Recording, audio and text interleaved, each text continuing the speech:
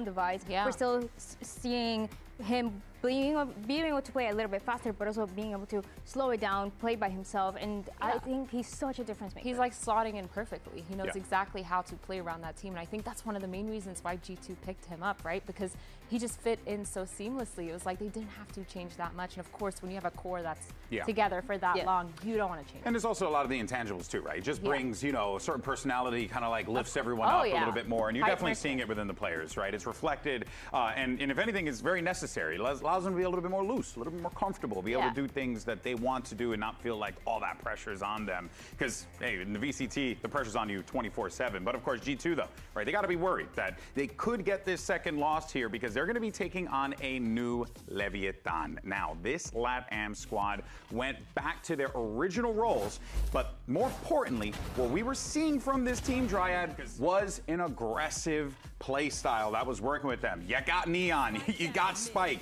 Just send it down, bro.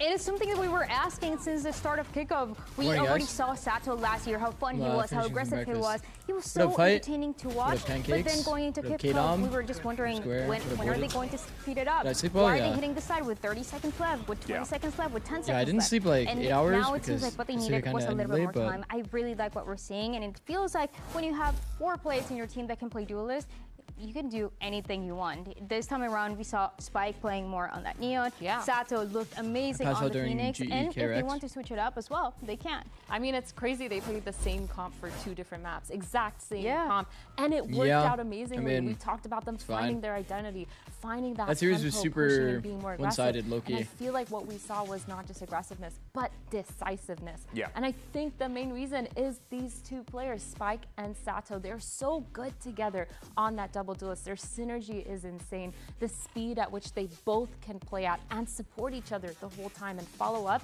is kind of wild. They're definitely the most exciting duo that I like to watch so far in VCT Americas, and this switch up has been amazing for them. And also too, they're getting a lot of support out there, you know, whether it's some great calls from Kingg, but also a big change up, the rookie Neon coming into the lineup here. Neon approaches this with so much confidence.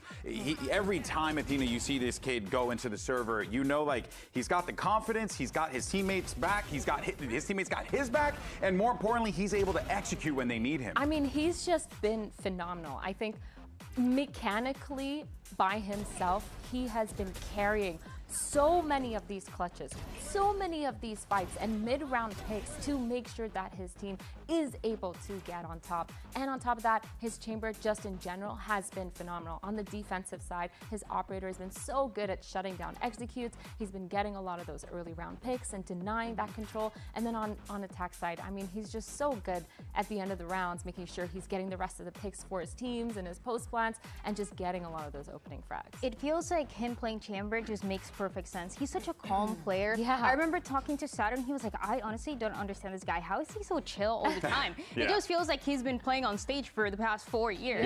And that shows in the gameplay, that shows in the chamber. Feels a little bit and low, but maybe I'll slouch like at some point. for the first time, Leaf, if he were to play chamber, or if he was playing chamber back then, it would be the first time that it would be contested. I agree with that, and I actually think like Neon at this point in time, like, that's still outside of like Mata and Scuba and those guys making their debut last year and really shocking everyone. That was the most calm, cool, collected debut I've ever seen for a rookie. It might as well have told me he played last year. It's ridiculous. But of course, though, I think they've been always doing desk for like pre-show. A lot is some quality IGLing, and we got an opportunity to catch up with the man himself, Kingg. Elizabeth, standing by. Here with Kingg from the Leviathan. Now, we saw in kickoff, a much slower Leviathan, at least to our eyes, but in stage 1 last week, especially the only time you played, a much faster kind of explosive Leviathan. What has led to this change? I would say in kickoff, it was an unfortunate series of events. We couldn't play with a whole roster, so of course it was not gonna be that great.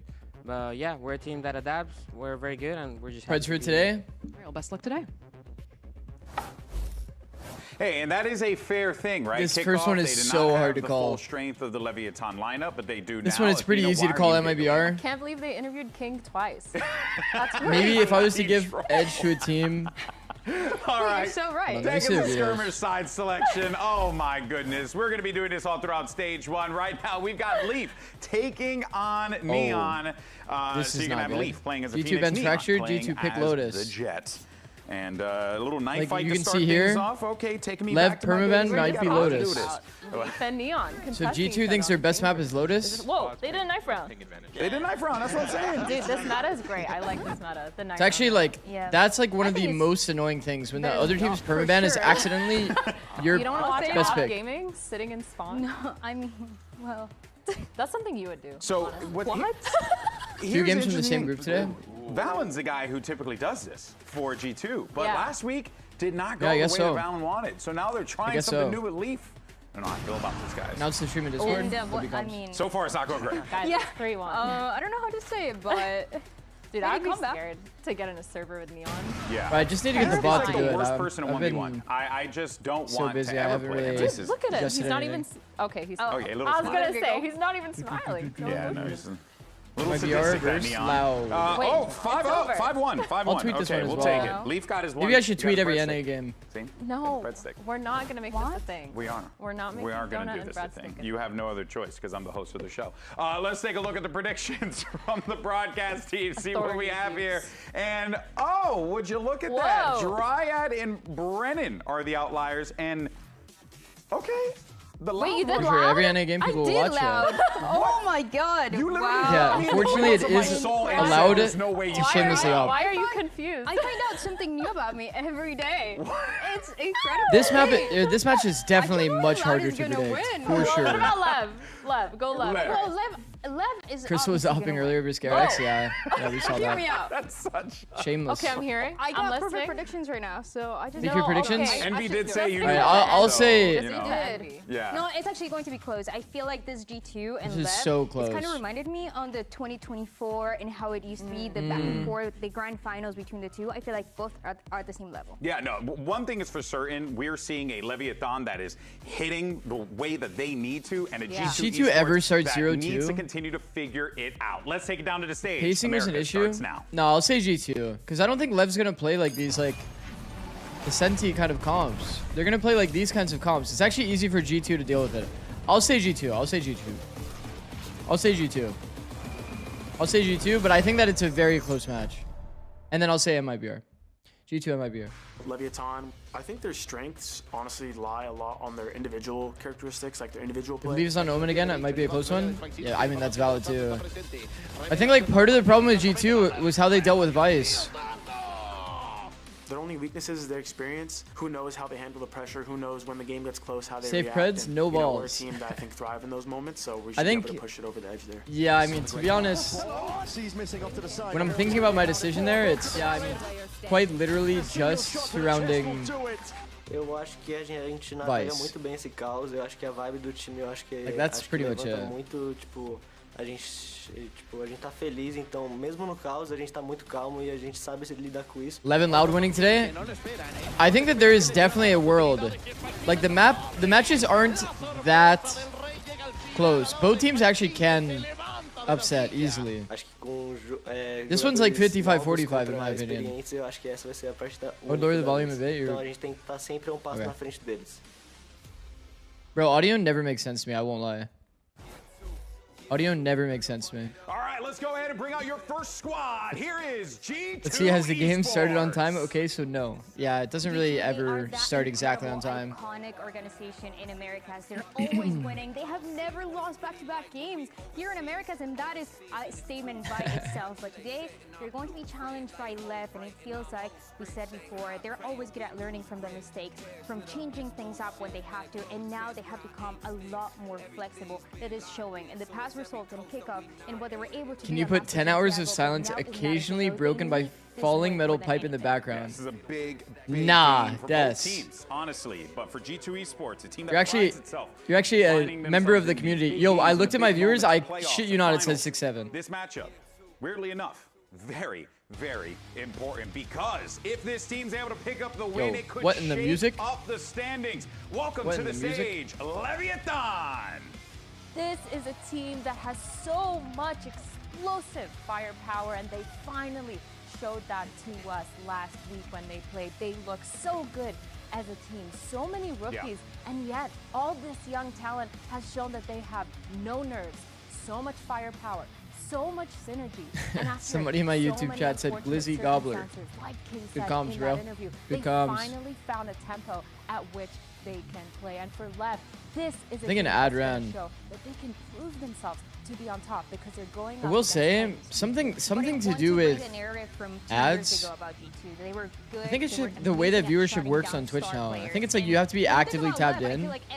Because whenever there's ads, I notice like they still have that in them. They're still really good at understanding how this viewership drops like a crazy number. I think it's because those are the people that are getting affected by ads. I'm excited to see it because we haven't seen it yet for them. Yeah, we haven't. I don't know. I don't really know how it works. Viewership number spikes like crazy all the time. Had to tune out of the GE game midway. How did the deadlock execution look? Let's just say, to simplify it for you, they kept getting picked over and over to like some version of a fast open or exec. And there was very few rounds that they were able to actually group up and kind of like do something together with the deadlock. One map where we're seeing that harbor being played the most, it is this map of Breeze. Already 5 teams have played it, and you I don't get ads. To be playing it as well. True. Yeah, no, it goes without saying. You prime your sub, you can dodge ads too. And everyone's like, whoa, what's happening here? Breeze. Right? So there's certainly going to be Breeze that element to it. I'm just wondering how these long angles are going to be held, how these long lines of sight are going to be held. Who's going to be the one really focusing on that? For Leviathan, I'm actually quite curious how that plays out. Because you know Baby is going to be the one kind of controlling that. There you go.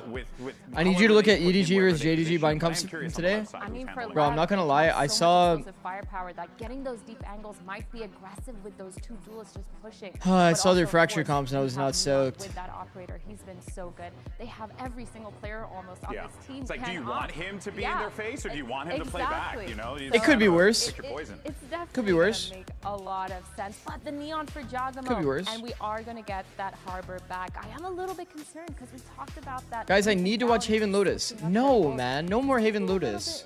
And I want to know if they always split Haven Lotus.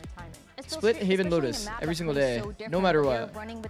Breeze split bind. Wait! Now instead of going for this is good. They're going for that solo neon once again with Jagamo and putting once again Baby Bay on that Vice. But for I love Haven Lotus. I think this is kind of what we need Haven Lotus. Right? Man. It's going back to the neon. You guys actually like watching when it's just Haven Lotus? Pretty much. Every except Neon, whose name's Neon. Single still annoying. day. One day it's gonna happen. One day it's gonna happen. But I will say though, this I actually like this map pool. Exciting. Curious. Pretty unique one. At these compositions, Athena, give me the quick eye test. Which one do you like and favor more? So this was G2's pick, by the way, Breeze.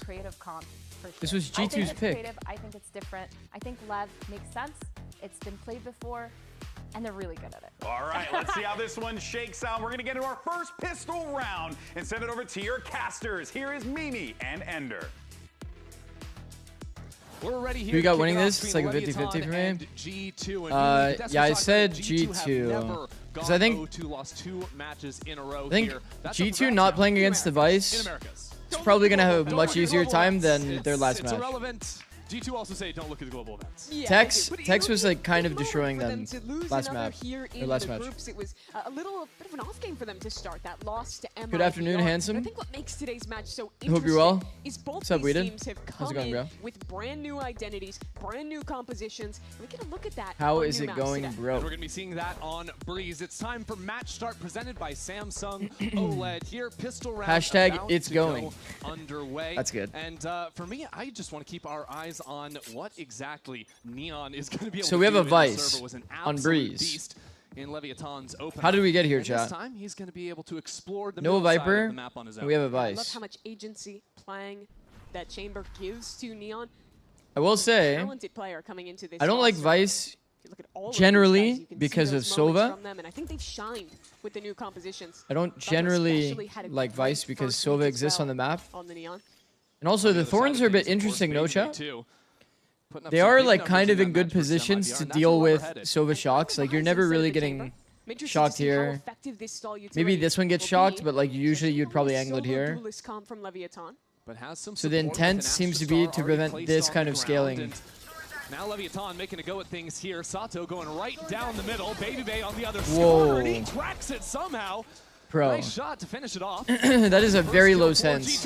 He had to like flick his whole arm to like readjust his crosshair. As the rest of the squad Somehow hits the shot. It is not comfortable for Leviathan just yet.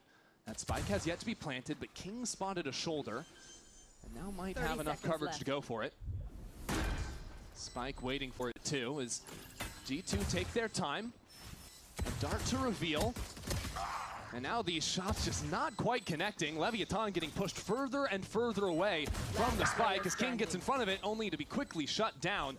G2 making this. And I will say, Baby Bay did wonders here. I don't know how. I don't know how he's done it. Double smokes with the harbor. And then they did a good job grouping up as well, just swinging together. There's so much utility to drown you out. That shot's just ridiculous from Baby Bay, spamming through the smoke.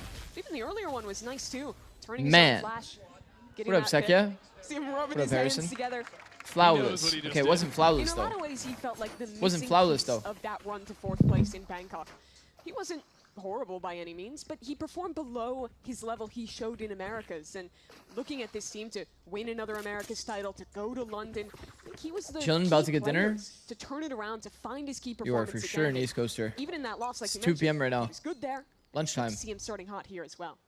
This looks to be a backside molly. Wrong city on that one, Mimi. What did I say? He was a caster back when they were Bangkok. Did I say Bangkok? Bangkok. It's all good. He's doing good work at this time around, though. Another 2 quick kills. Bangkok is for the G2. Santiago of Thailand. A lot of people I like the idea in already some from ways, G2. I I can suppose. see like the pretty clear intention. They don't want to put the thorns like at the choke. They just want to prevent scaling in like key areas. It's like a lot harder to actually shock these pieces of util. And because you're playing against Neon, like the thorns are actually super high value. This one with the lesser buy. But I think the sauce in this game is going to come from focusing a little more on mid control. I am Look Boston. at G2's comp, W. and they have so much global stall utility. We've been in a meta where there's not a lot of hard It is stall. 5 p.m. in Everyone's playing real double doors time. where you can hit sites to That is your a heart's crazy content. comp. But think about this composition. You have cross-map Thorns lineups that can be stalling on either side. You have global Astra utility. They can be a smoke, they can be a pull. And if you end up misfortunate enough to go to Harbor site, that's even more that is suffocating you out. Double So, thorns for here. Leviathan, well, it was the Pre-plays. speed and the pace that won them their last match. I They have to mean, find a bit more okay, balance sure. and work into mid. I think to find defense will success feel in this pretty one. normal, but Yeah, so how do far they it implement it seems on they've attack, been chat? Different sites with that Vise. I guess they'll put thorns and things Eyeing up here mid. when they As take A previously site. mentioned, Giacomo pinged out every Something like single that. time. They'll have By to. the They'll have to Sun use it as part of their post. It seems like G2 might have some ideas here to fight back in. My eyes are on Valen, still hanging out up in Nest in case that drone were to tag a player. He could have looked for the spam. This comp from G2 is very good at giving space and then refighting with the Harbor utility. Shots A exchanged. bit of contact play from around Lev. double This is pretty expected. It's a good If you're look playing for against Lev to Vice, this challenge should be into part of mid your because game all that plan. Vice utility is just The other part of your battering game plan, because down G2 won So defense step one is pistol, good. They've gotten mid control, should but be I'm getting an looking to see op that online next step now, instantly. which is When you play finding the op plus Vice, it's and actually either baiting out disgusting. that wall and It's like re-hitting so or avoiding it strong. entirely.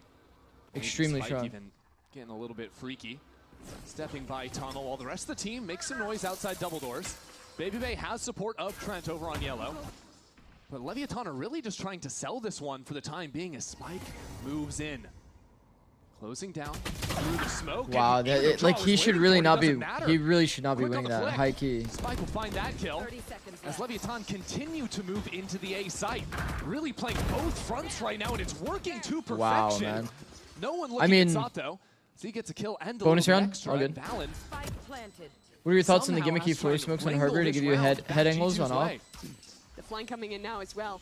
I think it's Yeah, I mean, I won't think be it's good. easy. It's good tech. Now Valen out I of always the like to see equation. any level of like Share agent mastery like Leaves that. hand, so Leviathan have a flawless round after some Flawless. creative play through mid. Yeah, I'm Flawless. really shocked that Spike gets that kill.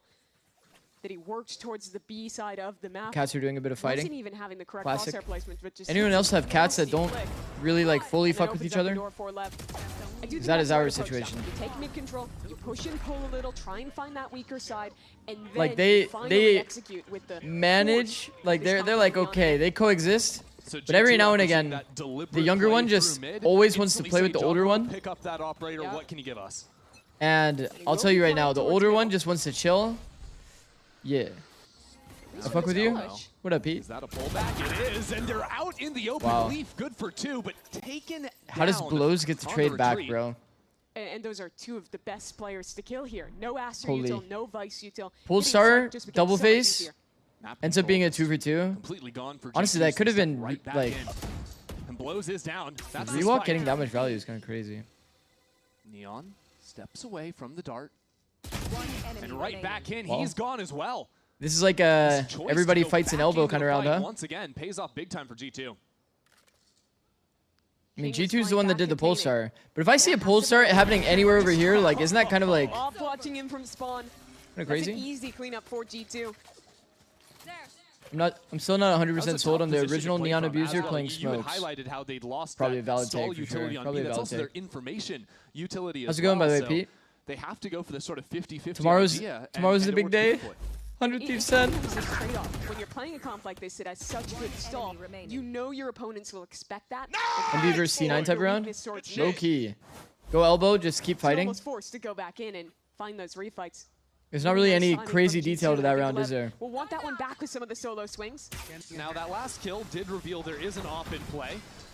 So Leviathan wasting no time at all. Here comes Sato. An ultimate into backside 2. Duelist down. Yeah. The Omen ult canceled out. Everyone on Leviathan is trying to retreat with the TPs. Seems like they've taken so much space, and somehow it is. We are seeing a defensive operator and a T-side op. Finds himself wedged there on side as Neon. That's just so unlucky, bro. Is it unlucky, or should he just hold the line? Trying to push Trent into it's a little bit unlucky. That combination is pristine. Out from Leviathan. Not over yet. Man, he actually just accidentally gave the line for 1 second. Tough to work back and immediately gets punished by an Alper holding him. Leaf is going to attempt to do teams call using real names, in-game names, or agent names? It's kind of different person to person. But primarily you would talk to your teammates by their real names. Approaching on separate angles now. Busio would accidentally call people by agent names, but I don't think anybody really does that. But certain people, like, for example, nobody's calling Jogamo by his real name most of the time. At least on EG. On EG, everyone called him Jaw. Leviathan still with 3 alive. Should be easy enough for them to. But his name is Alex. Play for time, and Baby Bay can't even get the shot on the retreat. That was some nice tempo adjustments. My ass uses all of them. If I'm IGLing, I use agent names. Yeah, it was interesting because the that's kind of what Busio would do. Not go their way at all. We saw that really fast. He'd be talking to Pete. He's like, Neon. Neon, can you go here? Almost immediately punished. I think the factor there was the harbor utility that slowed everyone else down, meant that no one could actually scale with him. But Kingg has very low audio chat. Kingg slipping through in the chaos of those smokes, getting into a position G2 didn't really expect, and converting it with that 2K. It's been such an I guess the question would be, what would Sato play if Spike was on Neon? Or is the argument that you just rather than play a different comp? One of these youngsters like Sato or Neon. I'm not gonna lie, when I saw this comp, I thought it was Haven. One of the most consistent players in Americas. I call Ziggs Big T. Talk about who are some of the best shooting smokes players in Americas, at least last year. My eyes would have been on probably you're talking about Kingg, you're talking about Valen on the other side of things, always putting up the big numbers. So interesting to see Valen playing that harbor every map now too. You lose some of your agency to make plays, you have to spend a lot of time working that utility. It's certainly an interesting read. Yeah, on defense too, it's a little bit harder to support your teammates with the wall to stall things out. The older cat is so mad at the younger cat right now. Baby stalls things out with the Steel Garden as Kingg might have found Jogamo. Neon might find a player walking down mid too. Freebie. Yeah, I think Baby wanted to give a chance for his teammates in mid to fight a pick as they retreated from that, but doesn't work out. Leaf falls, and now Lev look to regroup and hit back into B. Good news for G2, I suppose, is that the one rifle that was carried on this last round is hanging out on this side, Baby. Nah. Where did that come from? Uh-oh. 2 shots, 2 kills. Now Trent switches over to the drone. Leviathan still advancing into this site. They know they have the weaponry, but they're getting touched up by some utility. No, this is actually a G2 round? That's crazy. Well. We're down to less no, that's than actually 30 crazy. seconds on the clock. Leviathan not comfortable by any stretch of the imagination. Baby Bay Still lodged into back. I like how Lev's playing though, walking around, just time out the smoke, but it's like you just don't have time to do all of this. Is the issue. Even a moment, and it'll start to fall apart. King searching for the spike, has nowhere to really try and plant this. Tucks around the other side of actually gets it off. Oh my god, it's playable. Oh my goodness. IGLs. And Valen will take him out with the Sheriff down to the wire. G2 take the round. It's a huge 50 round for G2. That is not good. And so much of it comes down to Baby Bay. That 2K, with the one hero weapon they had, was absolutely pivotal. And I doubted the play a little to invest this Vice ult so early. But the time it sold was massive. Knowing that players had walked into A main, had walked into mid, Lev had no choice but to recommit into the stat site. Shouldn't we run at him? Yeah, to get him off plant? Give Yeah. themselves an option. And look at that smile. Baby feeling good there. Valen as well. Both of them riding on 7 kills, stepping into the 7th round. Okay, let's go. It does feel a little like kickoff Lev losing that round. What is this, Molly? Molly intention? Is there a fast open we're doing B? Eh? Oh, it's just a control Molly, literally. Preventing the elbow peek. Okay, interesting. I don't think we've seen that before, chat. Jaws operator. Love to see Jaw always switch over to that shorty in the secondary. Yep. Oh no. Just on the other side. Oh no.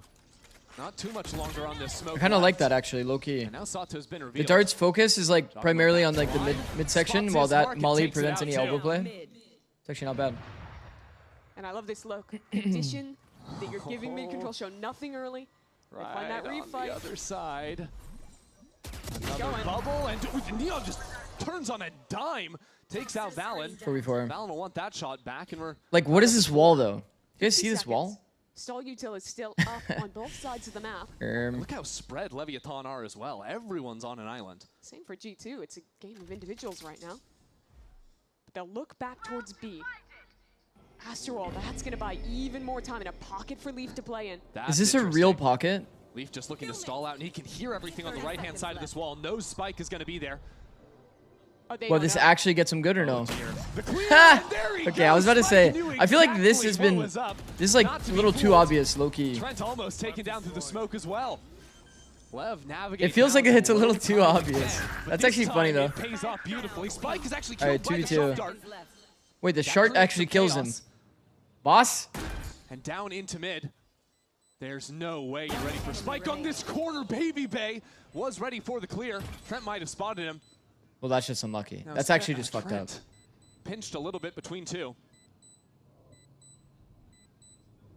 I mean, I like Trent. Slows it down. See how they're like searching for him? They don't really have to do that much searching, to be honest, chat, but just the fact that there was no noise does kind of create this opportunity. Holds his nerve. Barely flinching back on and off again. Trent is unleashed. That is disgusting out of Trent. It's a classic little 1v2 there. Breaks up the crossfire. Classic little 1v2 there. Kills for his they're over-facing, chat. They're over-facing Lev. And I thought the pivotal moment of that round was going Spike got nervous. I think he just whiffed. It's kind of hard. It's kind of hard to say if he was nervous or not. Hello. How are you today? And goodbye. I think Sato's definitely doing too much here. A little overcommitted on that jiggle from because it's like the pressure's on Trent to tap, right? You don't really need the space that bad. But like that's the pressure of literally making no noise. Literally. There was no noise, so they were thinking like, oh, I could be getting walked on. He's out of there somehow.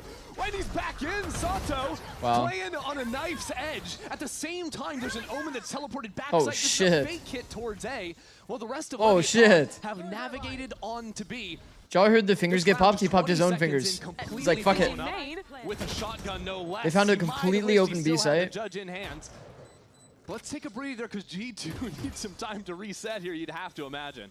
The map state is just insane. Whew. Sato is still bottom mid. Yeah, my lurking Neon. Oh. And he sees the barrel.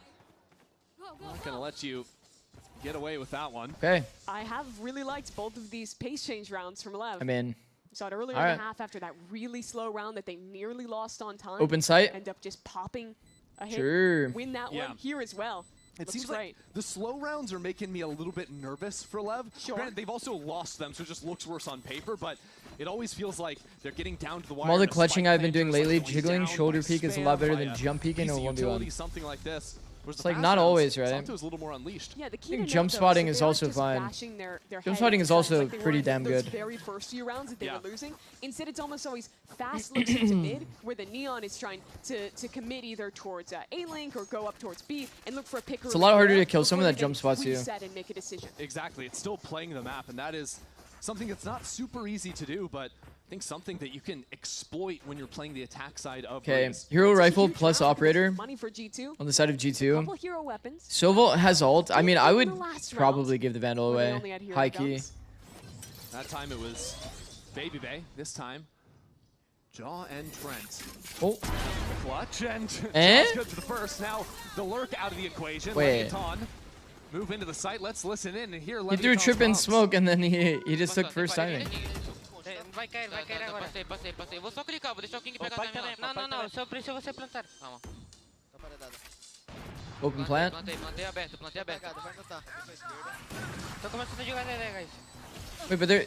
So I don't understand why the Soval comes now. Liga parede. But not during the team fight? You could have just done it during the plants, like the plant timer, right? 80 Sova. Abre direito, King. Não tá me jogando. Tô pronto. 80 Sova, tem veneno. I'm surprised Spikeson isn't like holding the right side of the smoke. Also, Jaw is so extremely aware. Really quiet from Leviathan. By the way, Jaw is so extremely aware. To know what line Trent is on there and play to that, that's actually incredible. That's another hero gun round won by G2. Like, notice that Jaw didn't like wide swing and go out on like into the fight. He actually just stayed still because it's on the same line as Trent. It's actually nice. Man, ends up being the 3K for Bro's actually him. With the shorty, no less. It's a full Bro is actually him. Two players that had guns at the end of the day. They wanted to take yellow and King said no. Yeah, I think that the way that they approached it was not bad. I think Blow's fight here, like if you allow the team to kind of creep up on you and then like jump across the angle or like space closely, this is that. It's definitely definitely gonna be hard for Blows to get more than one there. Also, that's the translation was sick. Thank you. It was intended to head, but what up, Not Reds? How's it going, bro? Have a few players that could choose to fight. Wall comes out for A. Interesting wall, like deeper A main space. If I'm watching back this VOD and I'm the next team, I'm telling my players to spam this smoke every round that Jaw has off. Yeah. He loves going into it with the shorty and just holding that angle. It's true. But for now, Leviathan keep it a little bit more quiet. No high tide for the rest of the round though, chat. 3-2 A split. They can only smoke one thing. And the stall utility from G2 There's is no all vice on the here. wrong side of the map. This is going to be a tough site to hold on to. It's just going to be off. Dart ends up being on bad timing. First shot goes wide, and G2 are punished for it. Jogamo still into the mix of things yet. And Valen. This is hard, bro. Into backside. All you have is one Cove. Cove's already expended. Forward from G2, really challenging, looking for the fight. Neon switches over shot, to the pistol for a kill. Jaw's actually fully just in the open. Hits the floor. Leviathan good on that. Finding you, how's your stream going? Doesn't seem so doable for It's been good. It has been very good. How many times this game have we seen Neon looking the wrong direction? We have pretty much been non-stop live outside of sleeping. And then he just turns it around. For the last, like, 30 hours. Wonderful with the Headhunter. And that Headhunter, it pulls out Gogmo is using my crosshair. I'm rooting for him. Fastest equipped. There was another player using your crosshair yesterday. Quickest draw in the West. Was it Rossi? I think it was Rossi. That's the first time we've really seen it was Rossi, right? a site hit where G2 didn't have the util in the right place, right? Penny. Oh, it was Penny. Pre-play starts over True. It was Penny. It was Penny. Everything with that Vise. I think Lev have found a key here with working these splits from mid into A. Had a lot of success there. Yeah, I wonder at what point G2 Here's the problem. Back to a fight over mid. Here's the problem that I have with Harbor as the anchor. I've said this a lot, but I'll kind of repeat it. When Harbor's the anchor, until they picked up the round later on. Like you don't always get full use out of your high tide because you're gonna kind of use it for yourself on random timing. But like kind of the best case scenario for your high tide is that you section out the fight where people are like in front and behind. Money-wise, it's a little bit. And then you try to like force the team fight on your side of the wall. So for example, usually the best use case you're going to get out of Harbor. We have so many things open. The best use case we're going to see out of Harbor is usually going to be like on a retake or on like a flood kind of scenario.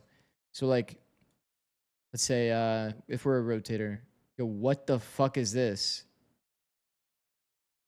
What? Anyway. Like, let's say that we do like, this is like an example wall, but let's say we do something like this. Then we try to force these fights, and these people are just fully sectioned out of the fight. Nobody can actually like enter back into sight. Does that make sense? So we're isolating these players. The problem is the way that we're using Harbor in majority of cases and how we see it now is like mid-round, we'll throw like this wall or this wall as Valen threw it, or this wall as most people probably throw. And then you just don't see anyone ever pass the wall. So it ends up being like, you know, a bit of stall utility, but not actually like getting the value that it should be getting. Does that make sense? It's like we want to use it to section people out so that we can team fight the people inside, and then the people that are outside can't get in. It's 2026. Buy the gun. G2 head into this with 3 guns. It needs to have potency on the exact like 15 seconds that it's actually up. So like this wall as an example is just stall utility. We're not able to section people out. He's full cooked. Trent stand in open glitch. Yo. How does he get 3 with Sheriff standing in the open? That's actually crazy, no? Steps forward. Heard that teleport. And he goes into outer space. And they're still gonna lose the round. Bro, how has he done that? How has he actually done that? Still Neon has to go back for the spike. How long can he hold his nerve? So much audio. Wow, it's a hard read from Lev. A double hold onto the smoke after faking. I don't know how to explain it, but when a player just starts running like that, when a player starts running like that, it actually low-key tells you about their setup. You know what I mean? He just ran at the bomb, knowing the player's like close. Doesn't that kind of tell you that that smoke is being held like 100%? I think that's why Babybase so confidently like comes out the smoke peeking that angle. And it's now Lev looking to tie this half up. I'll find them. 5 players just A main ready to go again from Leviathan. Babybase has switched his setup over on. I think this one-way smoke is low-key kind of fake. That's been effective at isolating. Okay, the Vice Util is actually going to be money. Stuck behind it. So once again, he tries to go in. He's exactly stuck in the middle. The funny thing is, if he like hard scaled to the right, he would get value, but you don't want to hard scale on the right because it's easier to get peeked on timing. That is devastation. His spike wow, gets a little bit good positioning by Leaf. It's a free punish. Neon again with these flicks. It's a little bit crazy.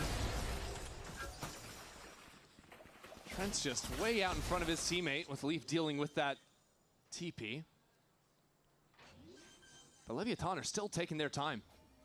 Trying to post Neon up on the angle. They've been super thorough in these post plants.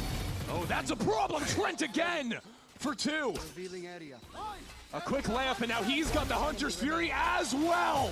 On point with his shot. And Leaf into the smoke. That was gorgeous. Can Trent see through walls? We're both kills. We're both kills spams, by the way. Just ridiculous. Spam gets ults the fucking backside guy. This Trent guy is kind of insane. That was wow. Okay. I feel like Leviathan what up, Mike? won that half How's like it going, 8-4 or 9-3 or something, but was it aim assist today? All of these hero moves out at G2 give them the lead instead. Okay, fair play. They got to spam back. That prediction is so nice. He starts it in the middle, expects him to go to the corner. Yeah, and just double spam. Okay. Yeah. All 3 How's the sleep schedule with all the streaming? I got like 7 hours. Not that bad. Not too bad. In the lead, but yeah, I mean, yesterday was pretty insane.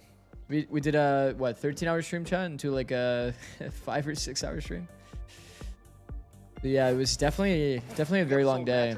Feels like every what was it, Friday? Every Friday is gonna be kind of mental. I won't lie. We can't do that.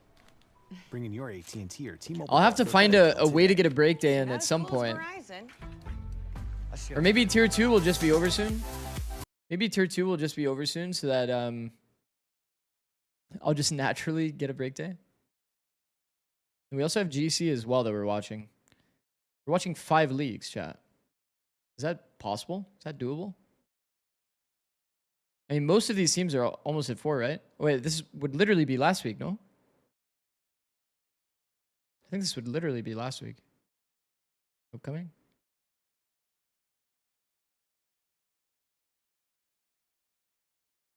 No, 2 more? Oh, I guess... Oh, yeah, you're actually right, huh? That does make sense. Because this would put teams at... Like, there has to be 3-3 teams at some point, right? There's going to be 3-3 teams, and then the 3-3 teams have to play against each other. Says the whole schedule on Wikipedia? I see. Just got to ditch EMEA? No, low-key... EMEA has actually been entertaining because of Welcome back. We Eternal Fire. To the second half here of Breeze, and I hope everyone's necks are okay because I was getting whiplash with how those rounds. If you're insane enough, everything is possible. G2 True. heroics. Yeah, they won 2 rounds with the hero weapons. Spam kills at the end from Leviathan. Play my old team next week. Make this half look a Good hell luck. of a lot Good better luck. Good than luck. I think it should have. Don't abandon us. Still, No, I'll definitely be watching EMEA. I'll be watching everything. Adapted into the stall utility G2 had. I'll be watching everything. Think. Now we get a look at their defense. Especially, I'll figure out, like, maybe I'll skip a day. Somewhere in there, I'll skip a day. Somewhere in there, I'll definitely skip a day. But now I have to deal against a G2 team. Because low-key, I've been like... I have like a consistent audience that like watches like all of the streams, and then I have like the audience that tunes in only for like each region or league. So much stall, so much sustain. Yeah, there goes the wall to kick things off, and Kingg is just getting killed through a smoke again. Oh my word! Trent, of course. Yeah, of course it's Trent. I really, you know, maybe we do check him PC. Don't worry, I'll have a Zig sign in London as payment. Oh shit, that'd be dope actually. And I suppose Leaf can now go ahead and. How does G2 end up playing it? Look for the backstab. They do have a bit of a turtle smoke here. G2 doing a good enough job. Are they gonna get like a defensive team fight going, like a left side swing together, right side swing together? They're kind of like chain smoking backside. While Leaf is scaling, let's see. Leaf does get one. Valen will get another nice flash, and no bullets left in the tank, but it will be mostly just holding. For 3 regardless. Mostly just holding for their lurk to actually get value. Not bad. Leviathan was in position to retake, waiting outside for probably 20 seconds. Oh yeah. And that buys time for the Leaf reflank. Trent life game, what the hell? In the exact crossfires they want. It means when the smokes finally I mean, those are there's also a vibe those 2 kills are pretty chill. Well set up fight from those 2 kills pretty chill. It's just such a tough comp to play into, and Trent just having a good time with it. Might be the luckiest man in the world today. I mean, why not 16 and 5, crazy. Spam kill with classic is actually funny, Chad. I won't lie. Oh yeah, no, I never said anything about it was honest, but a kill's a kill at the end of the day. What it's done is set up G2 nicely, try and run away with things here. Leviathan have that. Playing a bit of the 4A gamble stack. I think G2 now have that read. A little bit funky on that wall, going up into B, and well, they've got. I mean, fully open sight. Easy clap. Interesting to see the little variant there, but look at all the utility. I feel like I see Furia right-click spam a lot with classic through smokes. There's thorns in the open. There's 2 stars getting placed around that area as well. So if you want to refight in, there's going to be a neon in your face in the smoke. There's going to be thorns late round. Oh, and by the way, Leaf's going to be flanking you. Yeah, that's always going to be a factor. There's always going to be a 1-star. Try to bomb an elbow. I actually like this. It's pretty nice. Diffuse, even if you were to win out in the retake. Luckily, none of that matters if you just want to die to the spike. How many does Leaf allow to go to the grave? He's going to allow all 4. Very kind. What a generous soul. Not ready yet. Yeah, you know, you're talking G2 hitting B once again next round. Watch. G2 I think a lot of to kind of go into it to preface this this attack. Okay. I feel like G2 last week. How wide a lot of the spaces are. definitely struggled against Sentinel utility, not baiting it out, not breaking it. When you play against Lev, you're just not going to be playing against any of that. That's why I ended up deciding G2 for this matchup. Because like, these characters like Chamber can catch you off guard, of course. But, like, I feel like G2 is pretty good when it comes to utility and not contacting into zones. Like when they expect an op. So now that Vice isn't kind of like part of the equation, I think G2 is like kind of favored.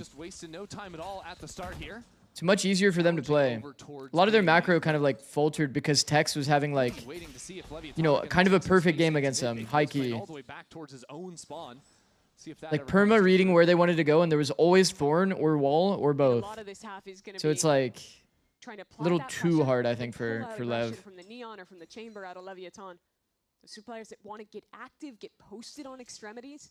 Tex made Vice look extremely broken. Yeah. No, that was probably one of the best Vice performances that we've seen in a long time.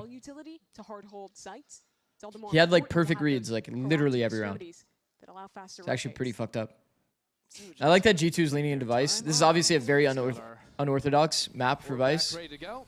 Time for G2 to work into the site. Still two players stuck back here.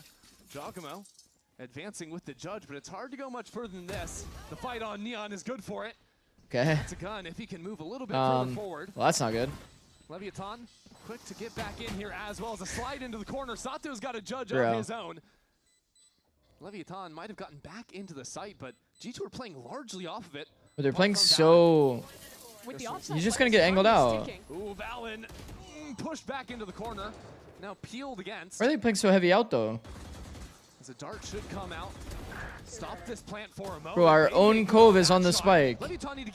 Chad, our own Cove is on the spike. They manage it.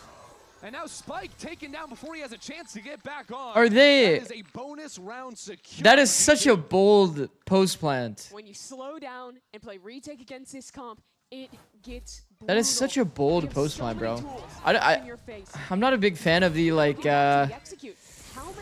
just trying to stay alive and then play for spam. Like, two on a fast rotation, but no one could fight because of the pure amount of smokes. And the only avenue they had to approach was held by a judge. Sunset B pre-patch. Waiting for these smokes to go down. Everyone gets to retreat.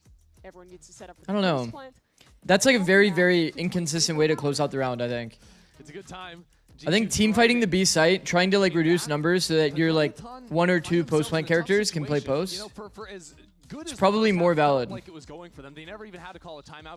Guaranteed one of them has a crosshair lineup? No, I don't think so. I think like the one tech that they probably do abuse though, if smoke is here, they probably have a mental image of where the spike is based on like the pillar above.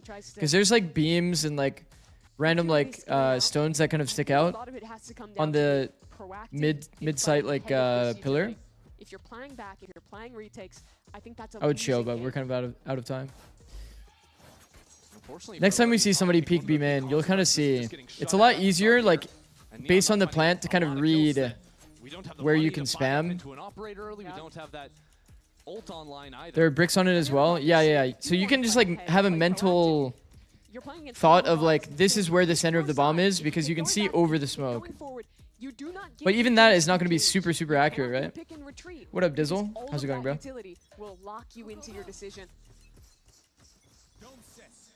It can be frustrating, as it has already been proved for Leviathan. Gulp. Now without much we have Judge though. Neon, Headhunter in hand. Wow, Neon is so cocky, by the way. Yo, Neon is so cocky, by the way. That's actually low-key aura. 6 would have won that. Thanks, Face. 10 stream streak. Goated. He full gave. He's solo. Look back side though. Actually, really good comms. Wait, they didn't hear TP. Right. TP out. Gun down, Dre. Don't grab. They didn't hear TP. Nobody calmed it. Johnny, ready. I can't break. I'll break. Planning. I can't break. I don't see it. Tag me. Do they call it proactive swing? Double swing left is like actually not bad. They're all going right. You're good. Fight left. The fight left comes so late. Low-key, the fight left comes so late, no? Well, they kept it calm, but that didn't lead to a round win for G2. Leviathan. I mean, definitely caught off guard. Definitely caught off guard by the Omen. Omen fast peek after TPing from far. That was pretty nice. I think the earlier double peeks are kind of important. The problem I have with these like close smokes that we see here so consistently, it negates like this hard like W scaling that the defenders have to do on the retake. This is some other W scaling that I think you can look to like double swing. The double swing into like front sight like that I think is very good. You might just catch one person off guard. If people keep getting ecoed with comms, yeah. Obviously a little bit of frustration, but I think the information flow only and no real like action comms until that last second was definitely not how you convert the round on the side of G2. Bro, Neon is so like confident, bro. The fact that he stays in these angles for so long. I love seeing like really, really talented chamber players. No, he didn't. Leaf has such an early timing. There's some reinforcements and no one's even looking at Leaf. This is kind of what I talked about though, chat. Leaf high key, if I was to simplify his playstyle, get into really aggressive positions and then just wait for really good audio cues. And then abuse it like to the maximum in terms of like the highest pressure play you can go for. So because Sato was very, very close to clearing him, but he knows he didn't clear him, he insta-takes first timing to go punish him. Just aggressive positioning and abusing audio for timing. To stop G2 from advancing to 11, he's gonna need something, but he can't do it. Oh, bro, chat. He got insta-shock darted. Like he got actually like full hit by it, and look at his HP. It's a very fast timing. Bro, he took, how much damage is this? No, I'm a little stupid right now. 12 damage? He took 12 damage from a shock dart that literally connected with him. And as the walls come down, it is about to go down. Leviathan Whoa. need to act. Need to do Leave timing to rewalk left side is actually nice. Spike abandoned. That's the other thing that Leaf is very good at. That's the first. Repositioning. Needs to keep charging forward. Repositioning from Leaf is also really good. Here's two players on this side. He catches like the open lane, and then he just keeps pushing his advantage. Full quiet. It's very good. Leaf is like such a high value player. So high pressure. Low on health doesn't matter when he's the man on that flank angle. Actually, fuck with Leaf. Leaf is so good. And another round that is so close that could have been won. Aggressive and slippery. Yeah. To the wire, and G2 yep. takes it. The potential salvation for Lev. I think Leaf's playstyle is like majority positioning. He's in mid right now. He doesn't really have to lean into his mechanics too often because he gives himself so many good fights just by his positioning. Difficult to get value with this operator. What is Leaf not good at? You have to be very aggressive. Basically, I don't know. I don't really think too much about like what people are not good at. I think the worst version of Leaf that we see is usually when he's on an agent that forces him to be part of the pack. Because then he doesn't get to flex his strength. Then he's just a normal guy. Then he's just a normal guy in the server. They've got a drone to push Spike off. Can you reiterate the audio thing? Not sure I heard it the first 12 times. Got you, bro. Choose for the dart audio is important, chat. Keeping things fluid and how they scale up into A main, and that's some great damage on Spike. Valen expects a rewalk into mid, similar to what Leaf caught last round. This makes me a little nervous. G2 are taking their sweet time. Really laughing about mid-round. Feign B, re-hit A. Looks to be the call. Who do you think would be the best lurkers to watch to learn? Definitely Leaf. If you're super aggressive, then I think like Luxo, pretty solid. But I think Leaf is like a really good person to watch. Whenever he's on a lurk agent. It's not a good sell. 20 seconds. He just has like very consistent high pressure plays. And he's not like overly aggressive, like forcing aim duels or something. Exchange on the other side, it doesn't even matter. Spike gets that kill. And is still alive down to 10 seconds. He upgrades. Spike tries to save this round, but it won't happen. It'll all fall down onto Sato, but he'll fall first. G2 on map point. Excellent push pull that round from G2. Echo.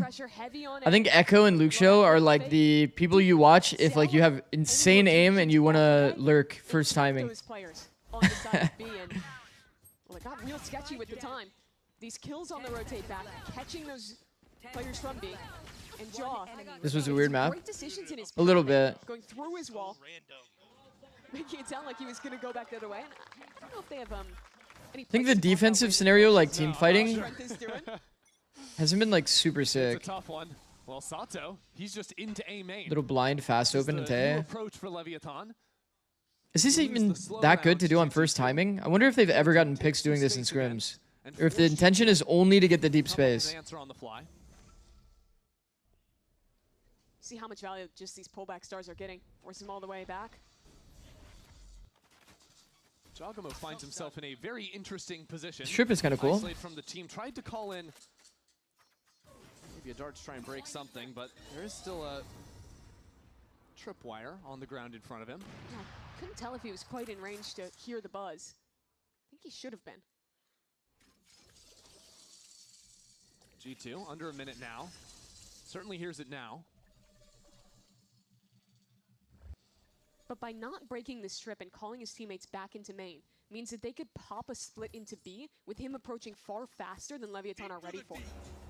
Well, here we go. That's a reckoning hurled over towards the A site. Okay, I think that's Again, not V2 very good. As with 30 seconds left, We just wasted our harbor ult for like the worst fake I've ever seen.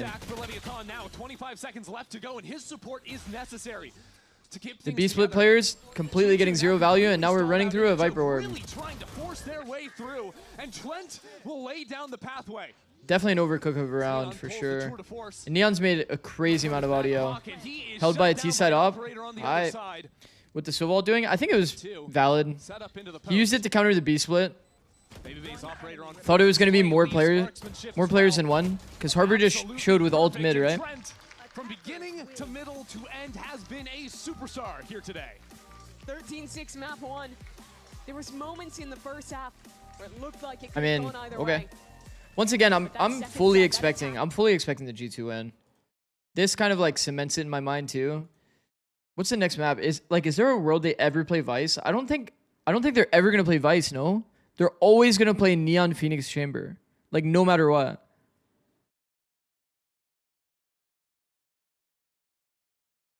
They're always gonna play Neon Phoenix Chamber. And next map is what? Split. We've already seen them play Split. Right? No, we haven't, actually. Oh. Is there a world they play Vice, though? Like, who would even play Vice on this team? I'm not much of, like, a Lev knower. Who would play Vice? Like, they're just not going to play Vice, right? Like, realistically. They're just going to only play, like, Double Duelist. Not going to lie, G2 low-key has just, like, a good matchup into this team. Spike, maybe. Okay.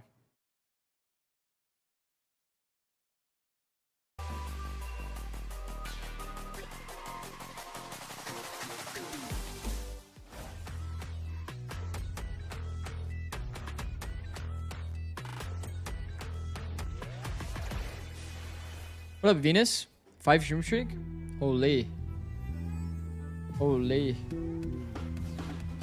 What's up, Z? What up, T?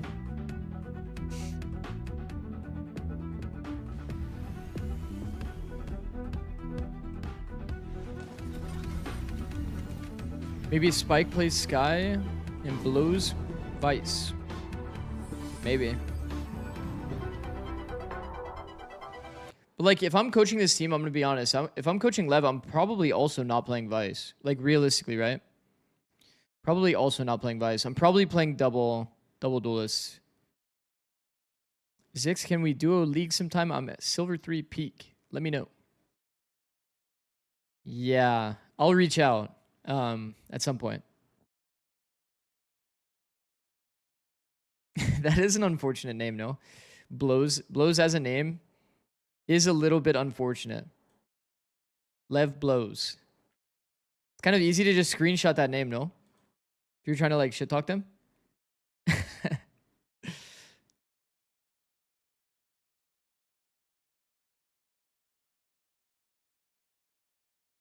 It's my pregame entertainment. Pre-game? What you mean?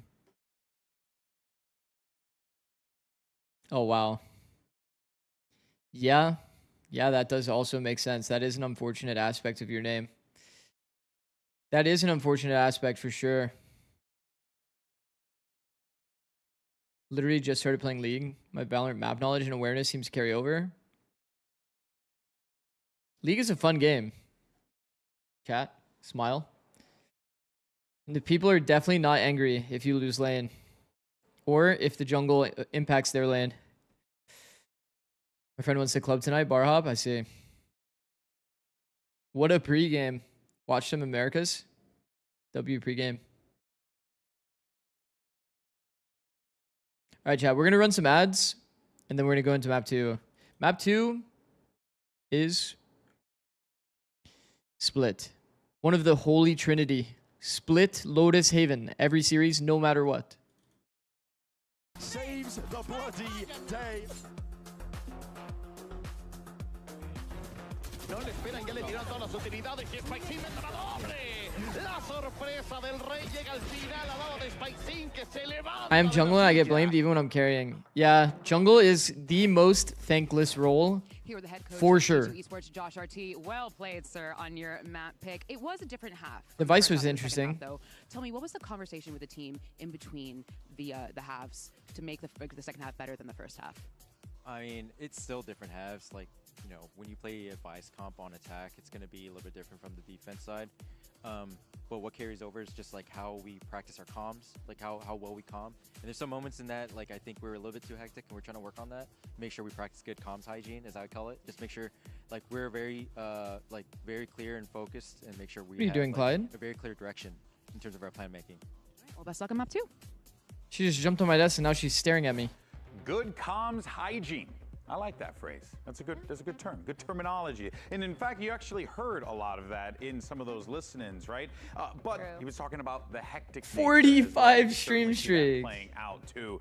The thing is, though, what helps G2 Esports is when you have a guy out there who's deadlifting 45 stream streak. Trent was an absolute beast. Bro, wrist rockets. That's insane, guy, bro. Hey, look at that. We brought it back. Hey, made me sorry. We've probably taken like one or two off days across those 45 streams. Bro, that is incredible. I mean, he had so many rounds. Six, are you into basketball? Just by clutching, getting those multi-kills. I mean, I like watching YouTube shorts about basketball, like stories.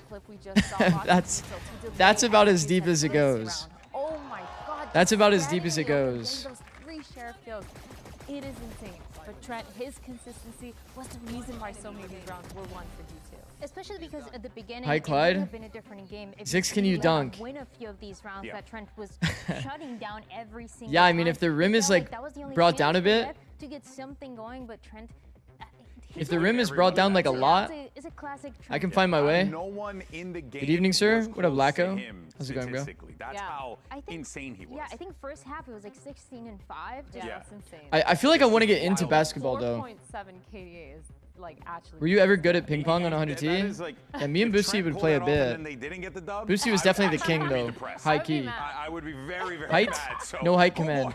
Good thing you got that one, I'm buddy. 5'9". But of course, though, right? The thing that we also have to address are the post plants for G2 as well, Dan. Because again, it just felt like things at that point were starting to click, and it's reflective in that score. Yeah, we talk about the first half. It was a little messy, but it was one thanks to the clutches that Trent was getting. But that second half, this is where you see the question I have though is like G2 get all the value that they wanted. Every single time they plant the spike, it's impossible. Okay, here's the thing though. Isn't this kind of like results based, like high key?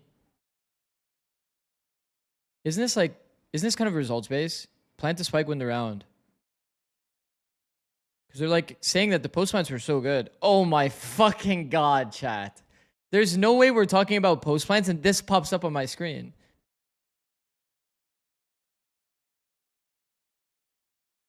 Anyway, we were talking. I think the post plants, like results wise, they got the 6 out of 7, yes.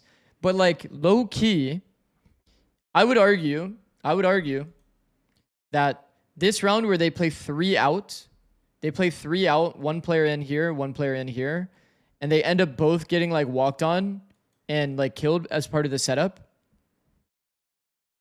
Like, I don't think this is a good post plan for G2. In the same way that I don't think that this thrifty round where they got thrifted and they just like kind of sat still and then decided to fight this lane late, I don't think this is a good post plan round. And a lot of the approach was mostly doing like, you know, smoke here, and then Valen ends up taking solo duel while like Jaw can't even join the fight. Like, this was a lot of like, actually like, I would say not consistent post plants. There was a lot of like very inconsistent like post plant moments, but they ended up converting. Yeah, well, let's go ahead and see what's going on the other side of the field. It's very important to like standing by with Liz. Not be results oriented when it comes to this kind of thing, because there's definitely a world G2 comes away from this series and they're like, oh, our post plants were great. If they like don't really watch it too in depth. Whoa. That was insane. Insightful. Hey, Words of wisdom. Don't worry about it. But I will tell you what Hay said. Wait, playing your own game. I could be owner. We can interview you. Like the comms in that round as an example were like heavy info, heavy info, heavy info. And then the only comm that was action was fight left. But it's too late, the fight left comm. They did have a very convincing performance. Talk to me about the split pick, because the last time we saw G2 play split, it was they played MIBR, lost 16-14. I'll explain in a second, yeah. And what are you going to do on that map? You know, we knew that G2 it's a kind of team that like to anti-strat a lot. So we tried, we wanted to pick something new, something that they didn't saw from us. We already played Heaven and Pair, because it's a really prepared team. We wanted to show something new to them. The utter surprise. Best of luck. Okay. I feel like it's really interesting because something you new. really get to know the coaches and how they're thinking ahead of these matches, knowing that G2 I like the insight. But also knowing that he says they intentionally wanted to pick a map that they haven't shown yet against G2. MIBR, but they So not leaning into like the places they've already found value before of last week. I think that's interesting. I feel like there's two teams you would do this against. G2 and probably Energy, right? Everyone else kind of always says like focus on ourselves type shit. Play our game, smile. Nice little ult. So in this series, they picked Haven. Was Haven open against G2? It was, yeah. So they probably expected the Haven, but Lev actually ended up banning it to avoid it. Interesting. They're gonna fix those mistakes, surely. Yeah, it's definitely hard, and I think a lot of the issues we talked about earlier. I don't think they're gonna play Vice though. That inability to lurk for Leaf, like you were mentioning on the. I don't think they're gonna play Vice. Okay, so is the general rule of like pushing as an attack when you're in a 5v5 post good? I always heard you should do something if you're in that scenario. If you're in a 5v5 post, you can just chill. I think the most important thing is like you have to like determine what are your best fights when you're in a 5v5 post as the team that is in post. So for example, if you're like, let's say these like 5 positions, you have 2 people default, 1 person bricks, 1 person main. I think like you have to like understand like what zones are like kind of like the zones you want to fight as a team. So like this is a very comfortable zone for you to fight because you can actually get like these 3 players involved in the fight. And if you want to do it as a trap off of this player, then like that's also an option. Obviously, this guy can't join the team fight, so it's going to be a lot of like stalling from this player. But trying to find your kind of like win condition zones of where you want to fight is kind of important. It's very important. So like, for example, we see this timing peak from the site players a lot, either looking at this angle or this angle. I think this is like stuff that you have to do to be successful in Breeze. If you don't see these kinds of things and people just kind of like sit still AFK, you end up getting exec on. People like clump for free. Like if you remember the pistol for G2, like they ended up getting 4 people here and they just started swinging every angle backside with 4 people. If you're just one of these players that are like chilling on site off angled, you're not winning against 4 people. You're just not. Wow, that's really exciting. I do want to talk about the Lev comp, though. They're locking in the Phoenix here, and we've seen this type of comp with the Neon Phoenix popular on maps like... I remember you saying Breeze is a difficult map to be consistent on because it's very micro timing heavy.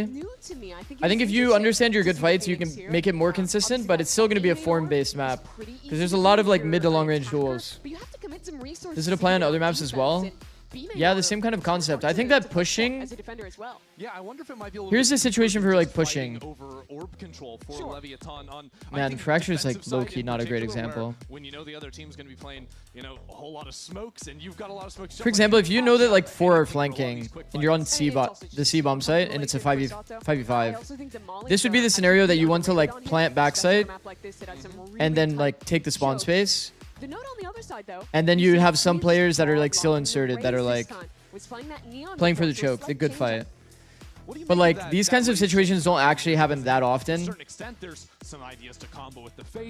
And I think what ends up happening a lot, like let's say a flank retake happens on bind B site, you see it so often that people feel pressured with this plant to go push something. So they'll push this with like 4 people.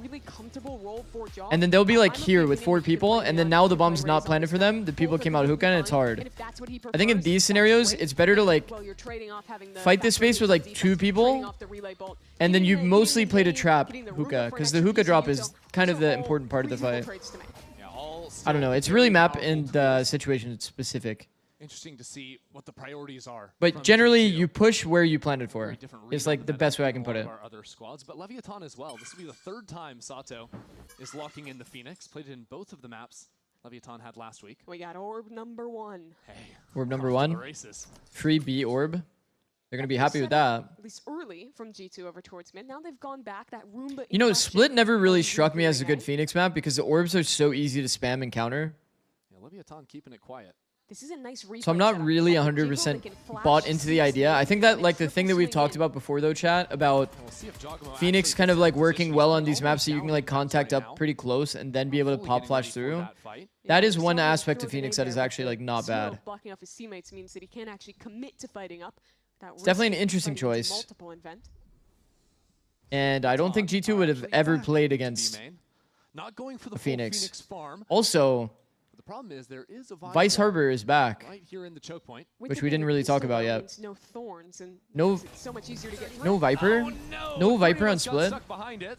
Do we like that? I don't think we like that, chat. I don't think we like that. All of their attention on re-clearing out mid. Viper's too broken in this meta, no? He hasn't actually stepped back in there. It's like a low util meta. He's so deep though that the late back stab will still be a factor. Low util meta, and you can just get constant value with Viper Wall. Didn't have to use much to actually hit this site. Interesting retake wall. Carves up this site into nice little bite-sized pieces that Spike. This is on good timing too, but they're not using it. He made noise on that road. The wall is way too early given the timing that they're taking here. The wall means no one was there to trade, and now an advantage. As it comes down, though, the wall basically got fully nullified. Break out Neon into the thick of things, but Baby Bay is there with steady wow, I love the protocol from G2 though. Clean up shop nicely. Chat, pistol round Harbor is so strong. The high tide value could obviously be better. They high tide it out and then waited out the smoke. I think Harbor's bigger. If they wait out the smoke, then high tide, pretty money. The other thing was the intentional protocol here. They cove and then they all sit in the cove until somebody spots that they're off bomb. It's actually free kills. On pistol round, it's free kills.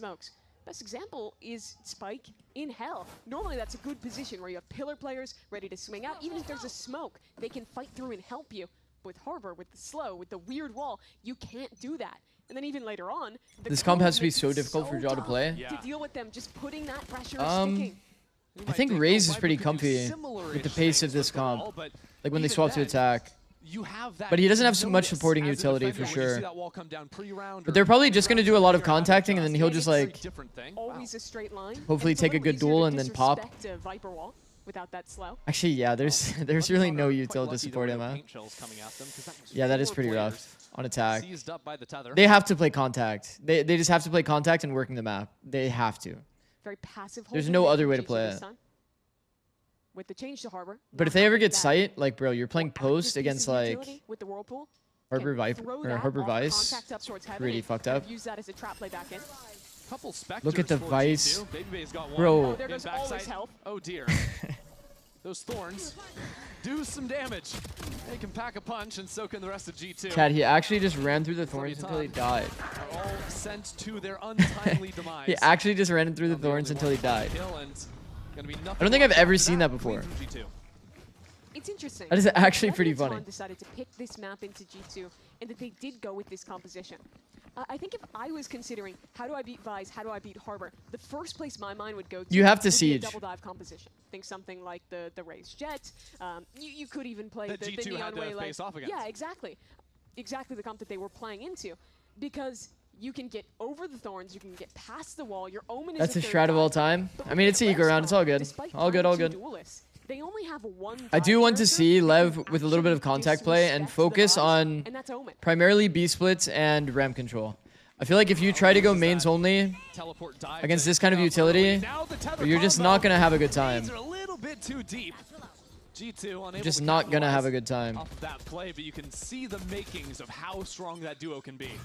Stall util's good. Ouch. Sato. Remember the 100 T Thorn incident. I just got PTSD. Thank you. Thank you, Chummy. Heal up in the corner. I remember my Vice bunny hopping through the thorns. Getting multi-fragged by Mata. G2 have 3 players. On an anti-eco round, by the way. And Trent Fucking hell. on this Sheriff. Fucking hell. He's been a beast. He's having a match. So where do you go from here? Your dive is dead. No Neon to play with. Oh. And you didn't ever have map control in mid or on the A extremity. Do they have any util left, though? G2 can stall I mean, they have reclear util. With the Another piece of reclear util. So they're still pretty set that it's going to be a B. Here. But he hasn't found anything just yet, and the time is starting to be eaten away at. There's that flash through. Gets a good catch. I mean, that's on perfect timing for Lev. Forces Valen to fall into the site. They had no utility for the actual choke, though. Kingg is closing in. This timing from Kingg was perfect, but Valen ends up shutting it down. How is that possible? Wow. Again, quick on the adjustments. Carries it over from his performance on Double peek. Yo, this is the defensive micro we talk about, chat. They actually split up. No. They actually split up, chat. The double peek on the right side was so sick, too. Nah, he actually exited the wrap, bro. Absolutely no idea. Chat. What a movement. Blows, clutches up to the round. No, we've talked about this before. If you guys... No, that's actually a YouTube short. Exiting the wrap is tech, by the way. That is very consistent tech. It's a tough sell to see Lev winning. If you're in this situation where you're playing a wrap with someone else, if you exit the wrap and just hold, you're either fully ready for your fight or you're like backstabbing the player. That is actually a very nice round from Blows. Extremely nice round from Blows. That was a bit more absent map one. Holy shit, I have like 3 YouTube shorts like ready to make. That's actually goated. Some good work, some fight up into mid too. Leviathan really changing the pace. Exiting the wrap is very good tech. Common in their calling. Slower rounds into the quick. Constantly keeping G2 on their toes. And now this is better map control. Whoa. Kingg walked up though. 2 players here. Interesting harbor wall. Usually you only see like really experienced players make that decision. Just an even trade at the end. Usually you only see really experienced players making that decision. Sato is sent packing, but now Trent out into the open, still I'm just confused a little bit, chat. Why does steps in to take his place, holding it down for another? I guess people are just not comfortable playing against Harbor. Because like you would always want to wait out the high tide. We talked about it a lot on this stream. You'd always want to wait out the high tide and then Phoenix ult and go. You'd always want to Phoenix ult after the high tide. Trying to take that timing through the high tide. No util. I'm telling you, a plat player could kill a Radiant player every day of the week. Going through that high tide. Right on the other side. Another duel. Has Cove now. 50-50 faked. Oh, this is so big. He just stays in. No, just stay in the cove. Second guesses. Again into a corner that's unexpected. Again, full audio. G2 looking the wrong way. The Red Bull clutch. Full audio. Great repositions in 2 back-to-back. Also, I'm surprised to see Valen. This time a Red Bull clutch out of Neon. Plays it real nice there in what ended up being a 1-on-2. He also did, yeah, he also did exit the wrap. The fighting from Trent and Jar respectively up towards heaven. He also did exit the wrap. Valen just ragdolled there. Off a clean damn, shot. bro. And that's a reset on the G2 economy. YouTube gold, 1 million views. From being a player away from losing their bonus. I'm surprised that Valen didn't like. I mean, he is in a 50-50, right? Again with this B He taps Spike, tries to read one side. Maybe he should just try to like read one side and then like go back in the cove. To start off the round. Play the timing. Start working towards Sato's ult once more. I really like this idea of just playing B main at round start over and over. Because this G2 probably taps, clears backside, and then gets back in cove and holds for the rewrap from the other side. This harbor wall has created a big question in the middle of the map for Lev. And G2, after creating that question mark, they want to solve one of their own. Look to re-clear B main. It's so fluid, this calling from Valen. Between his utility and stepping back into B main, now pushing back the player with the Prowler. They do show 3 with that flash, with the harbor. Both teams and this now push Lev and wants pull. to re-clear. That's really cute. Lev seemed to have gotten the right read on this. G2 have already begun the shift onto A. I mean, they read it. This calling is nice. I think Sadak was one of the first players. Sadak was one of the first players that started this kind of macro. If a team pushed a zone with heavy numbers, you would just re-exec late through it. It's so rare for a team to get this deep info and not go to gamble the other side. Because in the enemy's mind, you're like kind of like pushing them toward A. Dominated Lev in the post plants back on Breeze. The rewalk into the space that they initially took is very nice. So like the next level like meta play would be obviously do some sort of aggressive fight B and then silent stack B. But it is very rare that you see a team do that. G2 hoping a fight will come their way sooner. It's extremely rare you see a team do that. Now the bombardment against certain IGLs, it would work very well though. Like Sadak especially, it would work incredibly well as like a specific anti. 3K for Neon and Leviathan take 3 for themselves. Valen is also usually somebody that would call that too. Constant back and forth on that push and pull. I feel like most really high level IGLs would actually call this. So this is a very good call by Kingg. They're catching nothing. They would rotate away and switch their strong side. So much goes into anti. A bit, yeah. Like understanding people's decisions and why they're making those decisions is usually like the most effective anti. Give that bit of respect even on an anti-eco. That if you're playing back, if you're behind the harbor utility, they can win with pretty much any guns. Well, we are heading into probably the biggest round of the half for G2. A must-win for them with 3 major ultimates, and Leviathan are just seizing the reins themselves. High tide used so early, so often. Now, this mid player, 1-for-1, with Trent ultimately falling. And Spike says, give me that gun, as this round comes to a crawl. Another nice change of pace from Leviathan. But now they slow down with this embed. And that was one of the 3 critical ults G2 have now lost in Trent's hands. I don't know, I'm not too big of a fan of the harbor. Where did Lev want to finish this round? They have a player posted B main, but they still don't really know what's going on that side of the map. I like the places G2 have found themselves into. When you're down a player and have no mid control, doubling up over on B. Hold on to some heaven control. I'd really like to see them definitely go into this B split. B split is pretty nice against Vice because, like, unless the Vice wants to actually commit a Thorn here every round, which is easy to contact into. You see, Lev would have actually been able to break this Thorn. They've got him right here. It's not that great. Great angle. There is a bit of a one-way on this angle. If you get a bit too close forward. G2 win on both fronts with this setup as the rocket just grazes the hair off of Neon's head. Neon does have the ultimate to reposition. If he gets the chance later in the round with 12 seconds left to go, that's going to be the call into backside B. There's still 2 players here. So how's Kingg gonna do this? The ultimate. And Dogamo gets the kill on top of that too. Neon smoke blinded? Oh my. Planted, but this round is wrapped. Oh my. G2 will take it. What percentage of tier 1 decision making is based off some anti? Not that much. I think there's a noticeable amount, but it's not very frequent actually. Probably like, I mean, IGL reads and that kind of thing is like obviously something, but maybe like 10 to 20% kind of depending. Feels like this match, G2 is forcing Lev's attack sides to fall back into some of the pitfalls of kickoff, of playing too slow, of not giving them. Can't watch the stream because of spoilers, because I watch all the previous streams on VODs. Interesting. Get that, I guess like this is technically always a spoiler then. I think it can be a tough stylistic matchup for Leviathan as well, because G2 is one of those teams that on defense can definitely hit the brakes and play these types of rounds where they give very limited information.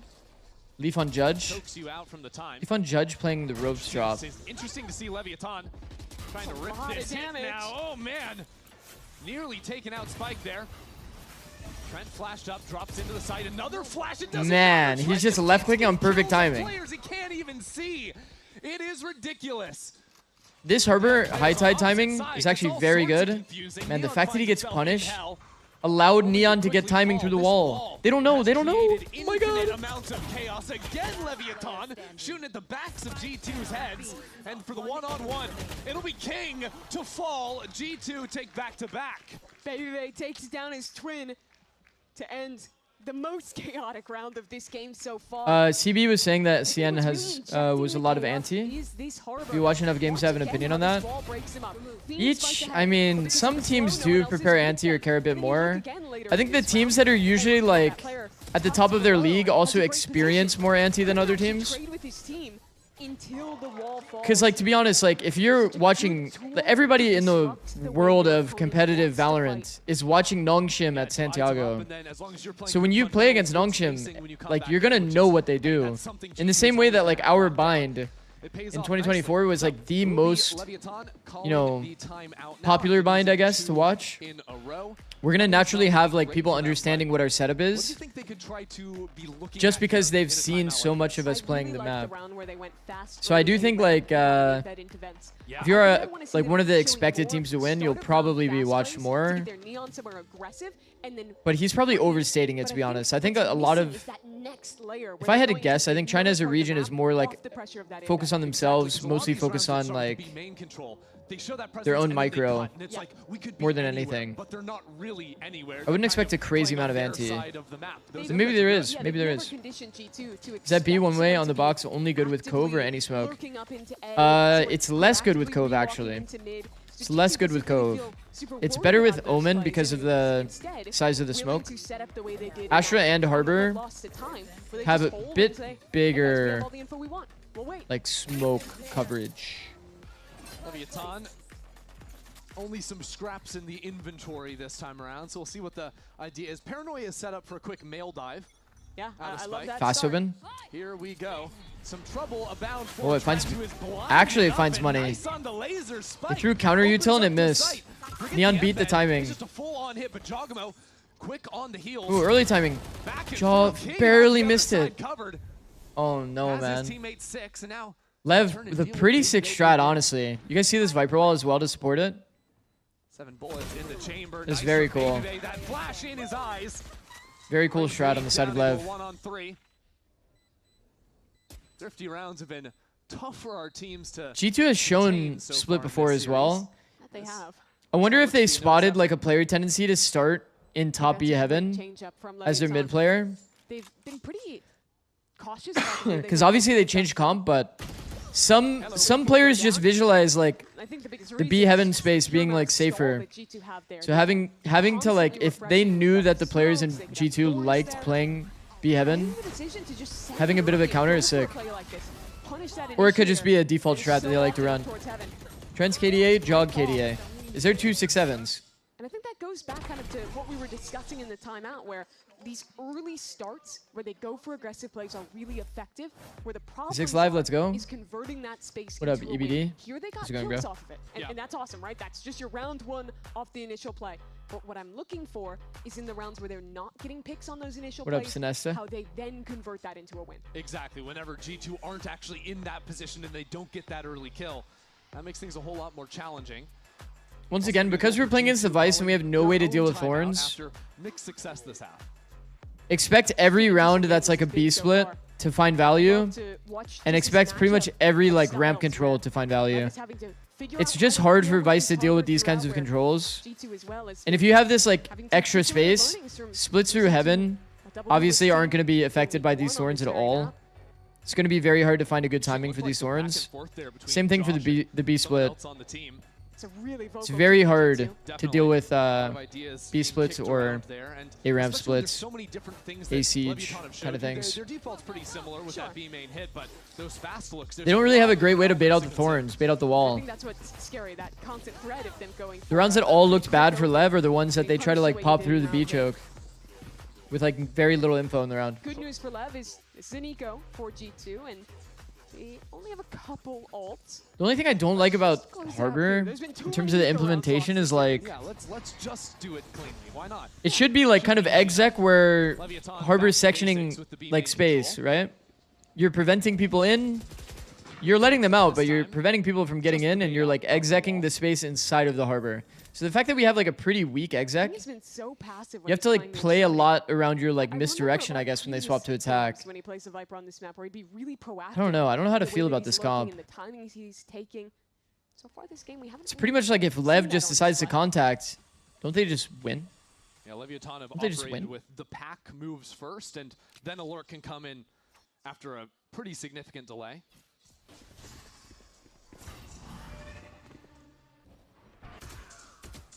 Contact B splits, pretty money. Constant refresh. Contact up ramp, pretty insane value as well. More passive on their approach this time. See how deep that Harbor is, how deep this Bucky is in the hands of Jaw. Usually the Leviathan. They're reading the B split, but it's actually wrong. They're really selling that, moving up into heaven, but Jogamo is here. Cuts off that player. The Spike a little bit stranded in mid. Leviathan want to pinch back into A, but there is still Valen here. Or rather, Leaf. Stinger in hand. See if he can get the upgrade on the weapon. Wow. Gets the kill. But no chance to actually recover.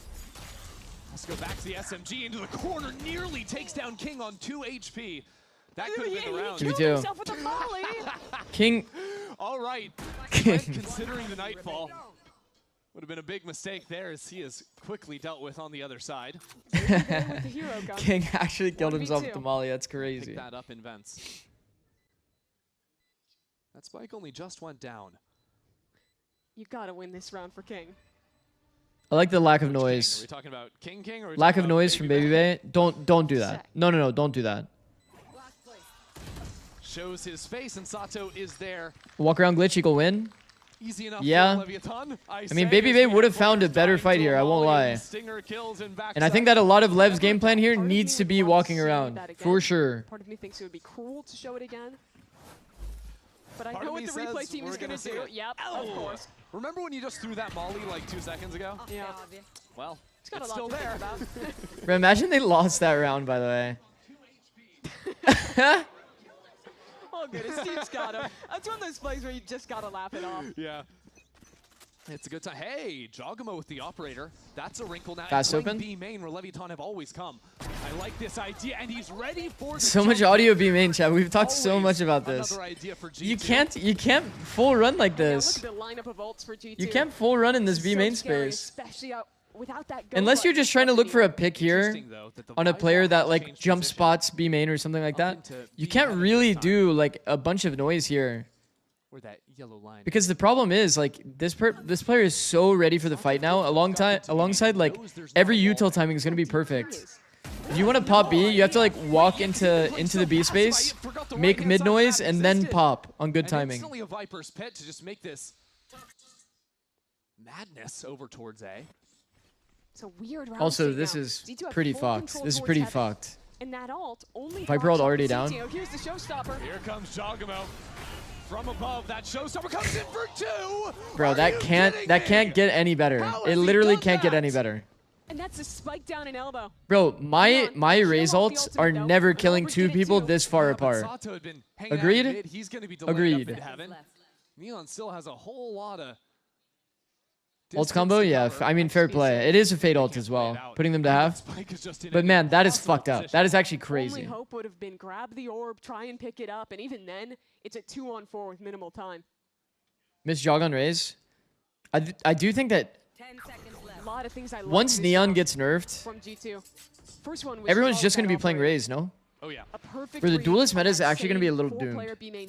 Low key, if Neon gets nerfed. It's a pick on the jump peak and then because Raze is not as fast as Raze used to be. It's going to be a very slow meta as soon as Neon gets nerfed. They're adjusting for that. Here's that opening pick. Really a nice shot from Jaw. We'll probably see Raze and Waylay pretty much every map. Jet for Breeze, probably. And 2 players getting caught with that decay bringing them so low. Yeah. Because they weren't even like standing on top of each other either. It was literally just the Fade Ult decay that made that possible. Oh, brutal scenes out there for Leviathan. Now, though, at least they know there's an Leaf with ult. Okay, I mean 3 ults expended from G2. A ramp, early plays. Nah, we're back to the B main. For the Viper ult, basically. It's funny because I think the read is good from Jaw, but Leviathan just keeps And full noise at B again, by the way. Wait out the Thorn, walk out with the Phoenix Wall. There's not a Vise Wall here from last time. That C's, though, still quite good. Keeping them at bay. I mean, they're just full cooked if G2 fights the choke, no? A problem for Leviathan. G2 actually didn't play their win con super hard here. The rest of G2 are here. I mean, what do Leviathan do from here? They're trying to work forward. That's going to be 2 kills. But they're so low when the dust settles, when it clears. A 2-on-2 now.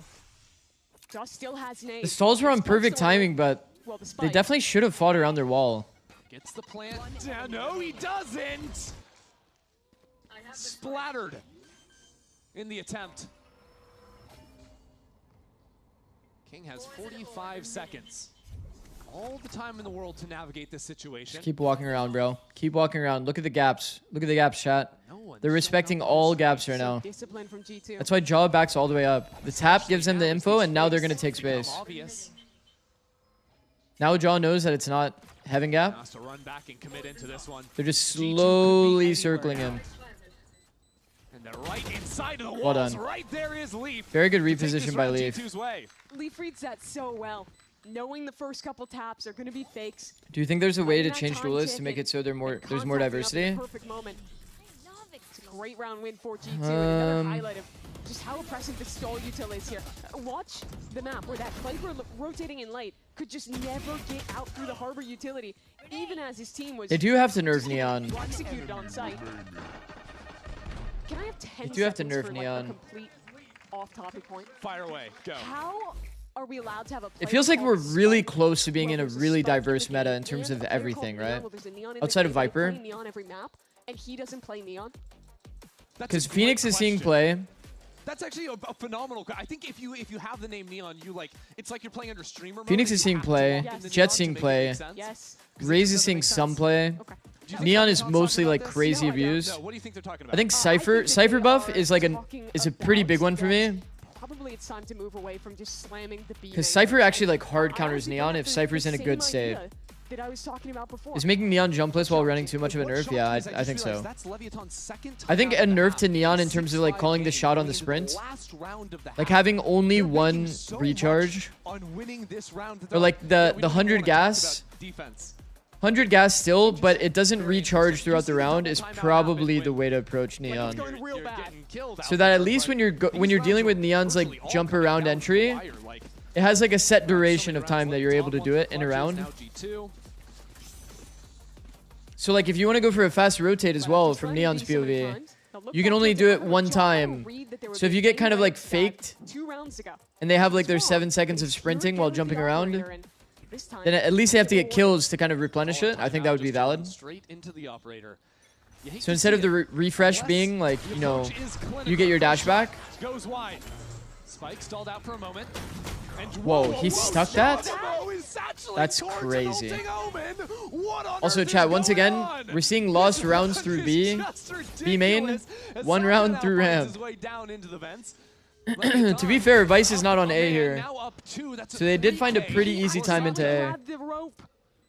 Fallon's rewalking in now. Southham's holding. Ult shouldn't reset the gas. On for the ace. Even has the run it back to try and hunt down this last member. I like ult resetting the dash though. Hey, the double dash is kind of nice. When it all clears away. We had some strats based on the double dash. It was actually like pretty cool. I actually like it. Oh, making the jump a finite ability basically. Yeah, making the decision to do that finite. You will have seen him with Trent was spotted, yeah. Trent was spotted by that. I showed this in my Phoenix short, but Phoenix can actually see around walls. So like, for example, if Trent is here and the Phoenix ult ends here, the Phoenix ult can spot the player behind the wall. Look at this play. This is crazy, by the way. The fact that he's 6-out is funny. Watching it from the other perspective is so funny. Just flying in as Sato is killing his teammate. Sometimes you watch a round and you just love Valorant. Yeah. And that's one of those rounds. Sato wasn't loving it. No. But you might love some Neon jumpless running, but the ult is 6 orbs. Would you take that? No. I think people are more mad about the ult. Low key. Actually, nah. The jump around for Neon is just so broken. I think if you just have it set as like a duration thing, it makes more sense, right? Not like duration, but like a set amount of gas that doesn't recharge. Red Bull gives you wings. It would have to be a change like that. And then attack shotguns need like more pullout time for sure. Without a doubt, nobody in the game likes playing against the attack shotgun. Agreed? Agreed, chat? Playing against a waylay that just double dash bops you, or a Neon that jumps around and slides on you with a judge and insta-kills you. I don't think anybody really likes that. But does anyone really actually mind from a defense POV? Like, you're just not taking ropes because this guy has a shotgun? Like, this is valid, right? I think defensive shotguns are, like, fine. Like, that's fine. Because there's counterplay to defensive shotguns. But when you get, like, double dash, like, shortied from above, like, above you by a waylay, you're like, bro. It's not very fun. I feel like it's super hard to balance. Neon, Yoru, and Viper will turn into another Azir. It's like, yeah, they just kind of do fundamentally. I think Neon fundamentally breaks the game. That's the problem with Neon. There's levers to pull, but it's hard to pull levers on Neon without fundamentally killing Neon's identity. A little bit, Mimi. That was a good time. The last round of the half? Yeah. But now I got That's like the forever issue of Neon. And Viper is also a pretty big problem. You reduce the amount of util in the game, but Viper still has a wall that can be popped for like what? Like 40, 50 seconds of a round? Leviathan might be looking for something right down mid. Like, that's pretty fucked. Least a trap play to start. It's on the other side. More than 40 or 50. Towards A main. I kind of forgot that the A side genuinely, probably like what? Maybe a minute 10 even. I see that G2 are reminding us that like yeah, you still this wall can be up for so long. Get multiple uses. Really heavily rotating into this. And it covers a large amount. Oh, I actually like this a lot. We haven't seen many refights, chat. Oh my word, the tank utility. Bro, I love this. On the paint shells. G2 being the first team to get refought against, and Jaw being the player that always holds tank utility. G2. Bro, Chad. I guess when we were in the refight meta, you would always set a guy on your team to have counter util ready. Yeah, please show this to me. Okay, he didn't even have it in his hand. They must have given him early info. Yeah, I believe we had a poll under that. Yeah, okay. They're all looking up like, is that bro, the tether is on good timing though. The is coming in from Trent as well. The tether is on good timing. Nice. Maybe the tether is being held as counter util. I want to know what Baby Base said. Bro, that's actually so nice to watch. My team was always part of like the refight like meta. My team would have looked like Lev there. You throw the util, I'd say from Lev's POV they should just chill and take the long range fights when they drop wall. Control the orb at the start of the round, but Leviathan loved their B main. But the fact that G2 is so ready for this refight and had util to counter is so sick. That's good protocols being shown. And as we learned on Breeze, very good protocols. Also, as a Neon main, when I play other agents and can't sprint, I start having withdrawals. So please don't take it away. Yeah. Just look to die to the spike this round. Neon is a fun agent. It's a little tough to mass die to the spike. But they should definitely make the Neon sprint like but we'll see. No heaven control a bit more like risky, I guess. Press the button. Press the button and you only have a set amount of time. Sato does want orbs though. How does Sato just walk out the heaven smoke? Yeah, you're Phoenix. Everyone else, they can die to the spike. Sato, even in these losing rounds, is gonna win the tempo race. Who should be farming orbs? John Trent? Jaw's kind of late to farm these orbs. Jogamo trying to take a chance to deny, but he won't. I mean, he got his orb. Whatever. One more extra over to King, but the round goes G2's way. Pretty fast rounds to start for G2. Both of these just slamming towards A. Interested to see if that's a. I think we leave Neon alone and give Raze double nade and Jet right click recharge. Okay. I think New Harbor, yeah, small nerf to Neon would go a long way for sure. Because I think that, to be honest, kind of act as a pseudo initiator. Vice is a good counter to Neon on certain maps. This is one of those maps. You pretty much saw it. Every single time they try to go B fast into Vice, they just can't play. So playing double smokes. So you can play these slower control rounds. But I mean, to be honest, Lev having 6 going into their defensive side, kind of already dealt with the hard side. With the flash, with the if I'm Lev, I'm low-key kind of happy. Great tools to hold and I'd say big red flags for me was these rounds that they made early B noise, and then they tried to hit B anyway. It's too easy to play against. Still see what's in front of you, and it's just jiggling with that smoke. Okay, we are seeing a bit of a lurk smoke on the side of the G2 attack game plan. Mid lurk smoke. G2 now make their step. G2 notoriously game plan wise has always been a team to like fake the mid, go back and slam a site. So to see them actually going into an A split, this is scary, chat. And they regret it instantly. Okay, Spike pulled off on the last shot. Salif will get the kill. That just blows things up now. Although it is a bonus round for them. So maybe they want to, within your game plan, chat, if you actually really don't like going mid on a map, you would usually create a pistol, or you would create a bonus round where you use the mid control. So that in the enemy POV, oh, they actually use this mid space and take this mid timing. So in this round, G2 is telling them, yo guys, we actually do, if we lurk smoke you, we actually do take this space. So for the rest of the half, now Lev has to kind of respect it. As mentioned before, it's not just like the mid trap plays, but re-clears into mains, I think are super good with this kind of composition. So I want to see how active they really want to get on this attack side. Yeah. Like, do you think it would be good when you're playing into this? That's a beautiful angle out, angle in from Sato. Yeah, I mean, it's good position. Sure. You're probably not just like full sprinting. Yeah, conditioning the strats that you hate on the map, or that you'll use the lurk utility, very important to your game plan overall. So now G2 can kind of like lean more into their usual game plan. Unless they have a completely new game plan with this comp. But usually for them, it's a lot of fake mid util, and then go back and slam something. So we'll see if that kind of sticks. Using utility during the Viper Orb chat, we already talked about this a lot. We don't really like that too much. I would have liked to see them contact a bit more. Take this duel against King into heaven. Force them to do a double smoke if they want to. Wow. This wall preventing this trade is kind of insane. Wow. BabyBay's all over him, bro. Elite out from him. Kind of an interesting harbor wall, no? The fact that that can reach spawn is pretty insane. The harbor buffs coming out to play. Are they saving here?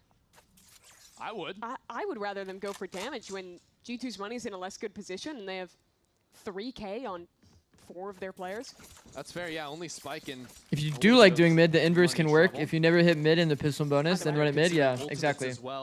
That's the power of conditioning when it comes to making game plans. If you don't like a space, you at least have to put the pressure early. First of all, them, please. Yes, the Thorns in Heaven to stop a refight was great. Exactly the protocols you need against a comp like this that wants to brawl. And then even once they went into the execute, you saw the whirlpool. There's also like certain zones on map that if you show that you care about it early or that you're gonna pressure it early, then the enemy team has to respect it a lot. Like Haven mid walks are kind of a big one. If you know a team Haven mid walks, it can feel so claustrophobic when you're playing attack.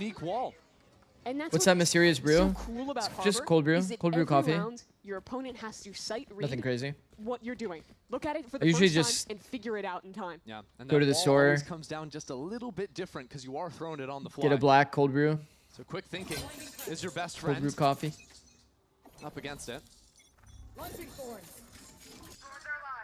And when you're a team that wants to go quick and fight a lot, I think it's all the more effective at disrupting. A little bit of a re-clear fight here. Expecting a B play. Leaf does hear everything here. Sato already has the ultimate though. interesting to see G2 continue to. It's like, look at how much util's wasted. Leviathan want to go for this fight too. No space taken. No space taken at all. So much util, no space taken. Ready for it is G2. He's just not allowed to fight. A whirlpool, a smoke, everything to stop him. This angle that Jaws in too is just beautiful as well. Fully protected from Mail. Where did that move go? That's stunned though, and he is in trouble. Good support out from Trent, but that fight goes. Man, and with this comp, you don't have much util, like, to actually exec, no? Second, Neon puts down the smoke. Leaf rips his head off. That stall completely disrespected too. They just walk out B. Bay gets another. And just walk out B, get picks. Lev's last two players are completely separated here. Blows towards spawn. King working a long reflank. Spike plant unlocks the Nightfall. Confirms only one is CT. Double hold is nice. High-low, ready to go. Back towards There's a gap though. Flows, creeps ever onward. These positions are really nice. Good trade out of Baby Bay. Trades happen. Patient with it as well. Because you see how King out into the corner. Baby Bay's looking the wrong way. Thought King had slipped out, but King had held his ground. Calm, cool, collected. In my opinion, Baby Bay should off-angle him. One-on-one that he lost earlier in this game. Baby Bay should off-angle him. And the reason why he should off-angle him is because he doesn't give up that timing where King is allowed to wrap him like that. Because King paused, never entered the wrap, Baby Bay overthought it.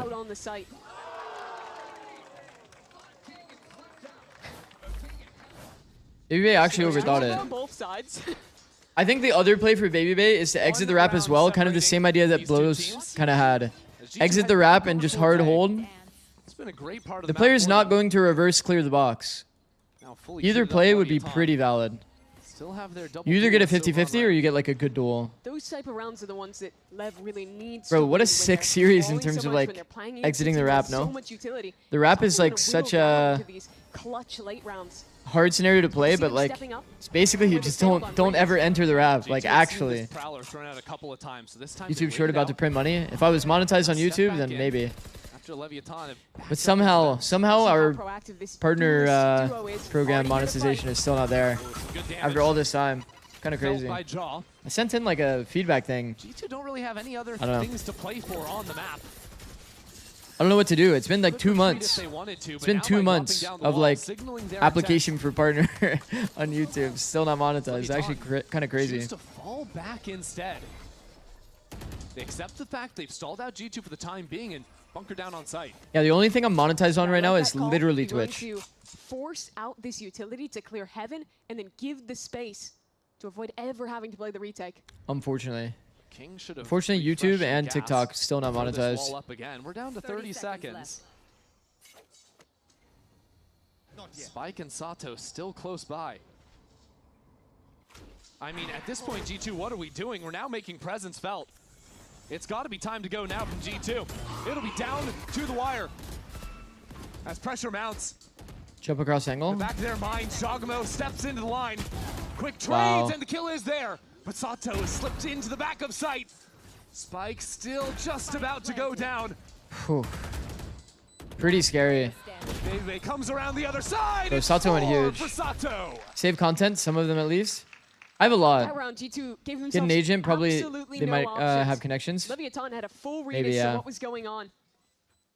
Actually, that's low-key kind of valid. Mentioned the decision during the rounds, but choosing to fight into the site and bunker. It's actually probably pretty valid. Continue the brawl towards heaven.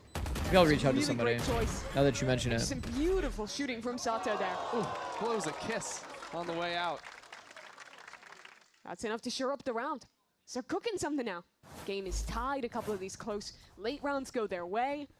And now the ultimates start flowing. This is feeling good for Leviathan. G2 down onto their Stingers and Sheriffs. But Jaws still got that showstopper. See if it comes into play now. Wonder if G2 are thinking about re-clearing B main after how often it is that Leviathan have played for that. Yeah, I've loved fighting for this. What the fuck, Potato? There's that jiggle again. Yeah. Prowler to find Neon. Here we go. Showstopper committed before anything Showstopper else. on the eco round. I mean, the G2 Stinger is pretty powerful. High key. As now back in comes Sato. Let's see. The very chaotic round, bro. Trent with the Sheriff kills 2. One on the return is Fallon now. Steps into the 4. Walk around glitch. Keep your eyes on BabyBay all the way on the other side of the map. He is nowhere near to help his team. Oh, fuck, it's red, bro. It is red. To heaven. Leviathan have the lead. It is red. Rough map 1 for Sato on the Neon. Fell victim to a lot of first deaths pushing into this utility. But here, it has really been good out of him. 18 and 12 right now. It's so impactful on these retakes. This is a 4-on-5 for Lev to try and solve. But Sato gets that kill with the molly and then the help of blows. Very aware. That's where these last couple players would be. Trent not liking that round after getting a few nice shots. Timeout. To be taken out in the manner he was. Important round. That'll be our last very important time round out here spent by G2 after they lose the lead. No more for timeouts. The first time since round 6. Good eco? Yeah, it has been a game yeah. that was in their control. Yeah, they're going to be pretty happy to burn so many pistol. ults. Puts in perspective how hard Lev have had to fight for this lead. Was it 2 ults? I thought it was only 1. Am I crazy? There was a raise rocket for sure. I didn't see the second one. Of course, Lev is also running double smokes. There's a little less to actually full stall that space. And if Lev wants to fight for Sato it, might go in my throat. Tools of their Phoenix, of their Neon, That one's definitely on the line. That one's definitely on the line square, for sure. A lot of these things, and then let their extremity players like that one's definitely on the line. Like BabyBay work more proactive plays on these lurks. I think that's kind of been the that is probably like because it's like low key a meme. You know what I mean? That I'm like more accepting of it. Like maybe the way they've been approaching it is to if it was said as not a meme, then obviously. Those refights, they want to have numbers to be able to bring is Harborough the worst ult in the game? No, that shit is broken. Harborough is actually high key OP. Something's got to change, and it's going to be BabyBay active down on A. Well, Sato's already dead. Immediately. Takes his fight off the rip. Interesting though that G2. Well, the mid round Omen TP under no audio I think is highly illegal. Me personally, I'd permaban him until he subs. Isn't he already subbed? Proactive. If they lose a player early like this. Sorry, does Jogamo have a Potatoes is subbed, no? Poor guy. Yeah. No one can give him a gun? The run and gun merchant, you don't want him with that weapon? So sad. So he won't be the one. We do want to see some contact play for sure. 5v4, they've decided to like kind of chill. Mid is a problem with how far this is kind of spooky. Timings can really go either way, chat. And it went the way of BabyBay. And BabyBay was right there, so he just basically wins this round unless something goes horribly wrong, and that something could be Neon. That's bad. In the corner. He breaks it himself and just keeps holding down the trigger. Where's the rest of the team? No scalers? There's no counter util. And Neon has stunted this round. We are 30 seconds in, and G2 are bailing. There was no counter util. They're trying to cancel back into a B split. But there's a player tucked in the corner. Neon, again, a second chance to end this round. How does he find himself here again? No luck this time. I mean, the walk around is good by G2, but like, bro, the scaling is such an issue there. Kill the spike, stay alive. That is the mission. Now timing might be the issue. He's in a good position to do so. That's the first achieved. The second 2 falls, killed. But He has time to plant. Safe plant as well. Blows now the one-on-two. Full audio by Blows. No. Blows not even wasting a moment. Silent on the drop, but he's right there into BabyBay's crosshair. Chat, there's 3 gaps, 2 players, and Blows makes audio. What did they feed him today? Whenever you're down numbers, you have to play the gaps. You have to play the gaps on the map. You can't give audio. Cannot give audio, chat. And have no doubt, he won that round single-handedly. By himself. The opener, the pick in mid. Blows will find a isolated duel if he makes no audio. Swing. Good night, Sato. They have to respect the gaps. And even further on, if he's not getting these kills, there's 10 seconds left. That's a guaranteed loss for G2. Already getting back into the next round. You're so troll. Viper's Pit. Up in mid for Gap 1, gap 2, gap 3. They have to respect all 3. If you make no audio, they're going to end up isolating themselves. For sure. Gaps is that new addition? A new addition to the zigzags? I mean, I've low-key been saying that a lot with just how people play down numbers. Because people don't play it well. True Sentinel. Unlike G2. I guess that video didn't do crazy well, though. A lot of people didn't see that video. Into an A site. A little more tenable. I think it only had like 6K views or something. The juggle aggro video and the timing one did a bit better. But I think the down numbers one is low-key, like, insanely high value as a concept. Tide is in. And now a quick rotation. Leviathan already have 4 players on this site. This is a big gamble out from G2, but no one actually waiting down there. Does mean they have the site, but the ramp retake is where it's coming down to. It comes down to Baby again. Prowler doesn't catch him. Oh, he has a lot of audio given. It's a shotgun. Does he have it? No. I mean, Spike jump shotgun. This time around. So Giacomo advances on the other side. A 1v1 waiting for him as well. Paranoia goes wide, but his feet are burning. Has no idea where to go. But the rest of G2 on site, the Smokes duo lighting up the kill feed. Oh, dodged it. As well. But there goes Neon. Neon is there. He TP'd past the TP'd past the ult. So sick from Neon. So sweet. Wait, bro, he basically like TP'd in place, by the way. Bro, he like TP'd in place, by the way. This afternoon wants to bring it right back into G2's face. Man, that was pretty insane. Neon's perspective. Watch how on point this is. Look. Here's the ult. TP's It's like perfect. Valen's expecting a player to be a free kill. He didn't like overdo the TP out in the open or something, you know? Like, I wonder if that was on the fly. 100% it was. 100% it was. Didn't Bang do that recently on the same site? I think so. Not the first time I've seen him stand up and ask for a little bit more. Now oh, shit. G2. This is G2 with 2 pistols, by the way, chat. I'm not really sold on this comp, I won't lie. Leviathan on the verge. Definitely not very sold on this comp. G2 basically forced to play for overtime here. They just don't have that much util to exec with, and they ended up finding a free ace site here. Ended up finding an advantage, and I mean, this is a very sick play from Neon, man. They won 2 rounds. Insane play from Neon. On Breeze. That was a 3 all round, no? This 1-2 punch from Leviathan. Actually, I guess it was just 2. Brutal. Sato's in a great position with some support by Kingg. We'll see how it goes. Combo goes the wrong direction into vents. And Sato's taking his time for now. CG2 are waiting for the restep. In good positions themselves. Wow, they're actually re-clear fighting mid, bro. Not too far behind. Giacomo! The re-clear does not go their way. Already, and Spike can't pick up the gun. Eyes on Neon. The hero Yo. in the last round gets another and is breaking all the utility himself. It's too much as he is overwhelmed when all is said and done. And now Spike steps straight into Leaf. Don't you dare speak too soon versus G2. I think that B splits are like the teams either know how to defend against it or they don't. Ahead in this round. And now blows. An unenviable task. B splits are so hard to deal with for some teams, I won't lie. Back towards mid and this guy's fighting his inner demons back in mid right now. Like, where are these guys? When I give Baby Bay hero rifle, that guy's a go-to contact play. Blows can't even play the round. If he caught a player here, maybe he goes for it. But yeah, I think on attack, hero rifle rounds, you should definitely be giving your hero rifle to your best contact player. And I think that team should have like a Deddy contact player for those kinds of rounds, but just in general too, if you want to do contact play, who on your team actually contacts the best? Have them contact it. We had 2 on 100 Ds. We had Cryo and EU. Both were like insane at contacting.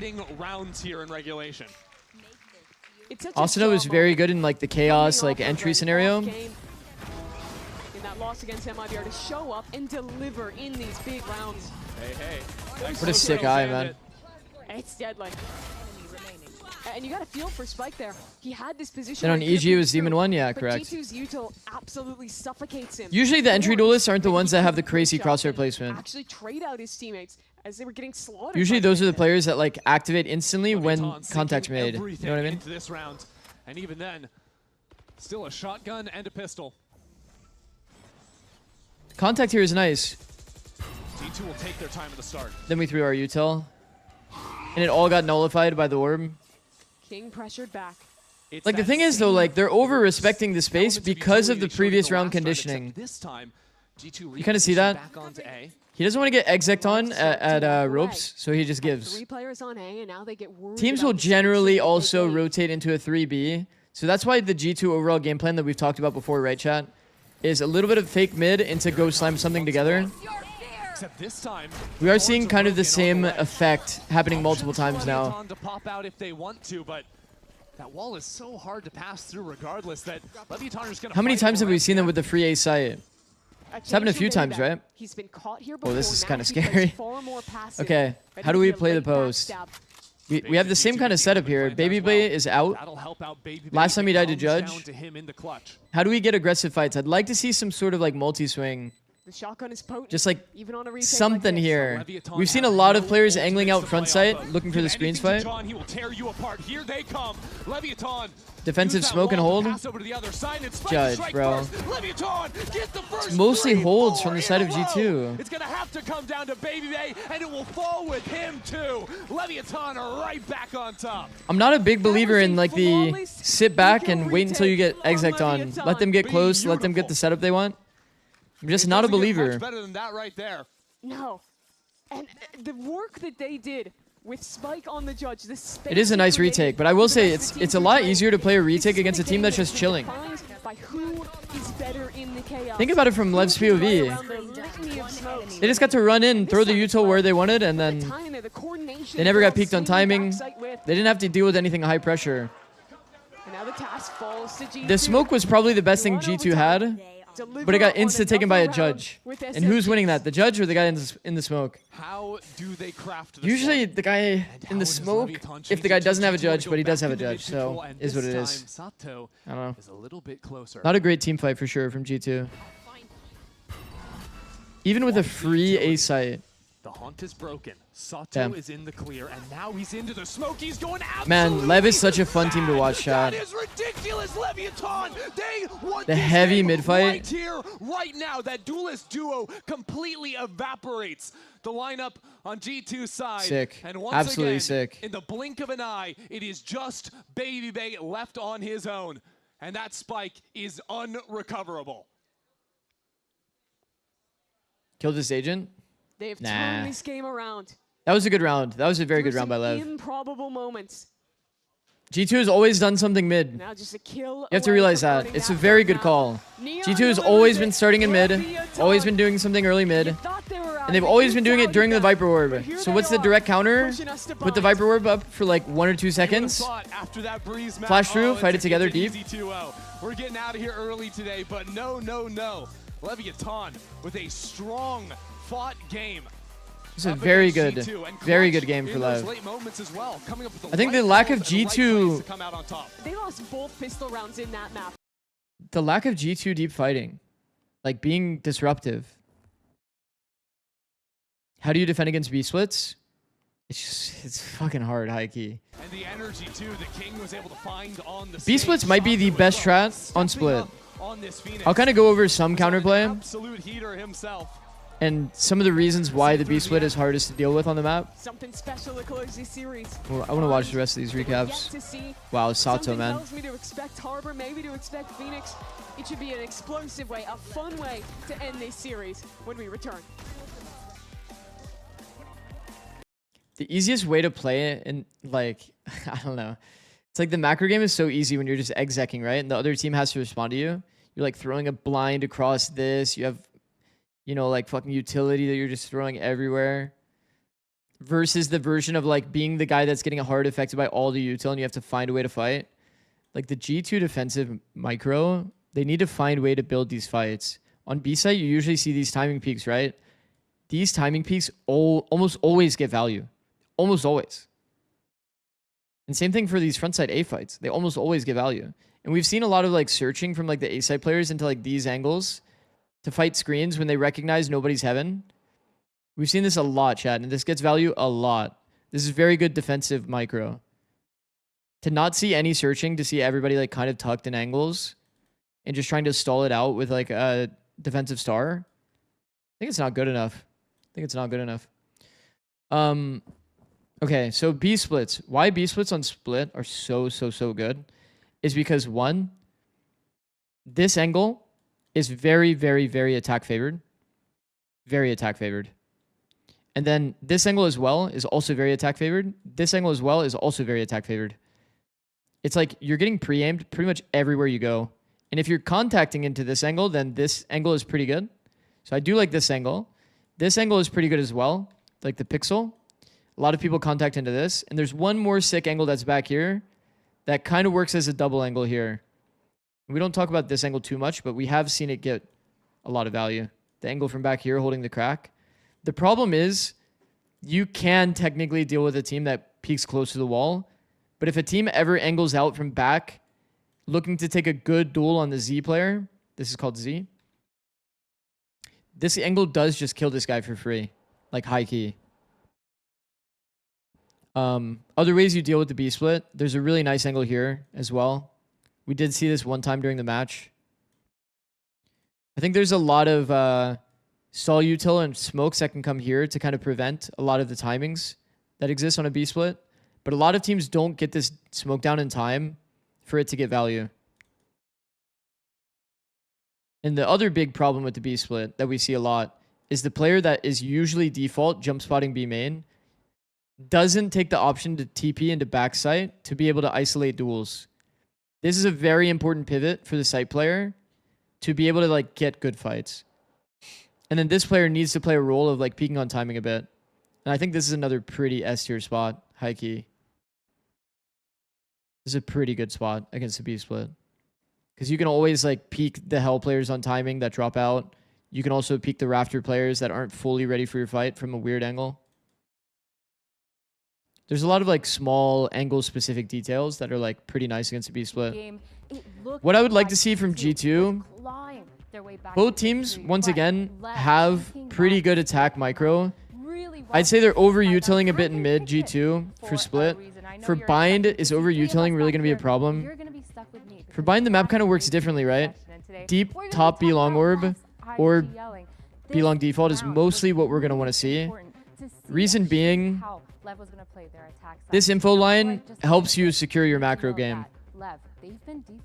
So like you never want to really be 2B during a hit. If they could ever be B, you want to be 3B. But it's also very good to start 3A because it's the fastest strat that can happen on the map, right? Instant short rush happens in like 10 seconds. The B hit can only happen after like, you know, like 15. So you have time to always rotate toward B. You always do have stall util toward B. Do you see G2 forcing Harbor again? Maybe. Maybe. I hope not, though. Viper is so good in the meta. And applying just a little bit of pressure. But in the meantime, G2, they've sent 4 players towards B main to re-clear this. And the whole time, Neon is just outside of B main listening. He hears this re-clear happen. And that's when Leviathan speeds up towards retake B blows? Yeah, exactly. That's why you don't want to ever be... You don't ever want to be 2B. And again, why do you think they like Harbor so much? No vice wall on B. Not sure. Teams have different theory. And this is where the IGLing masterclass comes to fruition. Because look, all of G2 this is the eco round? Rotated towards this was a good round. Because they just re-cleared B main. They've heard all that pressure. They think they're going to be in ropes. But it doesn't matter because left, they have all of B main. They know all that. Yo, what are you one-man spamming, and bro? They're ready to get back into this site. And so now, this is essentially a free site. Lev, they don't know that this is a free site because they're still executing, doing everything really well. But they know that G2's winning condition on their post plants is their retakes because they have so much retake utility. And they what's a one-man spam? This round because they've pushed up like, super this is when one guy is just typing like 30 times in 30 seconds. With that G2 util, retake the site. It was a little bit of a scrappy post plant, but it doesn't matter because obviously Lev end up winning this round. This post plant, it goes on for a little bit. G2 take their time to get there because again, they were all on A, but round win for Lev. But I want to take a quick look at the MVP breakdown. Yo, what the fuck is happening? How well every single one of these players played on this squad. Sure, for sure. And of course, like, you know, you got a very competitive matchup here. Excellent breakdown as well. Kind of illustrates why this game was such a close one. I have no idea, bro. I think I'm just gonna deal with the problem at hand. It is what it is. Needed this obviously to stay in the series, but I think also mentally, let's not forget, I'm just getting confused, bro. I'm not gonna lie. This team to really begin to punch their ticket in this league. One of the players in particular, I'm just getting confused. Talk about this kid. He is always a demon in the server, but this time around, I mean, he just continues to add to his arsenal with those agents he can play. We saw him play Phoenix for the first time last week, and it was amazing. Now, that first map, he doesn't bring it back. Now he's playing that Phoenix, and you can see the impact not only setting up the team for success when they were on the attack side. Zix, would you ever get on the desk? Maybe. Flashes, try to also play for the post plan, but when you go on the defense as well, I think there were 2 rounds where he gets 2 4Ks, allowing the team to come back, and it is a tough one. Maybe. For G2, it kind of happened again. I do think it would be probably pretty good for growth. Happened again, where the rounds are so close. They're almost coming back every round. It's so funny, chat, because I said I was only going to do 2 leagues to make sure that I still had like some focus on growth overall. And then I ended up somehow streaming 5 leagues. Because we talk about how G2, isn't that fucked up? Yeah. But that was still, and so far throughout the series, every single pistol has gone the way of G2. So you think how dominant it would have been left if they won those pistols too? Oh yeah, they would have been an insanely. It's easy that you're in LA too. Scoreline because. How do you mean easy? So many of those rounds where the pistols. Oh, it's like going broadcast. Yeah. Close, the gun rounds were close. That part of it would be very easy. Yeah. I don't think this would have been a 13-11. Most enjoyable league to watch. Maybe a 13-7. I think APAC. APAC is unironically. A lot of those bonuses as well that they like. To work on, so it's so fun to watch, like just so unbelievably fun to watch. Really well. I think APAC viewership is probably my weakest. Like he wasn't gonna be, you know, but we did get an FNS raid yesterday. It's kind of goated. I don't know. It's like it's kind of funny. It's like what you need him to do on that agent more specifically, but that brings us to my viewership changes so much based on the league I'm watching. It's going to be bind. Loki, I think because I've been streaming tier 2 the longest. We'll see what happens. I think tier 2 are usually my like best streams in terms of Leviathan to continue average viewership. Very fast, intense play style with the Phoenix. I'll be watching APAC once I start working night shifts, or once I start working again because you work night shifts. That's cool. For them since the beginning of this map, this has been a working night shifts. Run it down just like that. And on the other side for G2 though, it's kind of interesting. So easy, but man, I've never worked a real job. There was like a world. There was like a world where I worked a real job recently. It's a good map for G2 esports. Ended up not working out. So now I'm just pretty much permanently stuck in this super volatile cycle of esports content creation. Oh boy, it's kind of funny. This one. Will G2 suffer their first back-to-back loss? What job? Won't say. What real job? Won't say.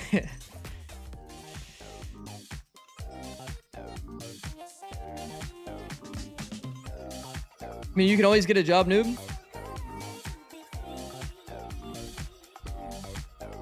It's like specific jobs, though, that I would want to have. This shit is funky. Like, in a good way. Was it being the CEO of Goldman Sachs? You fucking got me. You actually got me caught. Ceramic technician. Bro, honestly, I mean, I think. Well, map 3 is about to go down here on Bind, Data analyst? G2 No. and Leviathan, and this is an interesting one because maybe this is the first time we will be seeing this map played for these 2 teams here. We haven't seen either of them.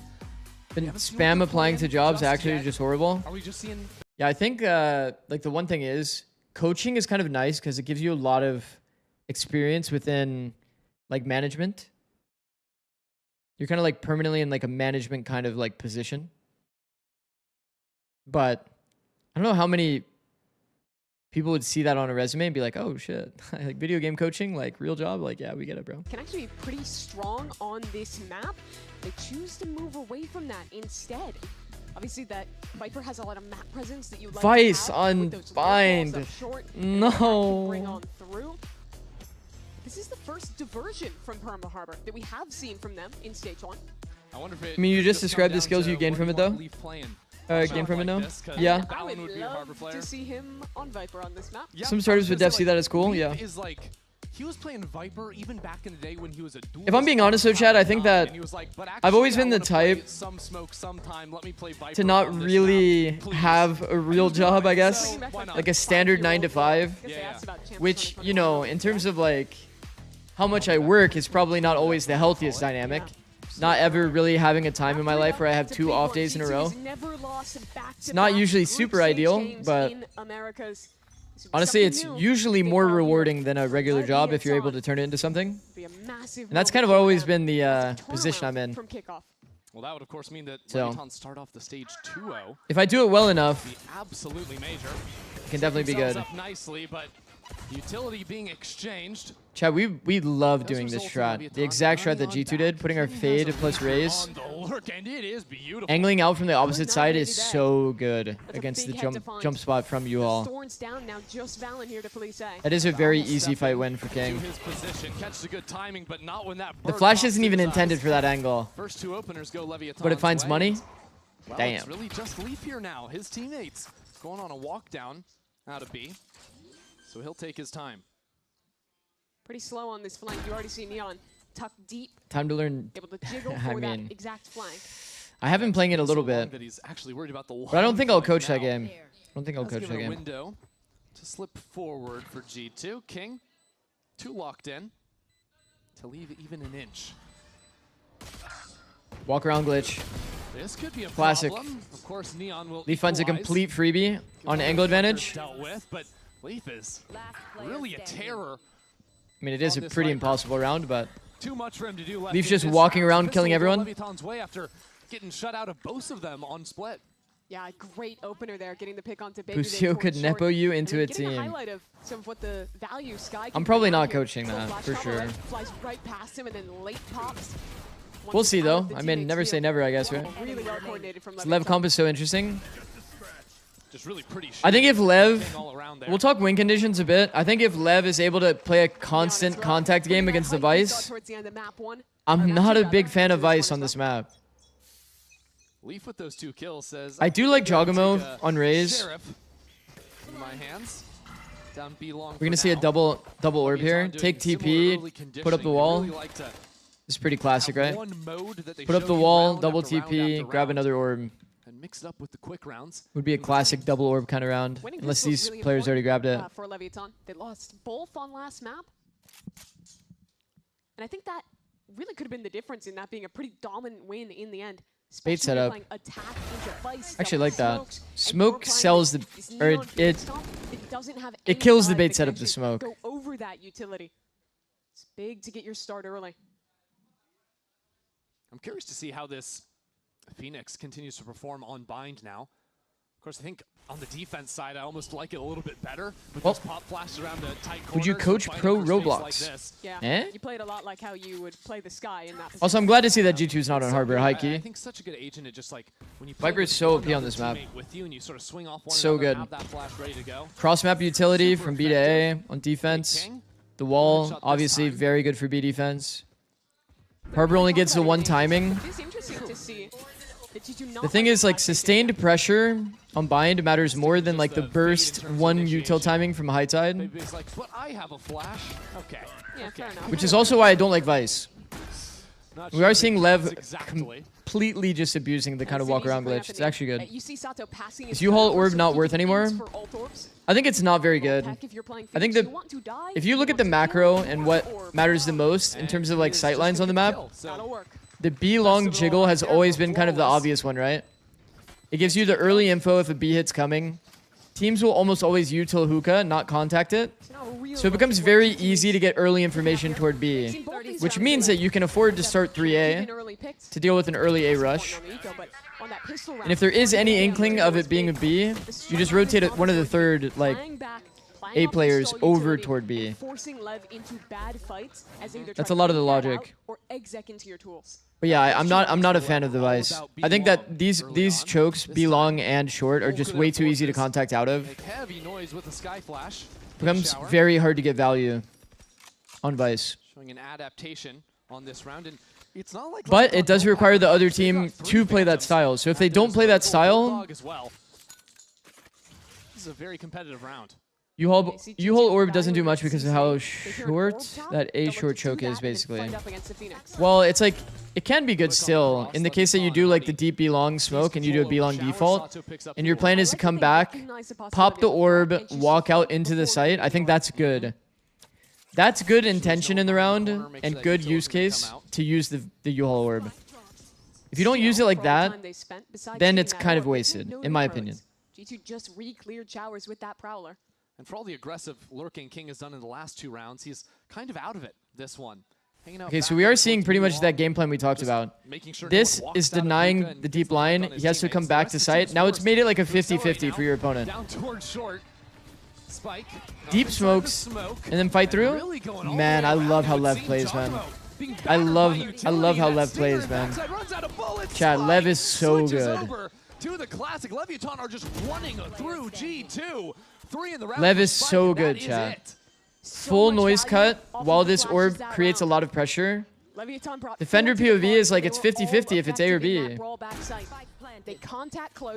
Then they contact all the way close, deep smoke, and fight through into backside.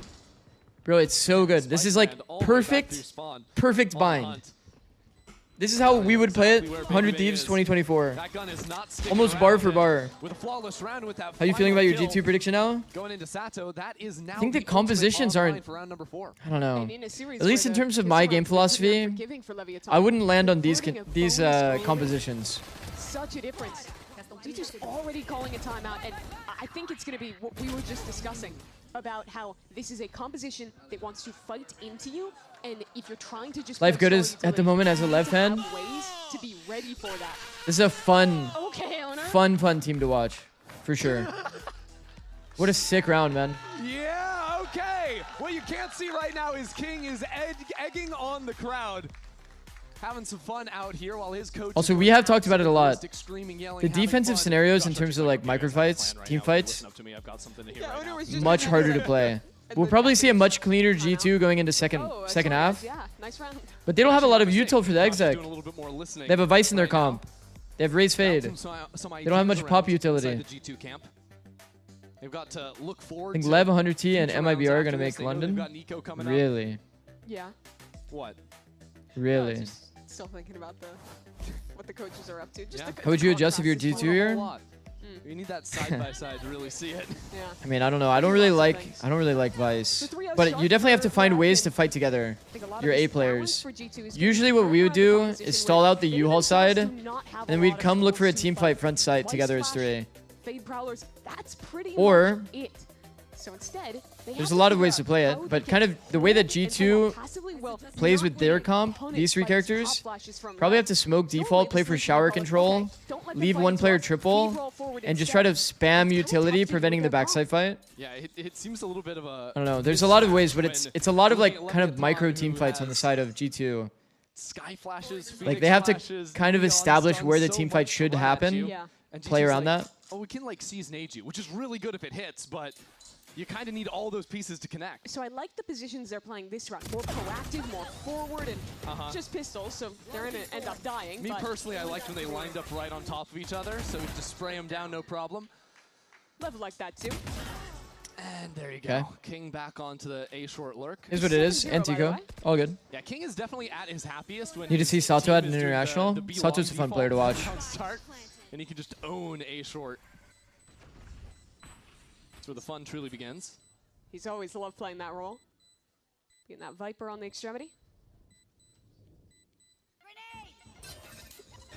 As the last few players from G2 will come into their death. I mean, the Neon Stun is available for the retake even after that early fight. That just low-key G2 gets a better fight right there if they just swing out the smoke, right? Funny enough. And use your stall utility to contain them before they Neon Stun wouldn't have been on perfect timing. You lose because you don't have enough tools. If you try to play honestly, the Neon Stun didn't end up doing anything. And well, if you die, well, like they had to respect the gaps, and then when you throw both pieces of util, it becomes easier to play against, you know? Can they come up with a solution? You showed Raze right before, you showed Vice right before, so now everybody's full focus on the actual choke. Constantly engaging. One of those weird scenarios where it's just better to just peeked. Funny enough. Already to hit coming in. This is a nice molly. Kind of like that. For Sato. On through is right into the thick of the smoke. Leaf is there. Leaf aggro position. Annoying movement. Leaf had to deal with there. Giacomo could try to make this messy. That's Leaf just basically making a solo play on their gun round. Sit and smoke. Just swing through front sight. Oh. Sato killed Jaw. Sato overswung after. Valent's just collecting, bro. Valen just collected kills. What the?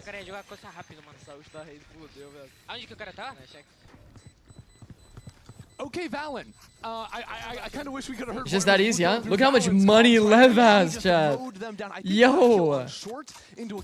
These guys have infinite bread. All of them are on 9K. Then just rip the ult on U-Haul. It's a really great round from him, stepping up there. And I think the difference maker, even though he ended up dying, was Jaw holding showers, creating other problems. Kind of different angles. You see Spike is going and turning as that showstopper gets popped. I think Sato peeking there is a little too much for sure. Yep. So that extra bit of pressure opens the door for Valentine. Sato just maintaining the pressure, jiggling, trying to find the next player, I think is very, very high value, high impact there. Instantly resolving his shower pressure is like probably worst case scenario for their team fight. Valuing your life when you just made noise is really important in this game. Off angle is money for Valen, bro. Valen puts the whole team on his back. I'm sorry to say. Wow. Because it was like that previous round where they're showing before. I will say, when you're playing G2's comp, operator is insanely important. Off angles are insanely important. Because they're going to want to have a contact approach when it comes to dealing with device utility. So off angles will naturally get more value into the contact. High lows, off angle, operator. No flasher, stun to clear is crazy, no? No, it's kind of said in hindsight, to be honest. Those are pretty good contact lines. He even wide swung the angle, by the way, Sato. That should usually not be a Valen 2K. Based on the wide swing, you don't usually flash or stun that angle, for sure. Bro, Brimstone standing in the open there, trust me, you're not utiling that. We'll see. Teams are trying to save utility for the exec timing. That's why contact is so high value. He even opted into a wide swing, so it's kind of crazy they kind of didn't get a trade there. It's very late ult. The molly! Wait, the molly! Oh my god, the Brim ult flushes him into the molly. I didn't even connect that in my brain when I saw the strat. That is actually a really nice rush. Bro, Lev has some good fucking strats, man. Yeah, even an advantage so Lev actually has some good strats. Rewarded for Jaw getting haunted. King is so aware. Wait, Lev actually has some very nice strats, chat. See it again in the replay. How good Lev is actually a very good team. Fuck, America's is scary, chat. If G2 starts 0-2, Lev and crew are actually good teams. Because we didn't know how to feel. We didn't know how to feel about Lev or crew, right? Because we didn't really see them at full power. The fact that they're both good teams, like, bro, even like the top 8 of America's is all good teams. Against the Brim Molly. Want to watch that again though. C9 0-2. Yeah, I mean C9 is a bit weak for sure. Break that streak. To be fair, they were owning an offseason. Yeah, that Chinese tournament. I remember teams were hyping them hard. Glass operator for Giacomo. Been struggling at the start. I think the only difficulties for Lev will come from when they're on maps that require them to play like Vice. Like how does Lev do on like Lotus? How does Lev do on Split against a normal comp? Pops out into A. Wall to divide the site. Spike is in the thick of it. Somehow sliding on through as King gets the opener. And now Spike in the corner. Valen has no clue what is going on. Leviathan just swarm over the site. Leave no room to breathe. And with an operator in the hands of Jaw, it's tough to try and go for this retake, especially with the Viper's pit. Yeah, I mean, what are you going to do here? It's time to get out, G2. No hope. Play for some exits maybe, but Lev's econ is gorgeous. Pretty good save. Winning those first what was it, 4 rounds? Damn, bro, they're getting absolutely demolished. Set strat's working. The amount of tools that Spike has to help him has just made this game a fun house. He can swing any angle he wants. He's going to have a sky flash. He can take any fight. I feel like CT is easier a majority of the time. You actually think that. Again, it's G2. I feel like on this map, and just in general in the micro meta of pro play, like attack feels way easier right now. You quite literally just contact around. You put the onus on the opponent to like do something proactive. In a tight game. Or you have to get operator online early. Really playing up to a full But they aren't house contacting. Yeah, I mean they have. My view of the game right now is like contacting or set strats, where you're getting into a zone, and then you're popping. And Lev has like perfect pacing in the sense of like when they're not doing a set strat, it's like they've contacted into like good space and then exploded, you know? And even the slowdowns from Lev create small opportunities like that. Really different situation, and set strats in device is an awful gamble to take. I completely agree with that. But they found the gap each time. That is a valid take though, Darkest, for sure. Set strats in device is usually not very good. They did kind of... What I will say to point it out though, the set strat that they're doing in the B long round is like a punish on this player in Oct going here, right? This has nothing to do with device. So like this is a good set strat regardless. Like that is fucking nice. The A side, this was a full contact if you remember chat on the bonus round. Getting into the smoke, deep smokes, fight into backside. Also a moment of like contact into like explosiveness. That kind of playstyle for Lev is fucking nice. I think the A side rushes a bit risky for sure. But I mean, Levis just looked fucking insane, for sure. They've looked insane. But for example, Darkest, like a lot of teams don't really know how to team fight A defensively. It's very hard to actually get good fights on A if a team is deep smoking you on A.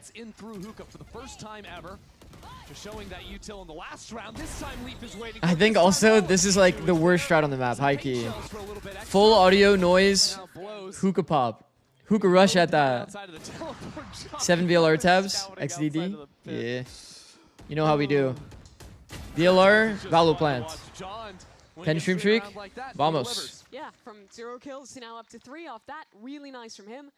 And that's really the dream scenario for G2. Also, it's so funny to me that soccer is a banned word. And you get to spam your utility. Look how easy it is to play against, like, bro. I don't think the C's actually caught, but that was the timing G2 went for. They're throwing a C's from Trent. Trent stops these players from all going through. That's the banned word? Yeah, soccer is. Des, as soon as Des gets modded in any channel, he said the first thing he does is he bans the word soccer. Forces people to say football. Showers has been the main point. Kind of funny, no? In a lot of these slower openings from Leviathan. It's actually pretty funny. I'll allow it though. He's not here right now. He's not here right now. Contact from Sato. And Valen was here this time. A jump peek and a double swing. As now that flash comes in, Baby can't deliver. Just chuck down the molly and reset this round. Not too mad. They spend 1 flash, but look at the proactivity. G2 walking down Kingg. Okay, they're tripled up. Around triple, hilariously. We found a gap here. Jogamo, good spam. Phoenix Salt coming through. But with this wall blocking them, now the flank can come to fore. It's been shut down. Trent holds his nerve over on B, but these shots are just being traded back. It's crazy as Spike is tagged up through the wall. They're just getting a little too hectic here, Lev. Leviathan have no real space to work with. It is uncomfortable to the G2 played well. G2 played well. Jogamo is good for 3 back-to-back. Yeah, the solve was wake jaw up. Get this man active. I honestly think making fun of Americans saying soccer is stupid. The aggression there from G2. I don't really have an opinion. I don't really care one way or the other. But I did think it was funny. And with that information that was garnered earlier, Trent just has to wait for his free kill on Kingg as his teammates. The S word. On the other side. That's actually funny.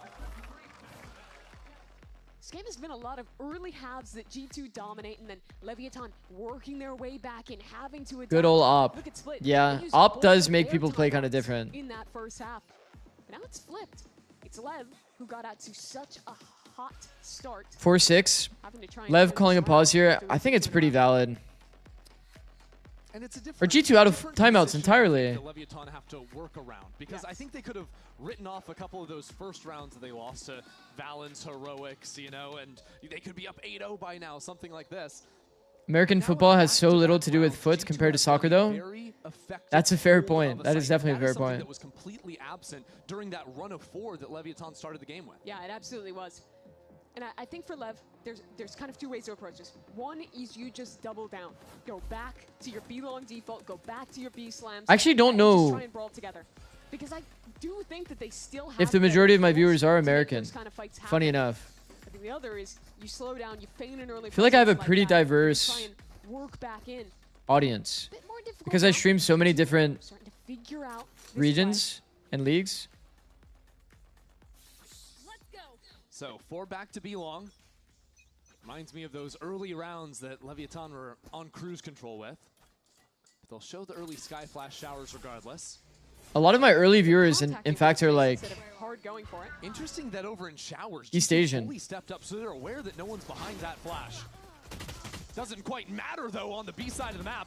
Leaf, the only survivor for the time being, stunned up and sent packing, stuck in the middle of sight. He's alive somehow for a moment, and yet he will they just actually ran him over. Just 2 in the round. Fair play. It's now tough to see how this retake would even be possible. Fair play. Basically no tools to get back through. Look at that flash coming off cooldown. But for the bit, you should make the options American, not American. That'll work. 3 on 2 now. This angle is... Man, I feel like if you're prodding out of sight like that, like walking into sight is so good. Kingg has to step up now, but he won't. How do they win that? The backbone of all watch parties are the geeks who keep up with all. Pretty valid. With basically nothing Pretty valid. I'm not gonna lie, Chad. Like, I feel like some of you are in here as much as I am, which is crazy. Like, I actually see you guys pretty much all day, which is pretty incredible. I won't lie. I'm very blessed. Definitely very blessed. This is how great it started. 4v2. Yeah, like that angle is like a really good angle if they go lazy into the angle. For how good they've been at team fighting this game, it falls to pieces there. I don't think Baby Bay knows how it happened I either. mean, Wrist Rockets was on what, 45 stream streak? Like, bro, how's that even possible? Does Boyded still have his stream streak going? I think he's the longest. It's probably at 50 if it didn't break. Blows is seen right against the corner. Good shots, not connecting. And now that showstopper into the mix of things. Leviathan get 2, quickly traded back. Wow, good utility. Jogmo still alive on this site. G2 approach from every single angle. So many ults in this round, bro. Can't see a thing, can't hear a thing. They just need to buy time. Keep making noise. If they don't make noise and they full noise cut, if you full noise cut like that, chat, it becomes way more obvious. With the teleport. Spike in hand, but no one's gonna follow him. He's dropped waiting. classic He's to bait the TP. Someone will take the bait, but now he's almost waited too long. Okay, now the fact that he hasn't planted, by the way, they're gonna go back. They can just wait and spawn just like I think one player at the very least being like in the heaven space. Sit there. Pretty decent. 3-on-1. They're just gonna go spawn. Fast flood. Awesome being here every day. W Panda. Actually near enough for him to do anything. Is it me or pros drinking less energy drinks and more water on stage? Pros don't really drink energy drinks, I'm gonna be honest. That is all he's got. Most drink coffee. Coffee plus water. 20 seconds left. I think a lot of players are on the caffeine plus L-theanine glitch. Yeah, they do put water in like the little Red Bull cups, but that's just because it's a sponsorship. Trent only has one. Love White Monster, yummy. Nothing else left to find him, but it won't even make a difference. Leaf is there, and G2 course correct to tie at the half. Retweet. Yeah, great turnaround from them. You can always tell who's young in chat based on if they drink coffee or if they drink energy drinks. It's actually kind of funny. It's like very consistent. Very consistent. We missed that the first time around. That was nutty. Yeah, disgusting from him. G2, they looked out of Okay, doable. But the game is tied at half. I was kind of concerned for G2, but 21 isn't that young. Well, Well, I'm a fiend for iced coffee. Same. Coffee tastes so awful. You'll learn. You'll learn. 21 is very young, by the way. 21 is pretty young, I think, within the context of like... I think you start getting a lot more health conscious somewhere around like 25. What about those concentrated coffee grounds with heart warnings? I mean, any level of caffeine is going to have like... You know? What if you drink both? Good luck. Good luck. Oh, am I late? What up, Weeded?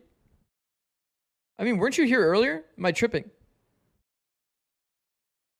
Kind of a banger map 3. I'm very surprised to see G2 kind of pull it back. How can someone hate coffee if they like chocolate? Huh? Huh? I try to stay under 400 mgs for caffeine. Bro, 400 mgs already is like a little too much, no?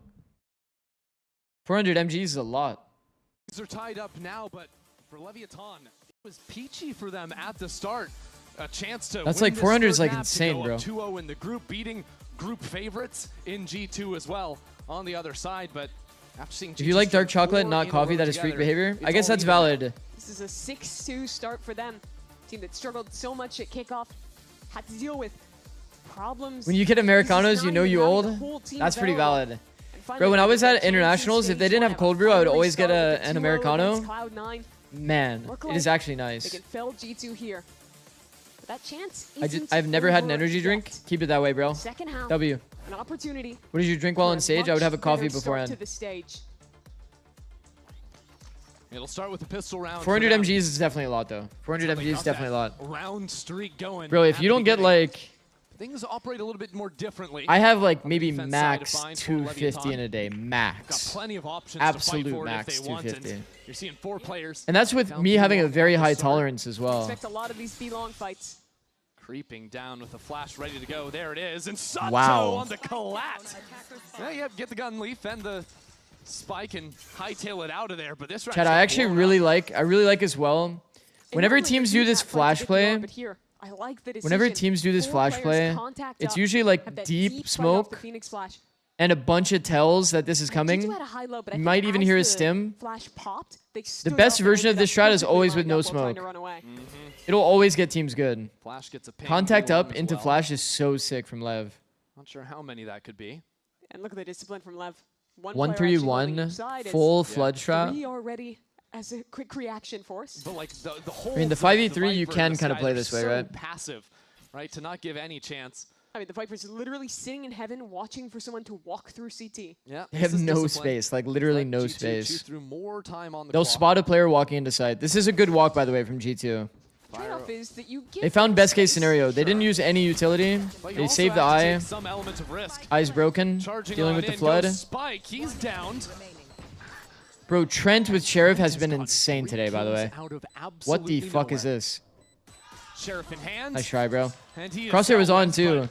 anytime Crosshair was takes actually that on. Sheriff, you hold your breath for just Reverse a flash, by the way. Talk about the risk. It seems like the risk was Trent to that round. All of the still. Phoenix knowers. We'll have to do enough to trade it out and convert on their advantage. Here's that collide again.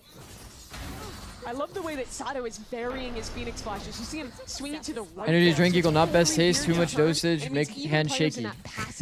Oh, I mean, to be fair, Exactly, because if he goes for the left to be flash, fair, energy drinks can have like a proper amount of caffeine for you. Or coffee could have too much caffeine for you. You could really go either way. You're gonna be okay. Starting to like this channel Good more. recovery. You lose Thank 4 in you. a row in the first half. Appreciate it. Get a pistol in the second. L-theanine is nice, by the way. If you do get jittery off of caffeine, L-theanine is an actual legitimate cheat code. IRL cheat code. What is he cooking? If you don't use L-theanine, even if you usually just regularly do caffeine, L-theanine is actually a cheat code. You will notice the difference. They win enough of these thrifties. Good C's on King. Okay, if their audio is ramped up, they know this tether actually hit someone. Just yet, looking for some spam. I like the idea, but minus 1,000 credits. Yeah, you know, sometimes you just have 2 shotguns. Also, did anybody even say the number? Leaf Sheriff did get 2 kills at the end of the day, so. Chat, you guys are slacking today. Half pays for itself. And he is dealt with. Yeah. So you guys are actually sleeping. We're too caught up in the conversation about energy drinks and coffee. Lanes down. I actually think in some ways, like this comp better on defense. Okay, easy conversion. You just have so many tools to push and pull in the mid round to get aggressive, and it makes your ability to flood through smokes and constantly fight really strong. I think about like the old Sky. Is this Viper Wall the default defense wall? Yes. When we getting 6-7? Probably when I get a break. When I get a break day, we'll probably get it done.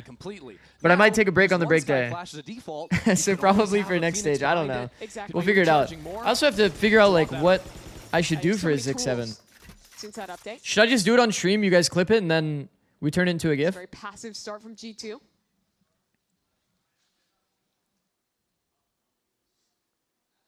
I'm sorry, what now? All right, whatever. Never mind. Aggressive on this bonus round. My ears perked up when I heard 6-7. Oh. Neon. No, you actually are a soundboard weeded. It's actually kind of crazy. TikTok soundboard. Don't think he's going to be fooling G2 too much for the time. You're like a simulation, like programmed to like repeat TikToks. Might have sat down in trench chair. Gets those shots. You're actually a robot. So 40 seconds gone, and G2 haven't actually taken any space. 6-7 emote might get me to sub. Who is on a Guardian A and B taken down on low HP. You can make them animated, right? Like you can make it almost like an actual 7 TV kind of emote. Maybe just rotates back to the squad. Only the Viper shows on that dog. Holy shit, we could actually, Chad, we could get so many people to sub off that, no? That's still not good info. A streamer that finally embraces 6-7. Holy. On this side, they're the guys with only the sheriffs. What about the 6-7 challenge? Okay, that might be a little too much for me. Is that Spike is already here. That kid is fast. You might catch me doing this 6-7 one time. Now tucked into the corner. First kill goes Trent's way. Okay, this is a lot of early util. I like the stall. Could be the dagger. Could be the problem. I don't mind the late exec because there isn't a lot of utility on the side of Lev to full stall it. I think you have to go for a spam if your spike's in. The spike goes down. Sato gets a kill through the smoke. It's a little bit claustrophobic now. It's Leviathan full of confidence.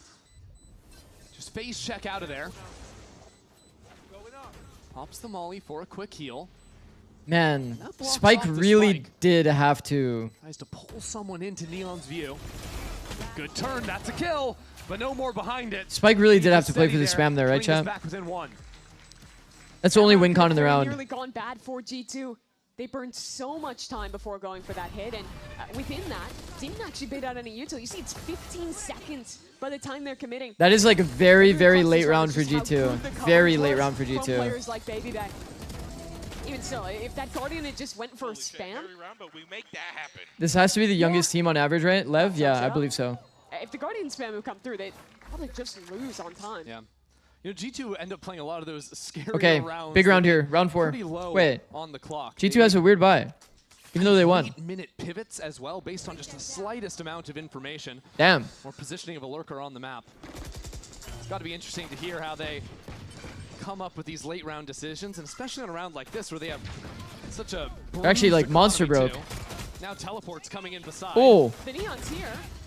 The door is open for so long. G2, let's listen what they've got. Shit. Oh, let's listen. Okay, he's gonna fight you now, I think. Okay, I'm just putting smokes. I think he's pocket. Use front sight. Yeah, we're trying to. Could be help you. Tether default. I'm just ulting, bro. Tether default. Asuna mentioned. Could be back right though. You all then. Yep, you all. Oh, well done. Walker on glitch. He heard it. He heard audio. Yo. I will take you on Neon like full ran. Re-smoke front sight. Yo, Neon full ran short. We're playing heavy U-haul. I have a flash. They have a orb for bomb, okay? I'm gonna re-wrap. Listen, boys, we have flash for front sight. We're gonna need to fight front sight. Oh. Trent, my team fighter. Can we fight front sight soon? They're through. You. 260, bro. 2 you all. Man, very little inaction toward the actual team fight comm though. I mean, honestly, W comes from Trent, but like... That was a fantastic retake from Leviathan and Sato with the 3K. And there was something kind of on full display there. Okay. You could hear in the comms how G2 knew they needed to go for the backside fight. They had we talk about this a lot, chat. This is the most broken comm in pro play. Can we X? Because he's saying we need to fight frontside soon. Because you say we need to fight frontside soon. It's like adding like, okay, yeah, we need to do it. But as soon as you say, can we fight frontside, and you make it a conversation, it becomes easier. The can we fight frontside comes late. It forces other parties to engage. Exactly, Derpina. Exactly. That's why it's so impactful. If you say, can we fight frontside, then people will be like, yeah. And then, boom. Can we please do some more commanding comms? Jeez, guys. This is like what we're seeing. The defensive micro on the side of G2 is this has been the issue all day long. High key. Find a way to team fight together. Trent's been like kind of doing it, trying to get them on the same page, but it's just not enough. They don't have a out of that one. The reactions are good. Yeah, they just don't have like a super same page kind of mindset when it comes to the defensive team fight. They put a little pressure on blows. They're taking the space, the walking around, getting contact, the using utility to support peaks. The attack micro is fine. It's good. When it comes to the defensive side, it just becomes so hard. That's why I was kind of emphasizing it, even on Breeze. When the casters were saying something about the post plans for G2 have been continued success, it's kind of fake, low key. Kind of fake.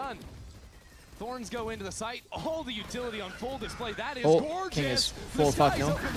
Divides up the site. G2 secure their kills as teleports come in on the other side. Spike not wasting a moment. Not wasting a breath. Spike is down. Well played, Leaf. Three is good for it. I mean, once again, now we don't have to play a defensive scenario. We just full play the attack side. Bet. What a turnaround from G2. They were completely bisected by that Brim ult.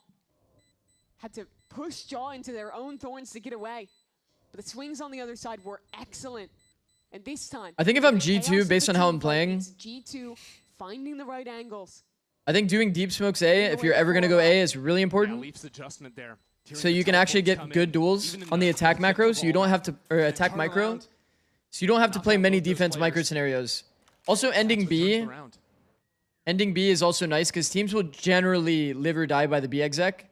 Another scenario in which you don't have to deal with it, like defensive team fights.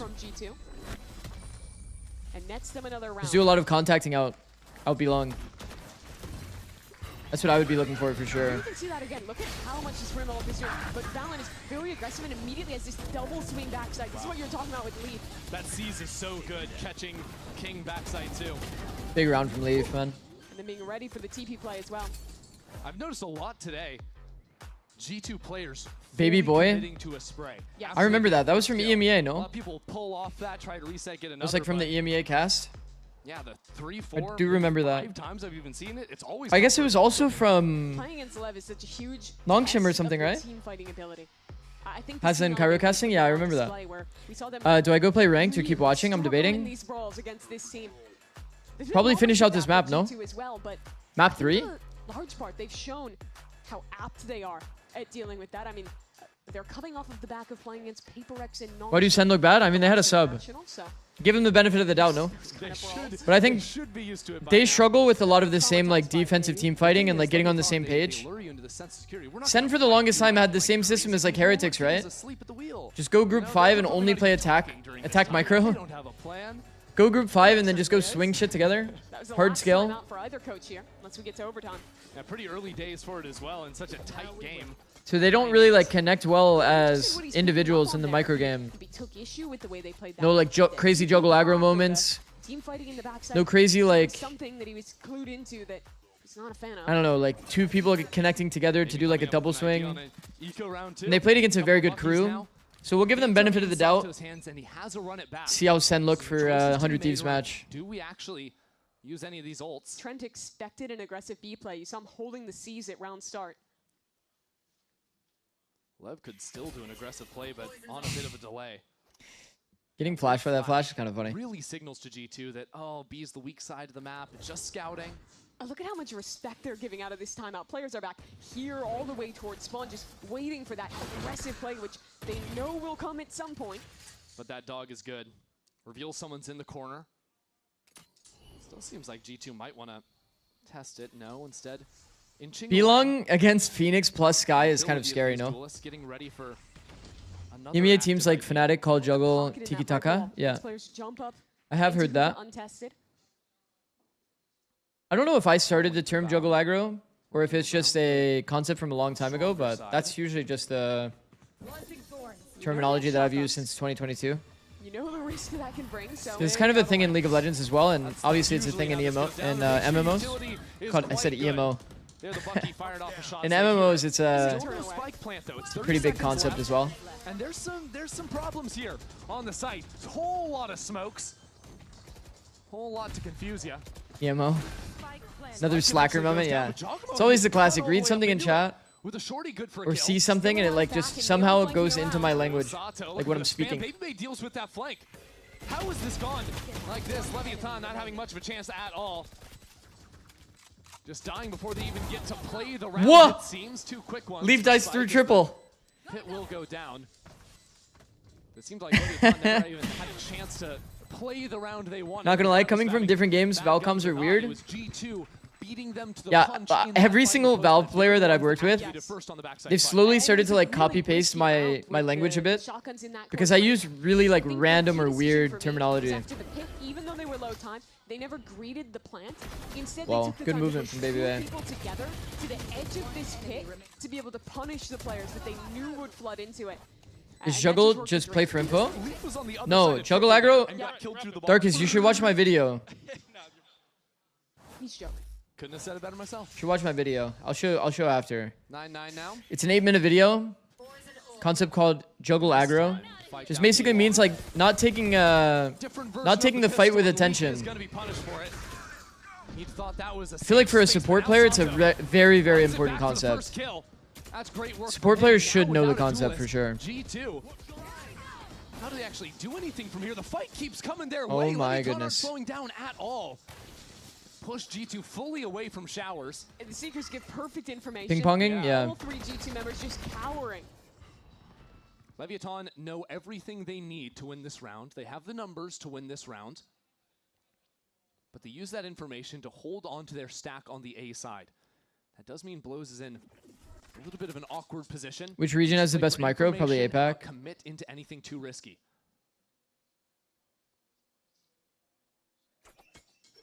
And you see him backing away, playing that more passive angle, letting his team set up to retake. Yeah, that's the way to do it. If G2 have a chance at this round, they need to get an early 30 pick. seconds left. They could also just get the spike transferred to Trent. That's a Nightfall. Then you have a Vizolt as well. And it's a B post plant. If no one's flanking, those two ultimates are ridiculous at stalling out. I would almost rather G2 not even throw this Vice Flash when they do any of these pops. I would rather them save the Vice Flash for post and they just take the risk on the exec. I'm not kidding. Now Trent has no chance. Bro, there's a world that somebody gets a molly off under hookah when they see this Vice Flash come. And Valen. Brothers in arms here. Stuck with nowhere to play from. Sato. Okay, heavy ults on the side of G2, and they still have money to buy. Discipline in the retake works out for Lev. And another big round from Sato. They've shown variance. It's been kind of this push-pull of when the aggressive B long play will happen. How many rounds of G2? Someone said, what about W Theanian? I didn't even notice that message in YouTube chat. That's funny, bro. The Flash Leaf had no chance. No timeouts? That's fine. I think they'll be fine. G2. Showers, we TP with the ult. That is great from Lev.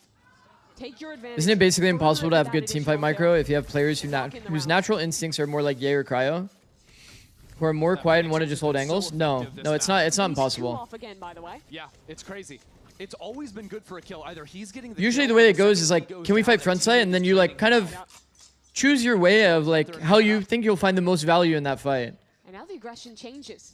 Contact play down short now. So like you either add utility or, you know, I don't know. It's kind of hard to explain, Carry Pooter, but it doesn't actually end up kind of working that way. But if you want to cancel the team fight, that's why you ask, can we? You can say like, no, just play off me, go off me. Like this kind of thing. That would be like an example comm that like Ye or Cryo would have if they have like a really good angle. Okay, it is going to be a bit of a B retake, but with early flank. Looking the right way, but he dies anyways. They don't know Neon's timing as well. That's going to ping out 2 players. They high key need to force these duels. Very, very important to force those duels on the side of G2. It's actually good. They need to go back. I mean, fair play. They found their way to win the round. That is a round that Lev could not lose. If they had won that, that is G2 using 3 ults. That was them and an information advantage from the start. And even getting that kill that they had no business getting onto Leaf here. Yeah, the angle is so awkward too, though. Difference maker was the steel. You're on top. You're like on top of that thing at sandbags. Like, I don't know. I feel like people take worse fights when they're on elevation. I don't know why. You know what I mean, chat? When you're like sitting on top of a box. When you're sitting on top of a box, you feel like you can't really like move around a lot. Obviously, that area is not exactly like a box, but when you're like full tucked in the corner like that, you don't really feel like you can AD. Just 2 rounds after used it, Sato's got the run. So you do end up taking kind of a weird fight. There's something to make a difference. It could be that. Like he was like full back to the corner. If you AD, it ends up being kind of like a diagonal peek. It's weird. G2 start this one very slow. Cautious towards short.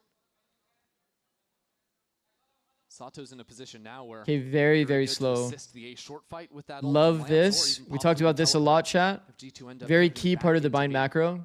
But G2 are doing absolutely nothing. And look, it's made it basically a 50-50. It's full 50-50. I think a contact into this player is pretty important if you're going to be like pretty quiet in the map. Have your Vice just take this space. Take this duel. Surprised that they're literally 5 short. 5 short is a little too...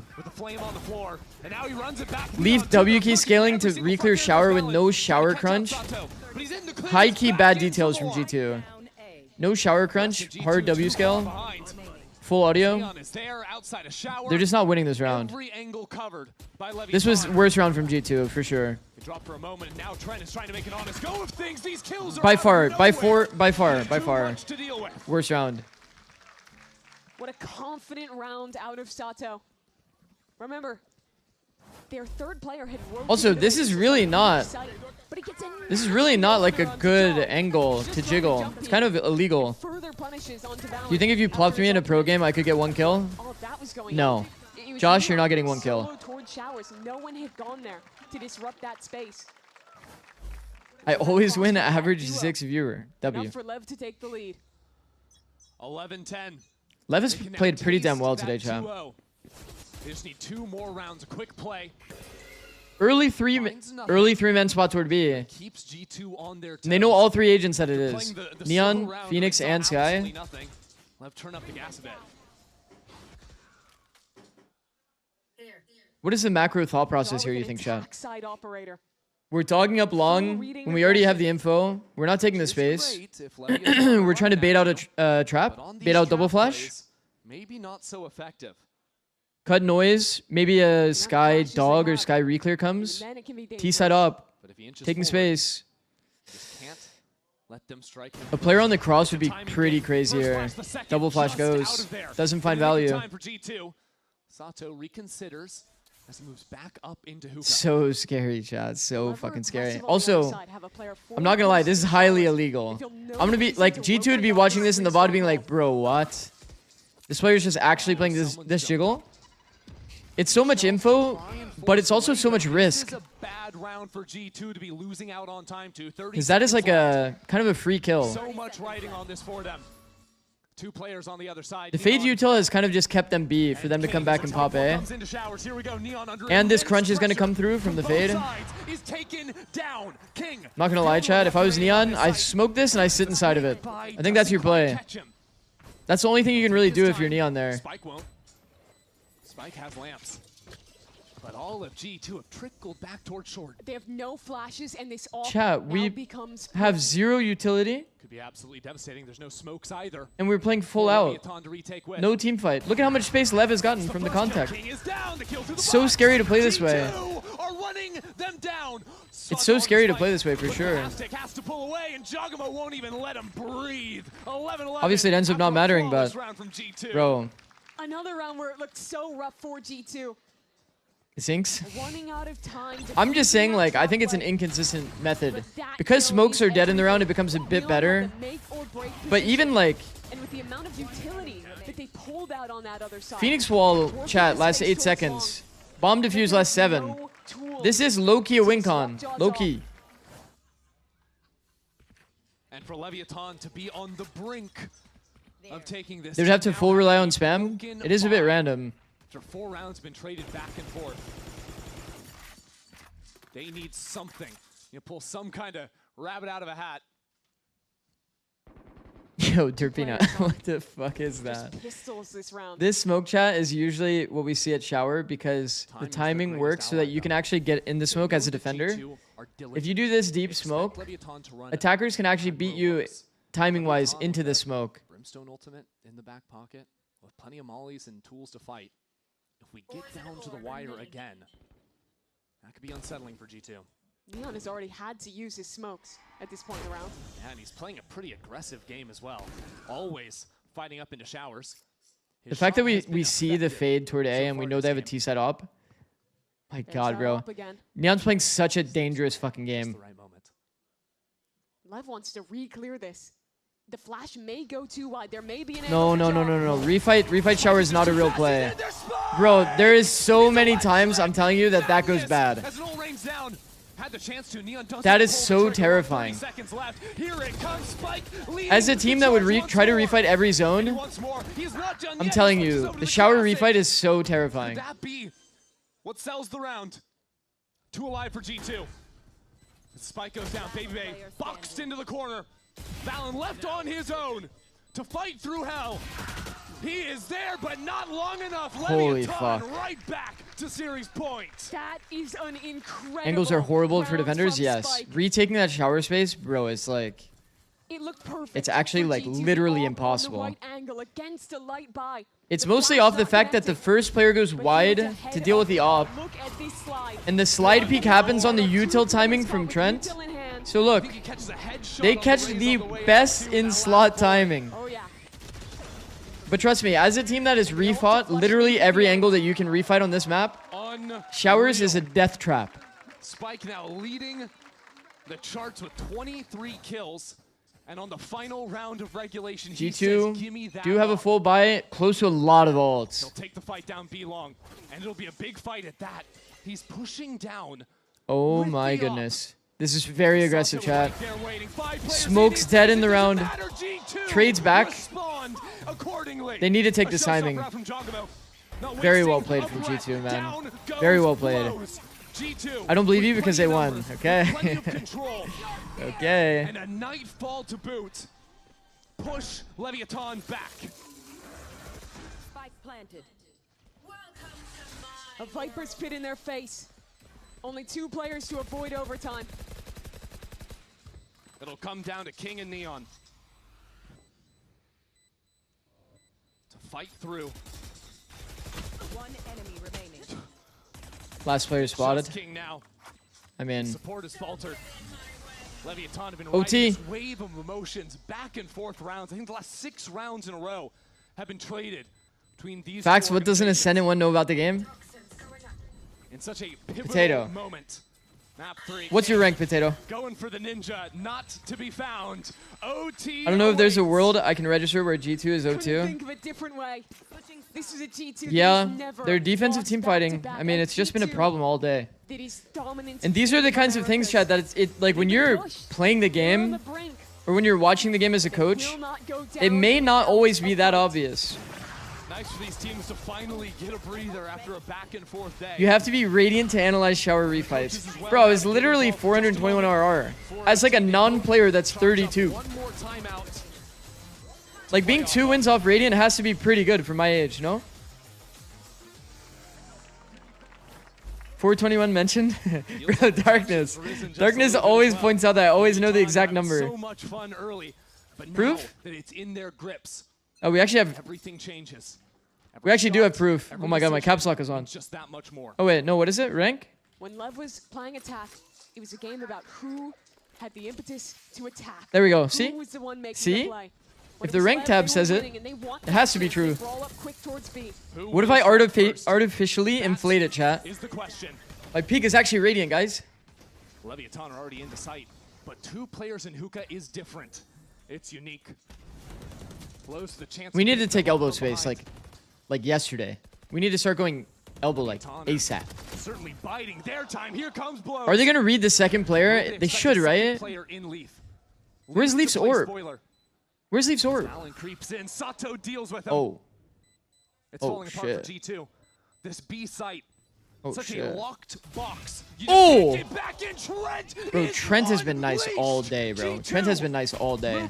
Agreed? Agreed. Is there, though, and Neon is better.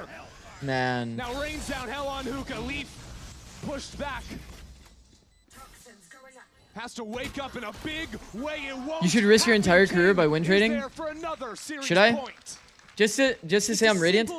Nah. But the execution is excellent. A fast hit into the site. And this kill. I think that's crazy. That. Okay, his crosshair's not even fully on. Trent not using dog and tether there is criminal. This is a young team. It's a team with basically that next generation of talent. All of the players. If you're taking a solo fight, America that we've been waiting to see step up. There's a way you can implement both pieces of util, yeah. The majority of but taking the context fight, like, I actually don't mind it too. We're Furious winning. Just LARP as a radiant because your peak is 421 RR. This is the team that stuck to their guns, that took the absolute best that Continent had to offer. Around one of its like, I don't really mind the context. Like, we kind of talked about it earlier, chat, with the same kind of idea. And I only have 15 seconds, but do you remember when they threw Vice and Raze util here? Because they now have confirmed that somebody's about to peak spawn, everybody's a bit more ready for this. Like, you'll usually fight 2 people instead of 1. With a lot of chaos going on, him taking this dry duel, I think is pretty valid. You had util, it's better to support other people's fights, but you might find a better fight. Absolutely leveling himself up. You should put peak radiant in bio. Yeah, right. What was map 2 like? Had to go get groceries? I didn't like G2's comp, bro. And the defensive team fighting once again for G2. It's like they just basically in every post plant couldn't find a way to convert the round. On Breeze, they kind of like, I don't want to say like stumbled into it, but they found a lot of like good fights without like the intention. But it's those warning shots to set the tone of a decisive round. Astro Star Theory, that probably played a factor too. This time no trap play on long. I don't know. I don't know. I'm not a big believer in Harbor. It's honestly a rarity from Harbor without like good util to team fight inside of the Harbor, like High Tide. And kill the sky. G2 think better of it. And then no Viper. Instead, yo, he bopped himself off of it. All good. Yo, chat. Okay, I talked about this on 100 Thieves like a long time ago. If you double orb and get a plant, you get ult without any kill interaction. So on like the A site, for example, doing half site smokes is kind of valid in this case, no? Then you can kind of play for the plant. You could do double orb into an A plant. Get like Raze Rocket or something. Or even Viper Orb could be, Viper Ult could be sick. GG, yeah, looking like it. Leviathan against all odds in position, but Jogamo waiting for the fight. Jogamo getting weird. Actually, fuck with that. Oh no! He was reading the player was tucked. That's the way it happens. That's the way they go out. Leaf now. Man, such good juggle aggro by blows, man. Leviathan know exactly where he is. Players get into a high-low. What a sick series, man. Stage 1, and they delivered G2 their very first 0-2 streak in America's history. What a sick series. It was a very, very good series, guys. Pretty high-level play. G2 obviously has to work on their like defensive team fighting. There's a lot of good fundamental moments for sure. A lot of good micro interactions between players. to win out in the critical moments, for games to what a world we live in. G2-0-2, that's rough. In the end. That builds confidence, not for weeks, but that's for extremely months. That's rough. something you will always be able to tap into. It absolutely is. Still doable for G2, but MB gonna play spoiler. Playing up the crowd the entire day. Kingg and Owner, there's players that have been on this stage for so long, now joined by the next generation. By this Race Rocket will kill 2 people's screens and elbow. I mean, to be fair, that was a fade ult as well in that round. For their organization. That was also a fade ult in that round. Proving themselves. All of a sudden, our group here is getting topsy-turvy. G2 starting out 0-2. Sets the stage for some really meaningful games heading in to the next few weeks of the regular season. How big is the chance of G2 not being top 4? What are their next opponents? I mean, chat. Let's be honest. I think the worst thing about this schedule for them,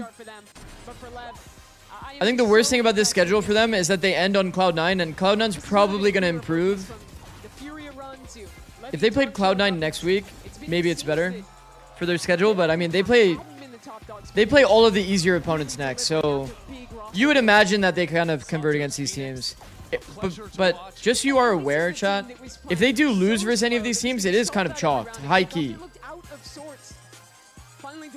They kind of need the head-to-head now that they're 0-2. They need the head-to-head over these 3 teams, because look, that's the 3 teams that are in contention with them. To beat a team like G2. Yeah, you know, we heard before the games that Kingg talked about kickoff. He was saying it was just a series of unfortunate events, but now they've cast off. I guarantee a LATAM team loses today. That's a good calm considering that MIBR Loud is next. Is there any hope for Loud in this next game? Yeah, there is. There is actually. Genuinely. Genuinely. You know 100% C9's making playoffs and choking round 1? I don't know, bro. This is rough. Are Loud still with the sub? I have no idea, actually. I know Bati's been playing a lot of ranked still. Saw him on ranked, or in ranked yesterday. How does that feel? ¿Sabías que el día de hoy hiciste historia? G2 nunca ha perdido 2 partidas seguidas en Américas. ¿Sabías que eso iba a pasar y cómo te sientes de haberlo hecho? Nada, a ver, o sea, ni sabía el récord ese, la verdad, pero siempre puede pasar, es un partido. Todavía it's time to possibly lose my mind in ranked. Good luck. Good luck, good luck. Clasificar todavía a playoff, no es como el fin del mundo, así que I rate G2 high, obviously, and consider Josh the coach, but this has to be their worst meta read since pre-franchise. I didn't really know about the score, but it doesn't really matter for G2. Yeah. Sometimes these things happen, and sometimes, you know, they can still have the chance to make it to playoffs. They still have the chance to win. So more than anything, I'm just happy for my team and what we did today. I mean, your team played excellent today. Lucio could take first timing every round and shit on someone. Your first full stage with yeah, the team. Talking about now easily. Being with the team, what is it like? I saw him playing Phoenix. Full stage together. Saw him playing Phoenix in ranked. Lucio on Haven. Kind of curious if they lean into like the Neon Phoenix kind of stuff. Como del primer partido, la verdad es que algo muy como motivador ya como para el equipo. Estamos con mucha confianza también porque venimos entrenando mucho, ya empezar conmigo sin ningún como problema entre medio. Como give me an example comp on Breeze trick that you would play if you were G2. Sentimos como esa confianza de que los 5 juntos somos imparables y no pensamos en ningún otro equipo, solo pensamos nosotros mismos, que nosotros somos nuestro propio rival. Así que nada, muy feliz. Since I've been able to be in every single scrim, every single match, I feel really good, and the team feels really confident as well. We're happy on the progress that we've been making. We're also happy with how our performance has been. We know that we are unstoppable, and we are not focusing on any other team. Our focus is ourselves, and we are our own enemy. You said unstoppable.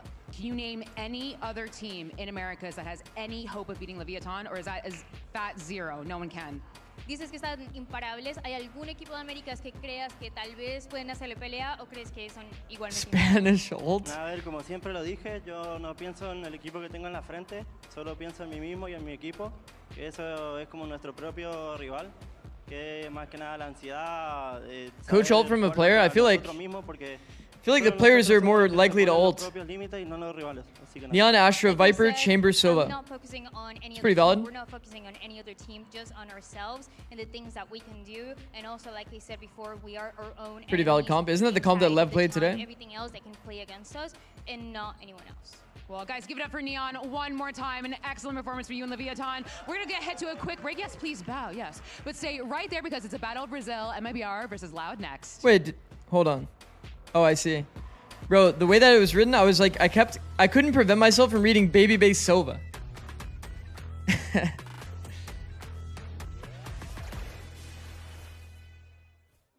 We've got two esports endemic brands coming together to create a series of products for esports, for the biggest stages. 퍼포먼스랑 컴페티션이 주요 키워드다 보니까.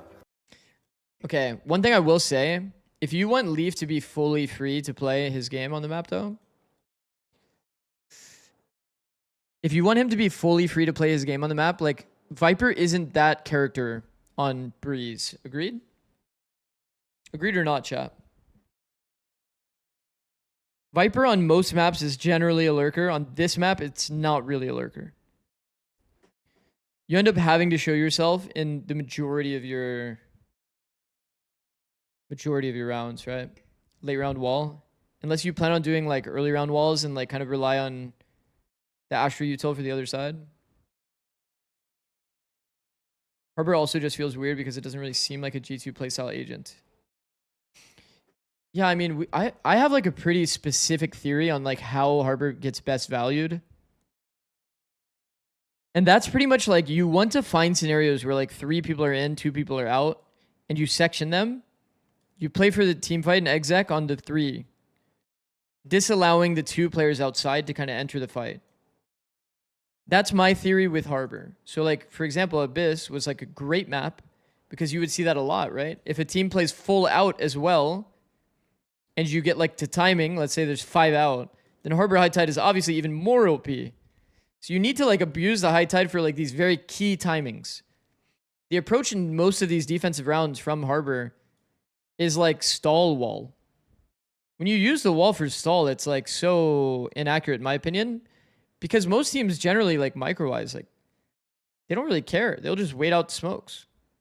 There's no pressure to go through on this timing. You need time to be a factor when it comes to the Harbor High Tide. If time isn't a factor, aka like a retake, an exec, then it just doesn't really matter. What up, Slada? Check sub only chat. Let me see. Yo, Darkness, what is this screenshot, bro?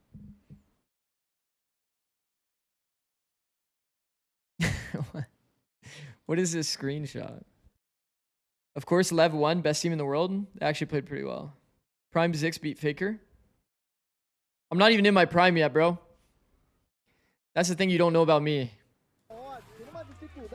I might be entering my prime right now. Tirou peso, não sei por que tirou peso.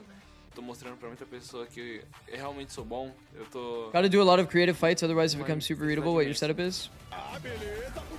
The approach from almost every team that we've seen on Harbor is they end up being an anchor. A última vez que eu joguei contra ele foi, eu já tava 0-4. Agora eu tô com muita gana, tô com muita vontade de vencer, muita confiança nos meninos, então vai ser uma real match contra ele. São tudo igual mais uma vez. Coworker once told me that the prime doesn't start or end until you tell it to. Valid. If I thought that my prime was 2016, probably wouldn't have won after that. 2015 even.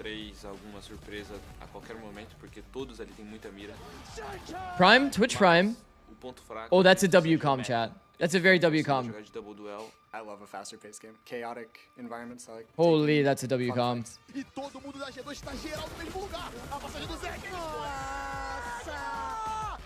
Holy, that's a WCOM.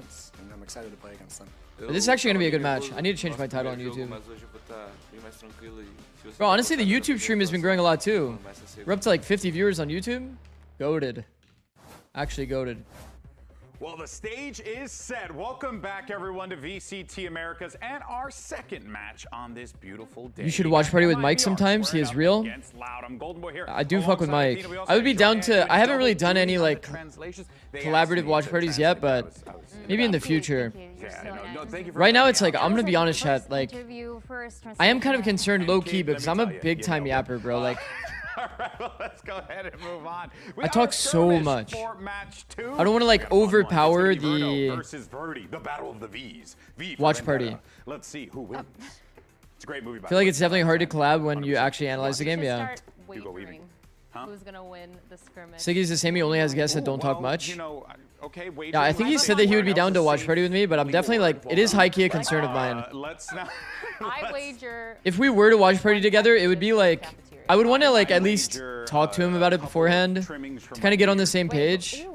Hey, you didn't specify what we could kind of get on the same page about like what kind of direction we want to go with. Because in my opinion, if it's a collaborated watch party, it's hard to analyze, right? So it would be a lot more like podcasty. I'd almost want to say podcasty or like entertainment based. Yeah, things are getting fast paced here. Verno getting 4. Just saying. Honestly, Bruno plays so cringe in these 1v1s. Valid. I mean, this is it, right? Fair play, bro. Also, Verdi doesn't know the tech, bro. Playing Jet in the skirmish. You can just be spotted over the box, bro. Pro players keep picking Jet. You owe me beard. You just get seen over the single box. Well, I didn't specify who would win, so I'll tell you what. Walk around glitch is powerful in these, though, for sure. I think it's fine when you know the game is going to be a toilet bowl game. Enough about the beard. Yeah, it's like mostly like conversations or like podcasting is probably the best approach to co-streaming, like with multiple people. For analytical streams, I feel like it often is kind of like parallel play where you talk together sometimes, but mostly on your own. I see that, Luria. You're saying like people mute individually when they're talking about concepts, and every now and again you like unmute to talk to the other person, like ask a question, like a conversation point. That's kind of like how I envision it as well. That's probably the approach we would take. Also, I'm like very chat interactive. Your main player that you expected to be on stage at this point. I'm very chat interactive too. I'm not gonna lie, chat. I was thinking about it though. Nah, I'd probably still at least answer some questions from chat. But if I had like 1,000 viewers and like chat is like moving like crazy, it'll be a lot harder to like. Let's get a little bit more intel on this matchup. Be like super on top of chat. Standing by because Tonello from the Brazilian. You like pretty much have to full lock into the game. Give us the lowdown. What up, Yeet Machine? WW? Classic Yeet Machine message. Thank you for joining WW, bro. Scoop. We need to talk about MIBR. WW Yeet Machine, WW Slaughter, WWNA, WW Tonello. MIBR is just a favorite team here, but Loud is usually like grows a lot when it comes to Brazilian Classic matches. And also they have different ideas when it comes to meta as well. So Luxo was talking to us, he said, oh, we don't believe that double duelist is the way to go. And MIBR right now is playing only double duelist. So I think this is going to be also like a clash of ideas, and it's going to be... Double duelist is definitely not necessary, by the way. How does the Brazilian community feel about an MIBR that is not gonna lie, your streams are very helpful. Thank you, Mulberry. I think we all support them. It depends, of course, on the match, like on who's going to play who. But in general, I think the community... Last night you were doing good with Finesse rated. Yeah. Players. Who do you think has the more... Bro, I was so sleep deprived, like so tired, just general numbers, like trucking away. But MIBR is close. Sassy like plays a... I feel like I actually had good analysis last night for being so incredibly tired. Thank you so much, Tonello, for that update. And yeah, I forget about the FNS rated, yeah. He's out there, you know, doing co-streaming and stuff. That's the power of consistency, chat. But here's the thing, keeping a topic on MIBR. This you create more opportunity to be rated and that kind of thing. In a big way. And one of the reasons just by doing it every single day. Athena, the change-up that I mean, insane. By the way, like, on top of that, though, like, I don't know. Everybody's been way too nice to me, bro.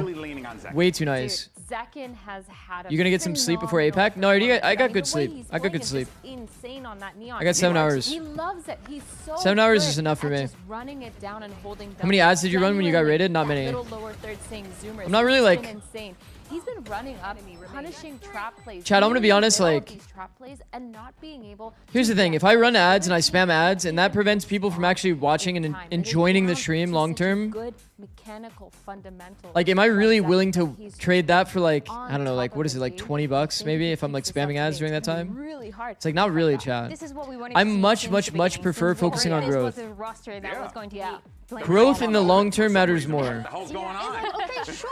Me doing like fucking 3 minutes, 5 minutes of ads during that time mid game, no way. There's no way I'm doing that. From the beginning, and I love when teams adapt. We FNS raiders do not get affected by ads. It's funny. Yeah, I mean, that's what you want, right? Like, look, I understand a lot of teams in all the years of esports, you always chase after the meta. What's the meta? What works? If Loud wins today, it'll be hilarious. There's a world, bro. There's a world. Your thing. Speaking of that, one player that's actually been Loud was showing some improvements on the micro game, and that's where we kind of thought that they were pretty damn bad. So it is good. It's good signs. But he really has just been Bro, doing a brilliant job. I'm glad that they're highlighting so Tex. good, and I think the reason why this Tex value in this G2 series was incredible. Absolutely incredible.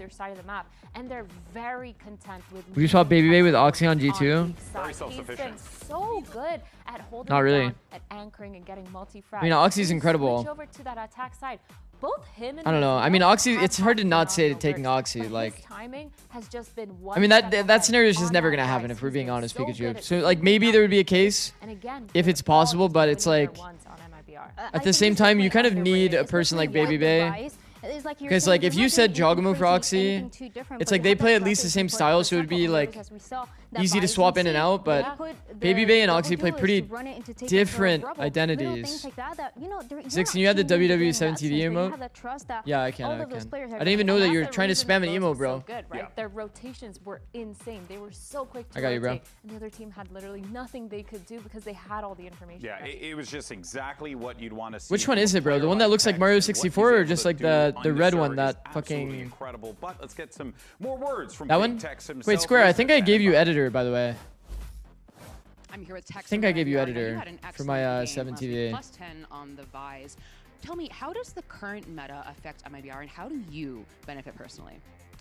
I think the current meta definitely helps my team a lot. I mean, I have Osboss and Zekin, and everyone's playing double duelist, so you know we're good. We're good on that end. And for me, Tech's insanely underrated. I mean, the Vise definitely helps stopping the double duelist, running it down. You did? I didn't see. I get to run it down. No, it's on me. I could have made sure you were aware. So everything is good. Best of luck today. All right, so let's go ahead and move on to Loud. Now, last week, this squad had to bring in their assistant coach as a sub because Erde isn't with us yet. We ended up playing. I think the only big gap that I see in MIBR is that, if I remember correctly, they weren't playing Viper, correct? I think like what we saw because they're leaning into double duelists, like no matter what. Gained its confidence. That's the most important thing coming out of Your opinion on Tex is my litmus test for if you know ball or not. They're so good at figuring well, out how to play together. Tex definitely can have bad series, but so good he's a much-needed entry alongside and of course, I mean, his Vice util was the most impactful shit in the world against G2. He was calling, he was fragging out, and by the end of the game, he had 44 assists at the end. MIBR IGL is Verno. Being those KO flashes that just really set Lucio and Darker up for success. Especially as we saw on Pro. Haven split Lotus. Haven split Lotus. Yeah. We seeing Haven split Lotus again? Combinations with the rest of the team for Darker, for Lucio. No, hold on. But on top Let's of check that, to see. because he is Let me close a lot of these tabs. And he's also the assistant coach and IGLing. I really like the vision that he has in the game because you see him setting up Lucio for success, inserting him in positions while everybody else. Oh, MIBR Ben Haven. Oh my god. Like that are winning those rounds. Yeah, look. Loud Ben Fracture. I'm not sure. I don't want to get ahead of myself here, but what we saw from Bati and then talking to the players, it sounded like he was the kind of. We're probably seeing Pro Split or something like that. To just take Pro ban by MIBR. It's not a perma ban. The Haven. Boss! Yo. What? No, I'm actually annoyed. I'm not gonna lie. If I was Loud, I'd be annoyed. No? What do we think so far this series? MIBR bans Haven. Next match, they pick Haven. Huh? I don't know what's gonna happen in Haven. Man, I would actually be mad. For both sides, I think that's once again playing. All right, quickly, prediction. Who wins? Haven. I really want to see the MIBR. because I think Loud. for me, that's going to be the definitive. Boom. way that I'm gonna understand how both these teams want to play. Run ads. Oh, Shibar, you're actually right. 1 minute of ads. Yeah. I was kind of late. Sorry. Sorry, chat. So it's gonna be really cool. But if we see him on that neon again, Wasn't Bruno kicked for coming? Wait, what? Wait a second. Bullying Loud and making sure they can't get on that. Oh, Des is here? And then on the other side, you Hi, have Des. Show on that operator who's so good at holding it down. He's also really good with his repositioning on the operator. Do most teams permaban fracture? I feel we haven't seen nearly enough. You see a lot of APAC fracture, but yeah, like I was not expecting. teams usually are pretty like high on fracture or pretty low on fracture. Yeah, Chamber felt like something good for Luke Shaw. But opping Vice makes sense. I think this is okay. I don't mind this. Yeah, I think this works. Vice. No matter what he's playing, if he's winning, if he's Chat, losing, Vice on Haven, man. And I really like how this is gonna work. Two Vices on Haven, man. For this map, second Phoenix. I like it. You like it? I'm a little concerned because his neon was just so good. His movement was insane. But I think he's going to be able to support Aspas, and both of them are going to go in together. Phoenix has been seeing a lot of play lately. I don't think Jet's bad. I don't think Jet's bad. Players really mix this I don't think Jet's bad. into different compositions. So let's go ahead and get this show started. Vice America's so Vice build? Like she's good? Yeah, I think they're forcing it in bad spots. The greatest show ever. Damn it, Sideshow, bring it back. Here's Brandon Sideshow. Bro is living in the past. Yeah. That's not Valorant. Yeah, you want to focus in on this game? Because, I mean, already we're getting something interesting with the compositions. Something cool with it, because this is on paper. All right, chat, I'm going to use the bathroom real quick. I will be right back. Hopefully I make it back in time. We did say that. We did say that yesterday. We did say that yesterday. And it ended up being a close game. It was a close game, right? So you never know. You never know with Valorant. There's no easy wins, no free wins. But comp-wise, let's focus in. Aspas is playing more comfort roles. We're not seeing a Neon in play. Not even seeing a Killjoy as well overall, but Aspas is the player I want to look at because, you know, this is a guy that feels like he can brute force against the meta. Yeah, I mean, you're not seeing many people at all playing Jet on this map. Knowing Aspas, he's about to drop 30 and, you know, subvert everybody's narratives about how, oh yeah, you should really be playing Neon here if you want to be using the op, etc., etc. But you know, you can take a negative side of that. I see the timer pause at the top. That sends chills down my spine. You can take the negative approach to Aspas playing the Jet here and say, well, surely that indicates that he's not comfortable in the modern meta agent pool. We already saw Aspas really struggle with adapting Yoru. In theory, he had the skill set to be a phenomenal Yoru. He wanted to op all the time. He's good on, you know, his macro understanding of where he wants to take fights, but he just never really got to grips with the agent. Never seemed to give it too much of a try, at least in matches as well. And now here again, you could say something similar, but also I think he's going to drop 30. Yeah, I mean it's highly likely. Now I'm inferring through context clues, Empath by the way, that Baddy couldn't actually use his mouse, because the arm of the camera was getting in the way. Well, that would be an issue. But it's fixed, because all it took was just moving the arm out of the way. Well, that's good that we've got our best people on it. Yeah, so there we go. The timer's ticking down. Hey, I'm just glad we weren't here for God knows how long minutes, right? Getting into the game. Well, take a look at this. They're going to do something aggressive straight away, and that's what the Jet gives you. Yeah, walking out as a flash out of double doors. Zekin looking to square up and take some fights almost immediately, and Aspas we're back. As a dash to disengage, so on perfect timing. Bit of chip damage onto Baddy, but other than that, no casualties. The recon over towards C might make MIBR think that Loud went for something reactive fast on the other side of the map. But they are just walking back into space that Aspas is still lingering. Bro, what are these comps actually? Hard decision, because normally full frontal aggression, but it's angle. Oh my, Luke Show. What? Yeah, gets the better of Aspas. That's the Brazil derby that you've tuned Good start. Second flashed himself and started laughing. W. Holy. Placed up, Mazzino's going to be able to at least get his way into backside controls. Like full contact into B. Like, what angle is Luke Show even clearing, by the way? Pretty diligent post-plant positions here. Can somebody tell me, like, how he knew to clear back left gong? Trying to win this one out. Why did he have like a diligent clear on that, by the way? Okay, finally taken out, and like you said, I mean, Phoenix Wall might be good for the defuse, but not if you're all dead. Yeah, Loud hold on there really nicely. I mean, the opening kill onto Aspas opens up the whole of the B side and makes things a lot better to play. Loud 2 big kills from Luke Show. Yeah. Love to see it. And Baddy's calling. I'm assuming it's Baddy's calling. At the back of that aggression. Why is he so diligent on that clear, by the way? Is that not crazy? You missed the post-show. Chad, is that not crazy, actually? Just recently. Their first win since July. They were talking about the fact that Bati, who is feel like nobody's going to talk about that, but that's insane. Completely took over the calling. Yep. He was supposed to be filling in for their new IGL, Erda. Again, if you haven't been with us for a while, that was Pancada in kickoff. They've made a roster change, but Erda can't be with us at the moment. Dude, Loud have a higher chance than EG yesterday. He is filling in like heavily. I don't know, EG played pretty well yesterday. Yeah, and it's glowing reviews from his teammates in terms of the position he's been placed in, really. Big shoes to fill. And while his fragging wasn't electric throughout the entire series, like the stats weren't amazing, his KO supportive utility was very strong, and he had some nice plays. I mean, this is rough. To finish out the series, so we were pretty happy with how bad he played. Viper Orb, Vice Thorn. Into the maw, essentially, just trying to build up closer to the ult. He doesn't mind if he goes Double face Garage. Okay, trying to like force into Garage. Maybe he's hunting for ult. Really close, so ult orbs. Side of Loud actually taking a peek at it. So normal thing for him, no need to discuss. Yeah, you can afford to go for this. The Jet Phoenix composition. Luke Show's just like that. Haven back in the dawn of time. By the way, they don't care. They actually don't care. Look, 3 rifles saved. Orbs on the people they want them to go on. Yeah, it's not bad. It's not bad. You know, Loud came in with one person. Was juggling between G2 Lev game and WrestleMania. Holy. For the bonus round. Holy. It's not the end of the world. Yeah, the Jet Phoenix composition on Haven is something that people used to run way back in the day, you know, long time ago, when the dinosaurs were roaming the earth and Golden Boy was still casting. Like, we're talking MIBR doesn't drop a single map. History times in Valorant, but yeah, it's very, you know, bread and butter. That's the hope. That's the hope for you, Will, for sure. Normally, other duelists are favored.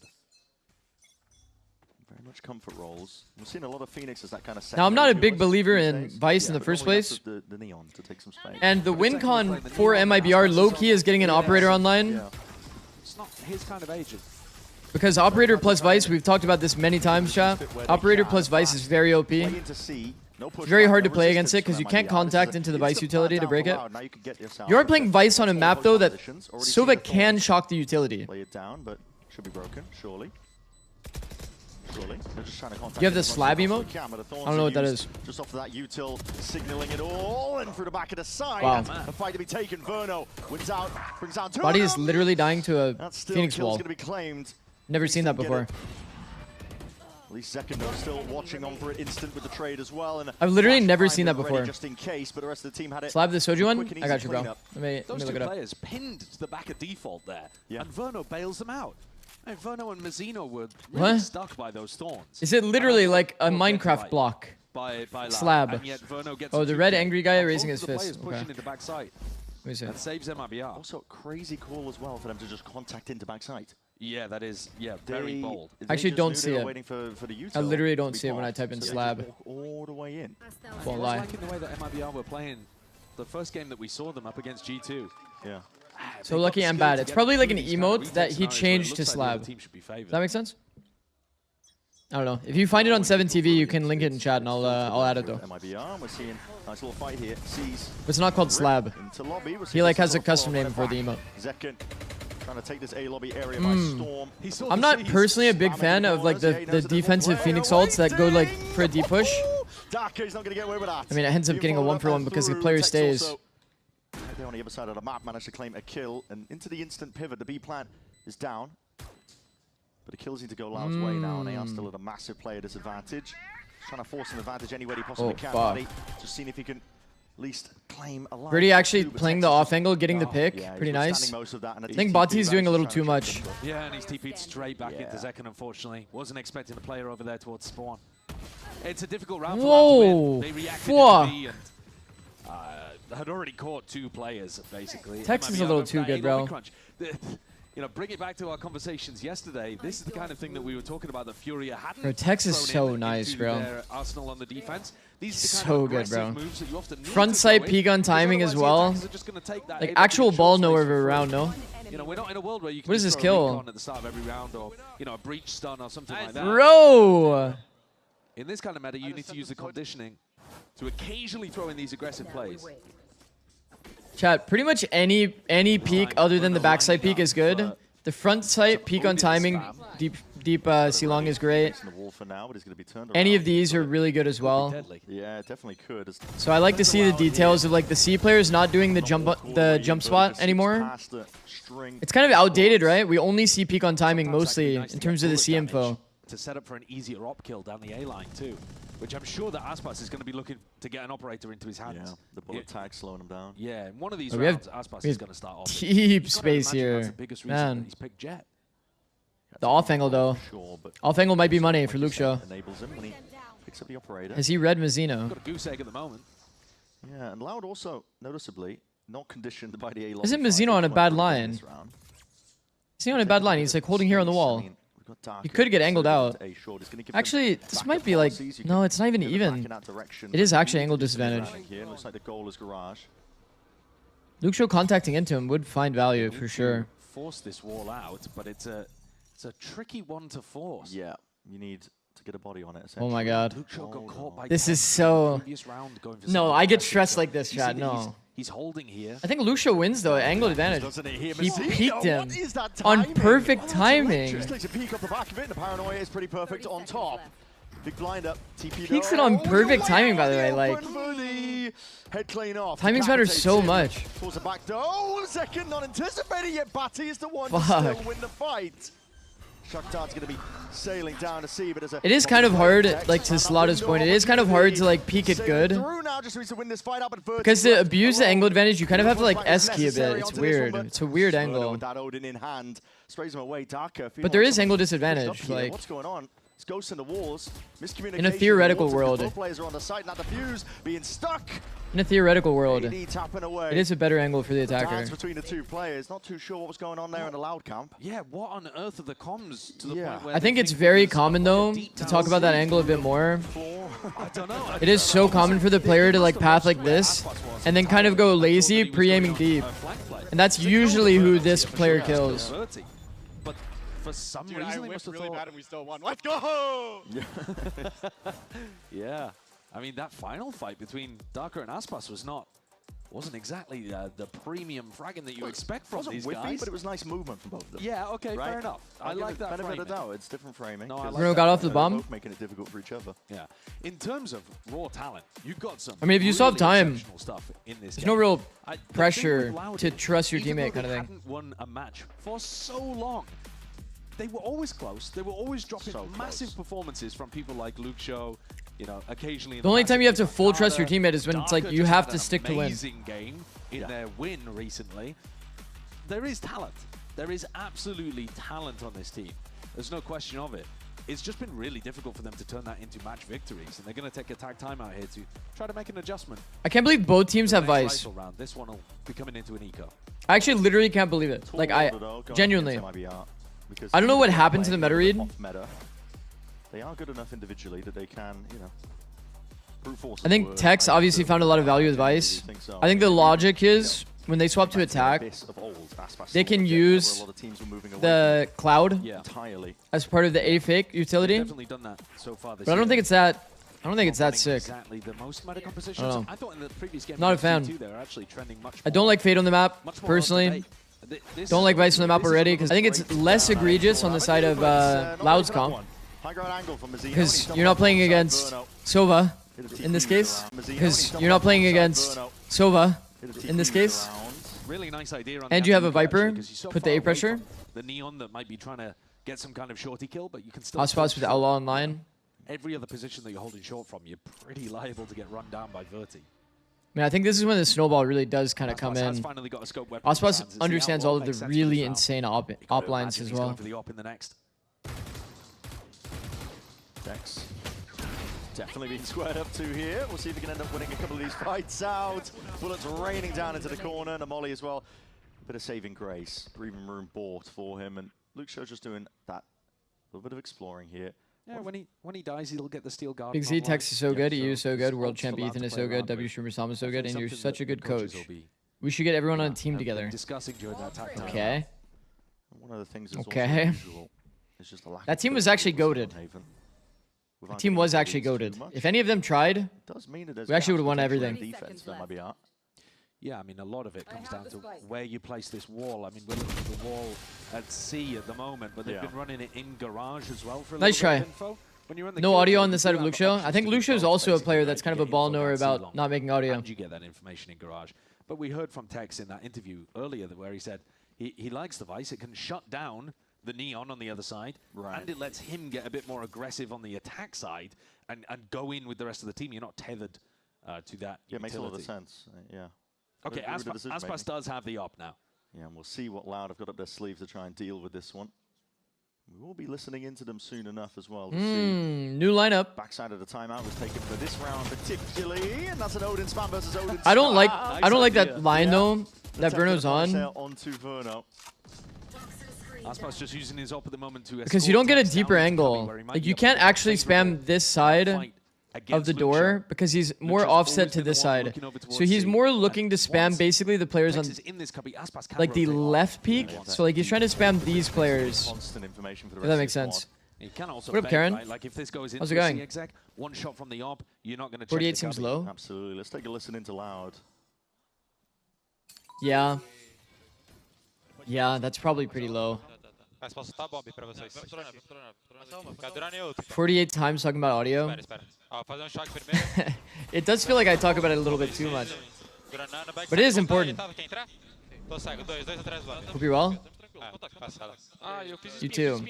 You too.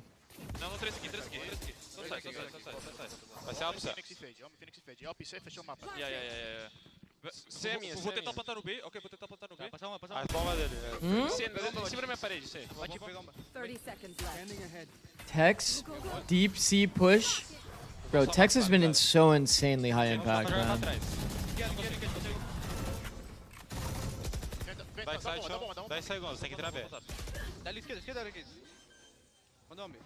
We have a one-way smoke, don't we? One-way smoke just lets Zekin full play the whole game. They never push him out.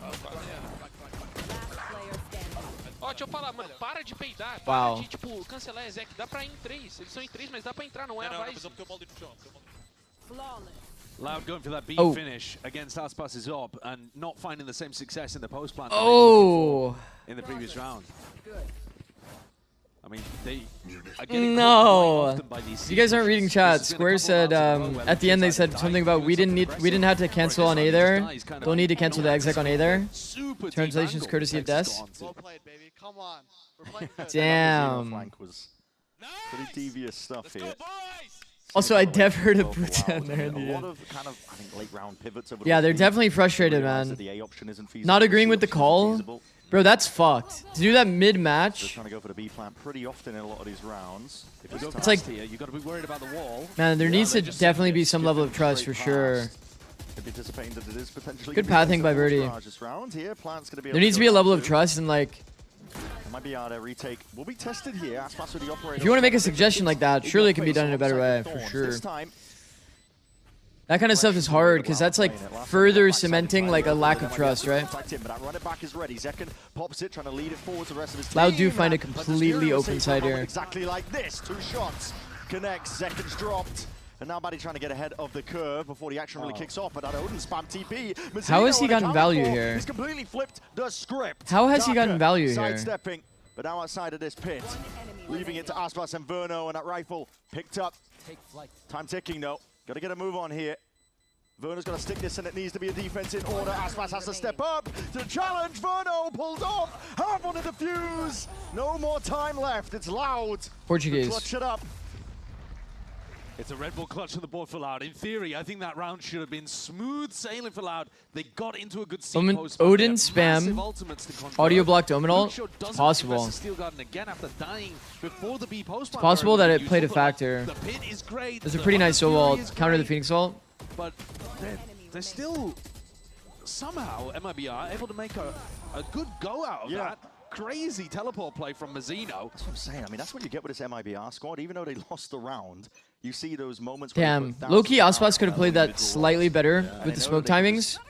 Make decisions like that. Aspas is smoked off. Yeah, it's a nice smoke. Puts pressure on the upper. Very well played, man. Very well played. Aspas. Honestly, I really like this smoke as well. We talked about this smoke a little bit, no chat? Get shut down. I do like this smoke. The one option that they do have is go forward and then try to play for this angle. And he will have 3,000 kills total. Because we do see a lot of plat players these days. International league to reach that number. There's that experience tenure. Verno. I think if you are playing against the op though, work, man. it's a bit better to just smoke top C, right? It's not like you're dealing with like KJ or Cypher, like deep info util. Instead, we have a Vice. So far, but this Vice ain't shit. A little bit too much. Does have the spike though. Doesn't have to worry about that too much, but he spotted out of his positioning, and Mazzino immediately just asserting himself onto the angle. Ready to take that fight, so already you can see MIBR, the cogs turning in their brains about how to turn that into a crossfire setup. I think one of the things that's improved as expected. Having a tagline is crazy. Worth giving them credit for. The little Off angle. Off angle was money. Are a lot stronger now than when we first saw them in America. Just ping-ponging off of one another. Yeah. And of course you're going to expect that because it's a new team with a lot of talent and they didn't get the most practice coming into kickoff. But they're now a lot cleaner with it than they were early doors in kickoff. Where they weren't able actually to make Santiago. We do see the Fade and Sova players playing a lot more off-angling into the contact, like when they expect it. Yeah, ever closer now. Has been kind of nice to see, no chat? People actually like willing to show their individual prowess rather than just always being like jiggly. Jiggle, safe kind of Fade Sova players. X-Ross was like obviously very successful with that at Santiago. Man, the peek on timing just catch, like he's just peeking into two. Makes sense. They should let him hunt. Get one off ult. Yeah. You've got to dodge the operator in the first place. You've also got to worry about where the Find Luke Show is if you want to try to run a fast hit against the op. And then at any point, you know, Zekin can just be flash re-peeking you. All across the map because he's being very mobile with his positioning. Chad, there's a world where it's better here to let him plant. Bati's calling. Let Luke Show plant. Luke Show's a great player. And then Zekin kills, and then defuses bomb. One more kill is all he needs. Yeah. That milestone will be hit. 2,999 kills in VCT Americas for us. It's kind of ludicrous, isn't it? That is monstrous. It's kind of ludicrous. The first player in any international league to hit the 3,000 mark. It's a ridiculous milestone. And honestly, he's been a little bit slow in these last If you think of that mid-game, you're the GOAT. It's pretty easy to think about those kinds of things when you're 5v1, though. That is a scary thing. That's the scary thing about MIBR. When you're 5v1, there's like 3 players on your team that are probably inactive. Phenomenal. Aspas POV for the next 1 minute 40. Yeah. You can definitely press tab and think about it for sure. Of being the 3,000. Nobody's going to be moving towards him, though. Or towards A here. This is very fast play, trying to take him control. But our Horde not dealt with. What is that control with the Odin? Verno locked in, deals with the dart. Still holding on towards that backside, controls a wall to see if he can supplement here. But a running and gunning will not help you out because Mazzino just drops down from the skies, deletes them all, and Darker. Good flood, good flood, good team fight. Trying to re-peek into it, but the Odin spray will just bring you down. Again, it's the little team fight aspect. It's, you know, Verno. The Odin is so good, even Verno is only buying it. On a swing, and Mazzino takes the perfect timing to drop from heaven. And you can't focus on Mazzino in that position because Verno's absorbing all of the attention in his direction. I didn't even notice. Counting killed Zekin. Just full Odin spam. Looking at the heaven drop. This is the stuff that MIBR's improved on dramatically. WW Verno, WW Zekin. To give it whatever buy they can get at this point, though, allowed. This time. Okay, what's the idea? What's the idea with our Vice ult? Usually an A end for most teams. He's got 1 round left. Hold on, this player's in mid. Deep A default.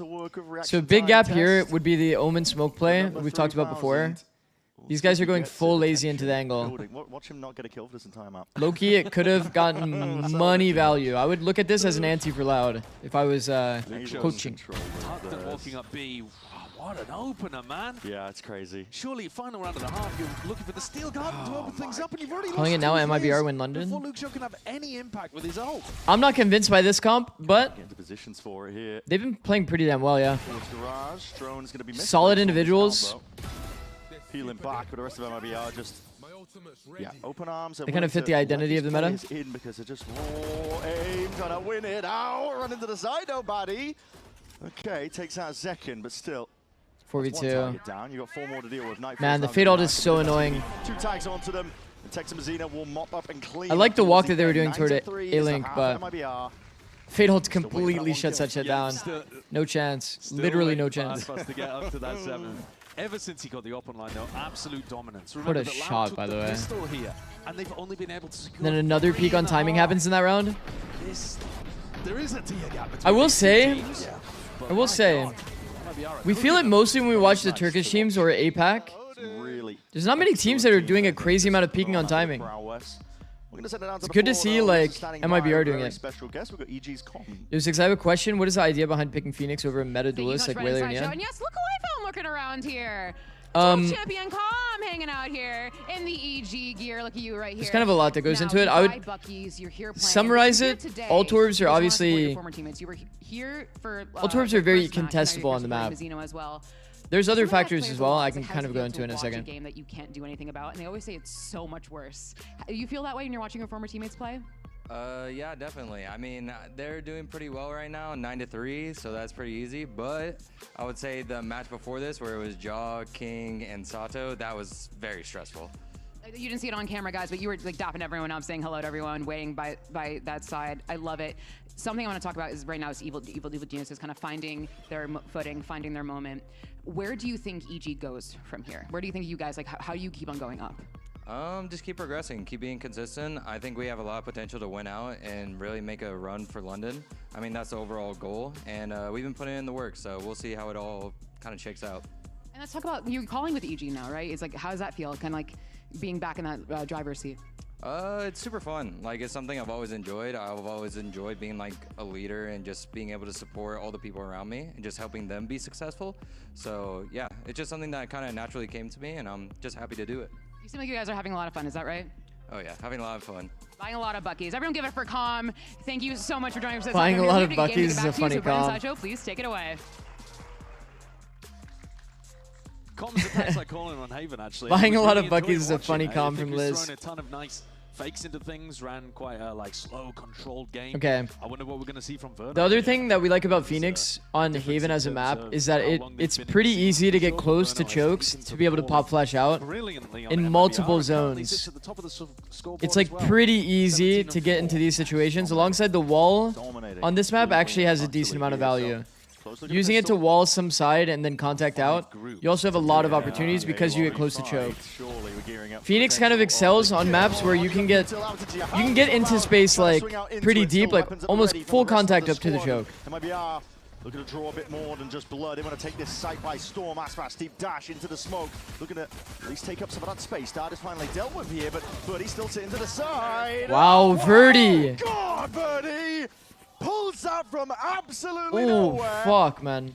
I mean, see that from his POV. Kill in the middle of all of that. That's ridiculous.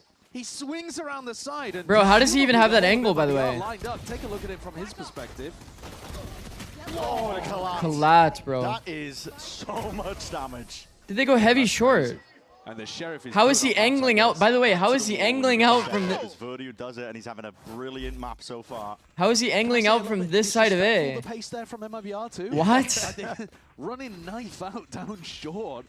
So Phoenix on Ascent would work because A main and B main are easy contestable for attackers. That's like definitely an example, but you can make it work on Ascent because both orbs are attack sided. But I think KO's a bit too overtuned. I do think KO's a bit too overtuned, and Ascent is more of a KO map. He is gonna get 7 kills. But it does have use cases, yes, Bimmery. Maybe the next map. Like I think, especially like a lot of teams will that don't have KO players probably lean into like Jet plus Phoenix. He's in the smoke, but what can you do with just the sheriff in hand? Kawazine! Got a stinger! And oh my god, Kawazine! Easy answer to play both? Nah. 4 kills. Phoenix solo duelist is way too hard on Ascent. Pretty much, nah, you can't. If you're playing like low entry, you have to like only split, and splitting feels terrible. A split feels pretty comfy on Ascent, but B split feels really bad on Ascent. Aspas still on 6 kills. That's true. It's so true. Wow. But listen, he's now going to have a rifle. Yeah, true. And he's the hard entry player. I mean, he is going to... I mean, Loud got 2 pistols. With how much we're hyping this up, I need to see... The problem is, are they going to get gun rounds? When it happens. Because it's just ridiculous. We'll see. Verdi, looking like he might want to go for a bit of a swing down A short here with that Outlaw. There it is. He's gearing up for it. Looking to see if he can take some shots. Bit of damage. Yeah, backs himself out. KO and Phoenix are very similar. When do you go for which? More aggressive option here being chosen. I think it is largely based on dagger value and open roofs. For example, if you're short, there's no great flash that you can throw. If you're garage, there's no great flash you can throw on KO. Pretty much have to right click. Over towards this A avenue, Mazzino. Good shot to be found, and again the contact is called for. There it is. Contact play from MIBR, like, bro. First player to do it across all our international leagues. It's Cowan Zine. You know, contact play is so nice, man. Both loud players, compatriot. Off-angling the flank is usually good, chat, because the player's not going to run around. Go for a little bit more. So you're in a likely 1v1 here with audio advantage, playing an angle that the enemy doesn't expect. Like Zekken probably wins that duel like 90-10. There you go, man. It's a hell of an achievement. It really is. I mean, it's not the mostly because the player has shit gun, and you're, you know, on the flank, so you're trying to like, you're not very diligent when you're on the flank there. He's like lazy clearing, which is like valid though, because he needs to. He doesn't have time to clear everything, you know. Yeah. And there you go. There it is. Huge congratulations to Aspas. Where's the confetti? Fire the cannons.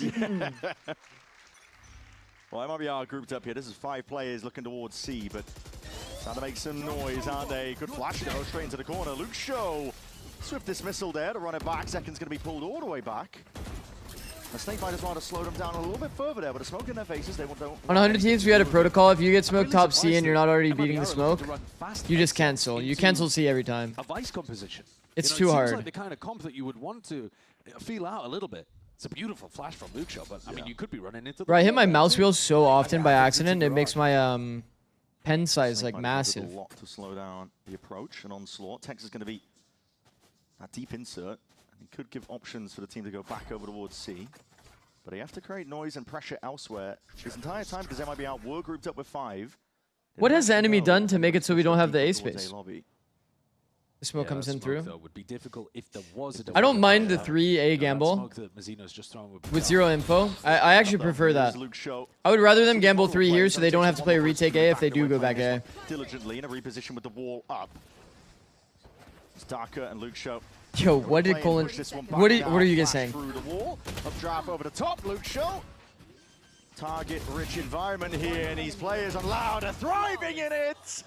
Loud have had 2 rounds that look almost the exact same. Round for Loud here, and they are not done just yet. It might be a ads? big round. Oh, I'm sorry, bro. Them, they are looking to try and drag it Shit. even. And that's the duo. I only got a 1-minute ad off, right? Last week too.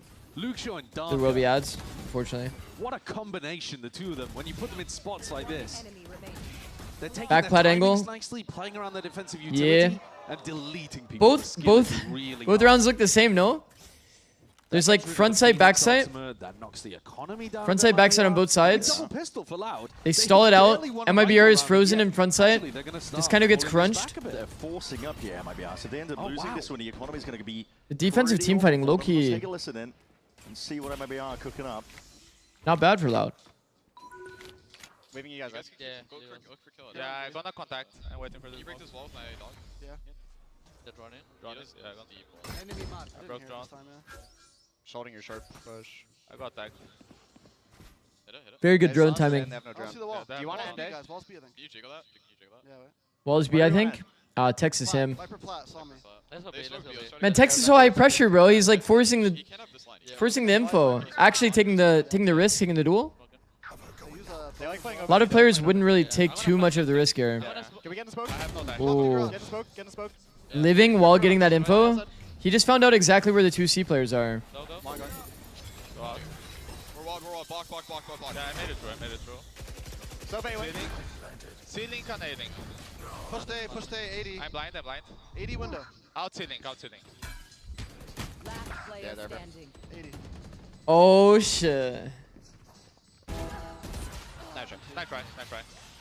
Tex low-key called the vice ball being on B. Difficulties there for MIBR, and like I said, they did force up very much in terms of the economy. The fact they didn't 3-2-1 it, get majority of people through, I mean, that is a really made that round for Loud to win. That's massively important. a bit harder. It's Luke Show really that does the dirty work here.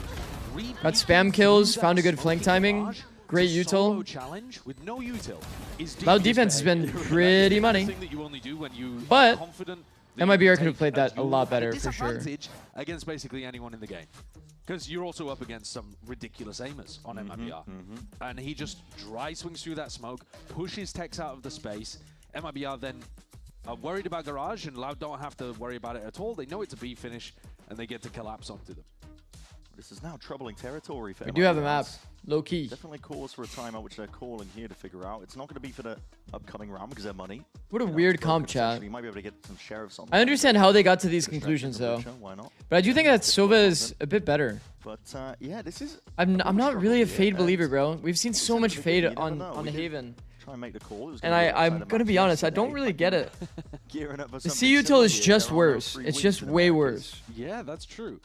Again, you know, MIBR have actually only lost 3 rifle rounds in this game so far. Right. And yet, you know, the score is still somewhat close, and they're heading into another situation where the score's probably going to be 10-8. Yeah. You look at the economy, it is likely going to be 10-8 and only a 2-round difference between them. But that's the power of the double pistol. Yeah, winning double pistol. Scope. And just winning that crucial Scope round Odin. where MIBR are forced. They're going very fast at the start of the rounds. Looks like we're going to see the classic spam here. Fast pace. Hopefully not a 140 dart. If you manage to stop us.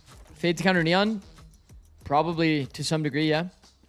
Do you think Fade is good for the counter to Neon? That's a good point, Potato. Money is tight. MIBR might be looking towards. I just like Sova more. I like Sova a lot more. Out through the smoke, in through mid. That is going to be hearing all his presence, and the call as well is made. Oh, he doesn't hear her. He's not thinking about it at all. The paranoia was sent flying forwards. And bro, there has to be. The wrong direction. That's a rifle handed over. His comms must be so loud, chat. Or because he's the one that's calming, maybe he's like Fade ulting himself. Down with these stingers in hands. MIBR, these guys are menaces. Can't be removed. That's Sparse. Swinging right into them. Shots going wide here entirely for Loud. Takes that raw individuality. Darker and Lucio dynamic as a duo, but it leaves it just in the hands of Darker now. 1v2. Spike still not down. Looking for what the players are. Given the perfect timing. Tex though. Bro, if they won that round, what the fuck? He's able to at least win that round out. A critical one here for MIBR. The best efforts of Darker and Lucio not quite able to recover that. They just sunk themselves into such a pit.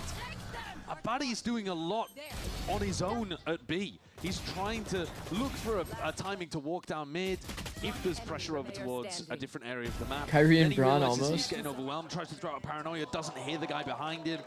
They donate a rifle at that point. Aspas has got a stinger, it just snowballs. You know, you find a single player when you're playing Aspas with knives like that, and it can get out of control very quickly. Yeah. Out of an instant answer, they're going to be looking to find over towards A lobby. God, look how fast that there is like old tech on this map. Yep. Front B. Instant reaction as soon as they hear that. You would smoke top C. Jet takes first timing here with knives. You tap orb. If this person sits in the open spamming the orb, you just updraft over the smoke and just blast them with the knives. It's actually low key kind of fire strat. It's like an old Saya player strat. But he would also he would get a lot of value doing it.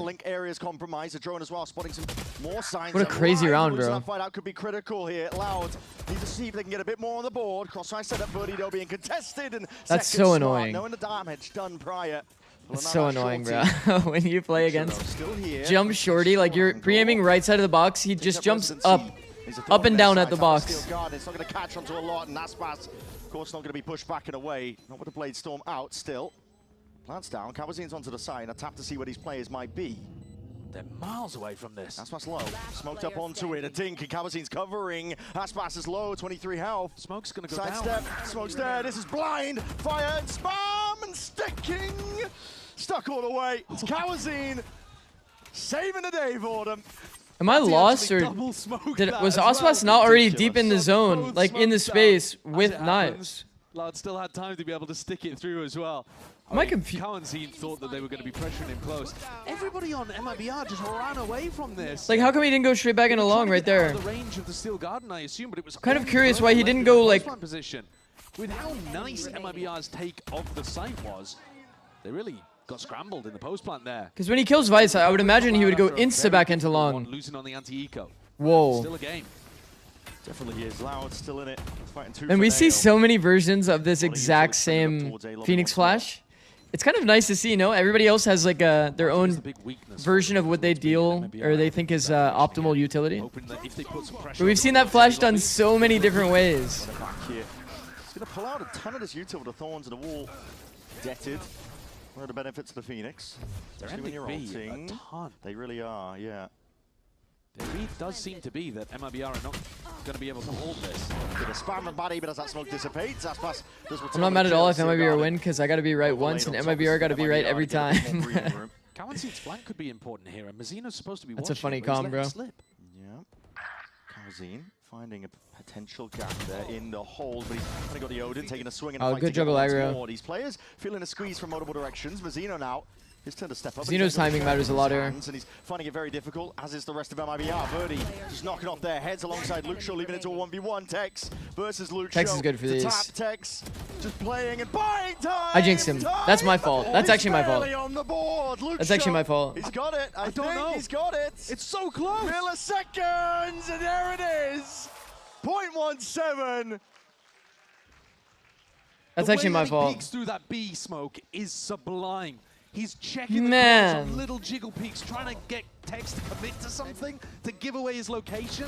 And eventually he shoulder peeks out, realizes that he's not tucked close right, so he goes for a wider swing, clearing close left. And because it's Luke Shaw, he hits the shot. What a beast. Really, man? Be mature. Cursing him. All right, this defense half is now Loud actually playing. I was talking about them not winning. Like, I don't mind Tex. Also, I don't mind Tex going for that fight because obviously he's favored the player going through the smoke. On a low-key theoretical type of conversation, though, he could walk out of the angle and then get him off half based on the time. But obviously, you also risk when you're trying to leave the angle, right? In case he goes through on that timing, you're like moving and shit. Yeah. Kawazeen is the only one. But there's a world he plays time instead. Normally, you'd want some killjoy utility at some point. So he's got a lot of angles to watch. He's a lone player on A. Could be cause for concern. More garage exploration, bit of a prowler. Not gonna be broken. Darker though. Feeling threatened. Sliggy and Zix together will be infinite curses. Valorant's just a funny game, chat. Valorant's a very funny game.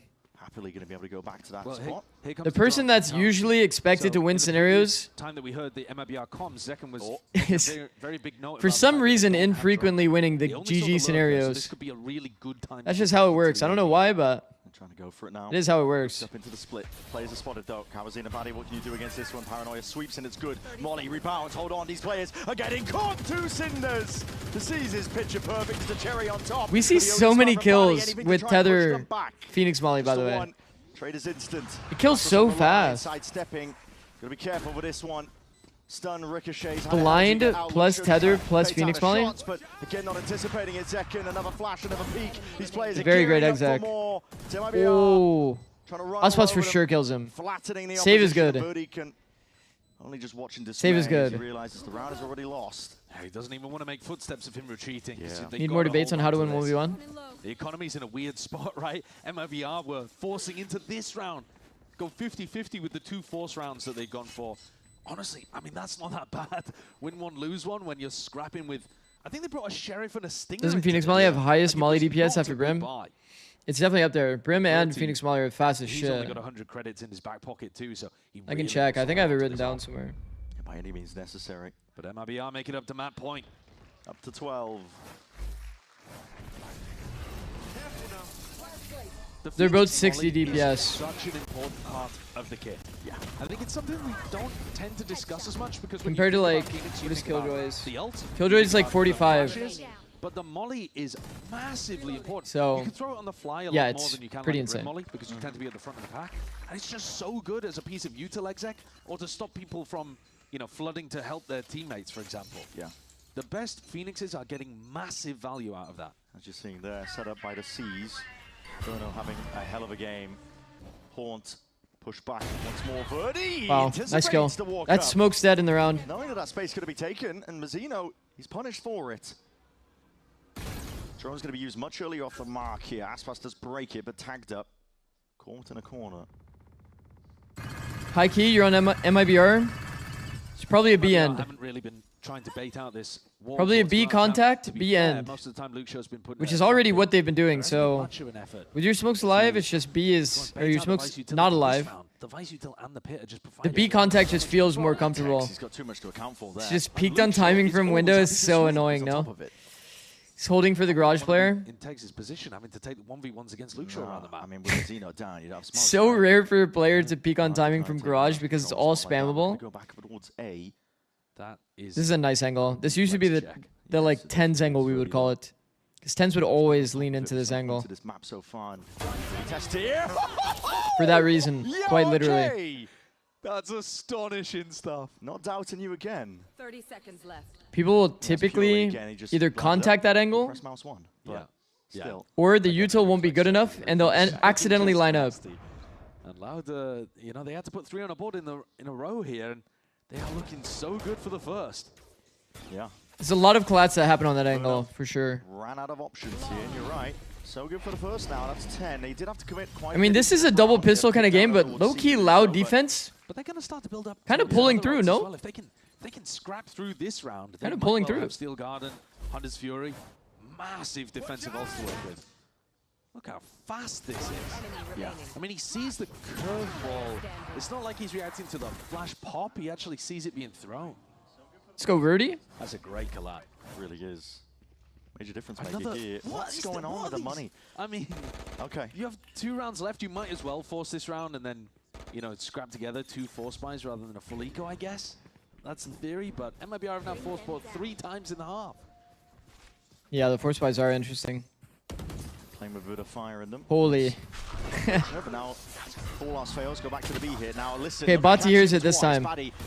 Last time getting caught by that one, but a spring down on top of him. Aspas was getting counter spammed in the process, but he do have that B side control plan. Could potentially go down. This is Aspas for solo plays. What does Aspas really do here?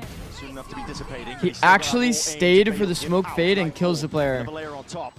Gets that tag. What is this crazy aura? Aspas is just running around. They're just giving him all the space, not even fighting him. A defining moment into the series.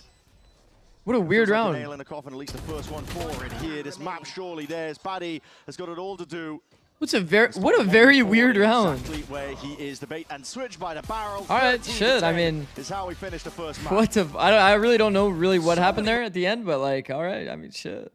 GG. The day, Aspas just decided, it's Darker and Luke Shaw that have been causing. Yeah, bro just took ceiling himself. He said, fuck it, I'll do it myself. Literally. Outrageous entry shots onto those players. And MIBR come out with the victory. Not bad from Lauji. Yeah. Honestly, not bad. That's certainly closer than the first half. I mean, they're definitely playing way better than kickoff. Significant resistance, double pistol. Their attack could have gone a lot better. There's clearly some argumentative moments within their team. But keep in mind, Chad, this is still with a sub. They're playing with their assistant coach. Map pick as well on Haven. Yeah. Got to see Aspas play the Jet. Got to see him. What's the next map? I think we have maps as well. So fun times out here. Now we Split. get to see how they work on map 2, their own selection. Absolutely. We have seen chat. We have seen their split. Split was honestly really good. Double duelist plus Vice. I'm definitely not sold on the lack of Viper. It seems like MIBR is just never going to have Viper in their comps based on their team identity, no? It's kind of weird. It's a little bit weird.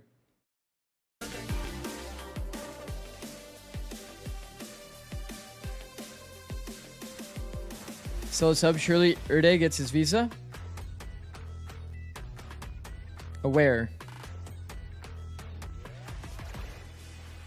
Yeah, that would be a shame. That would definitely be a shame. Every time, express like a pro and optimize your connection in one tap. Express in game without. This was whose map pick? This was Loud's. Loud's map pick. And to be honest, chat, like too, like if Loud have a better, they have a better attack, like it's actually easily doable. Outplay the world. It's time to express. Unlock free cosmetics. Their IGL is not here. Assistant coach is IGLing. They win one single gun round.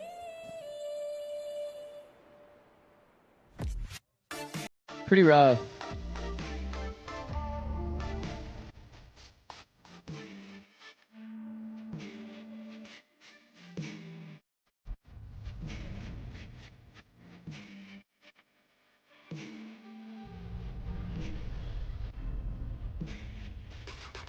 Hitting MV is kind of huge. It was very, very important for them, for sure.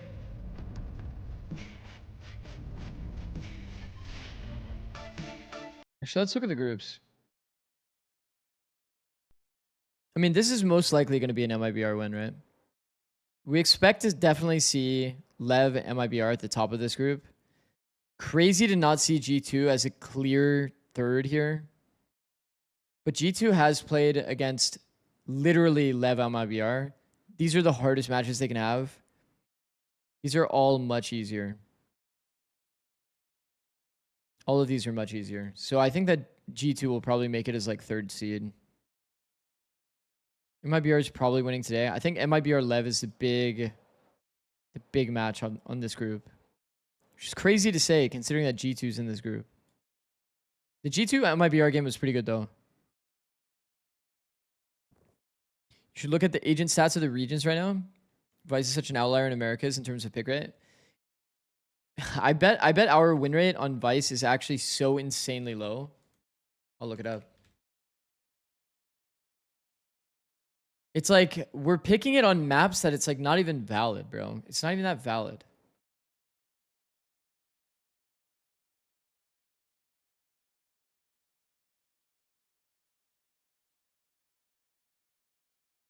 Okay, chat. Here's the 12.06 pick rates. So obviously Neon's being played a crazy amount. Fade, I mean, it's a fade heavy map pool. This kind of makes sense. These 4 characters obviously being played a lot. 17, this is overall. Now let's look. So 17 was the standard for Vice. We're seeing it 31%. So crazy amount in NA.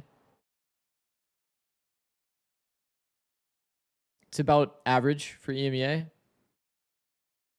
I think APAC isn't even on 12.06 yet.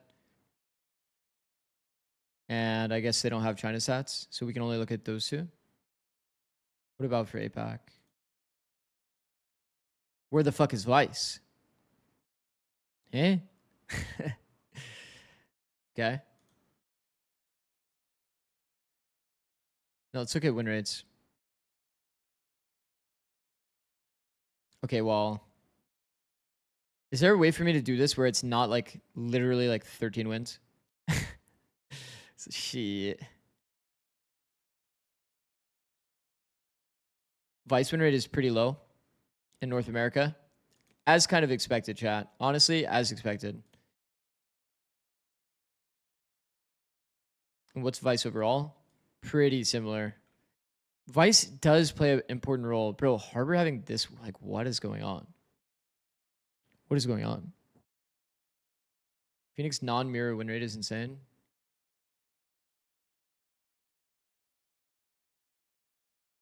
I guess this is round win rates. I would imagine you're talking about the statistic of like, not rounds necessarily, but more so matches. Why is Reyna on top? I don't know. This is probably also from like non-VCT events. So this is like a larger sample size. I would imagine this is like, I don't even see events here. Let me look at VLR instead.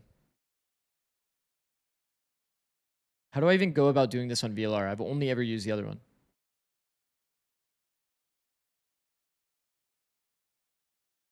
VCT Americas. Okay, this is how I would imagine I would do this. Stats, agents. Okay, I see.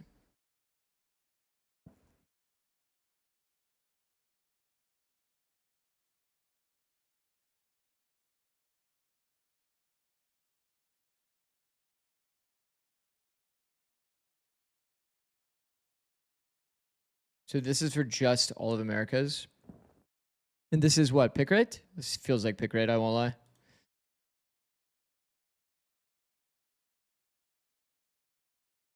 You're telling me Pearl's attack sided currently for Americas. I'm not going to lie, chat. I think like attack side has overall been feeling better for most teams in Americas. Our like defensive team fights feel so weak. currently.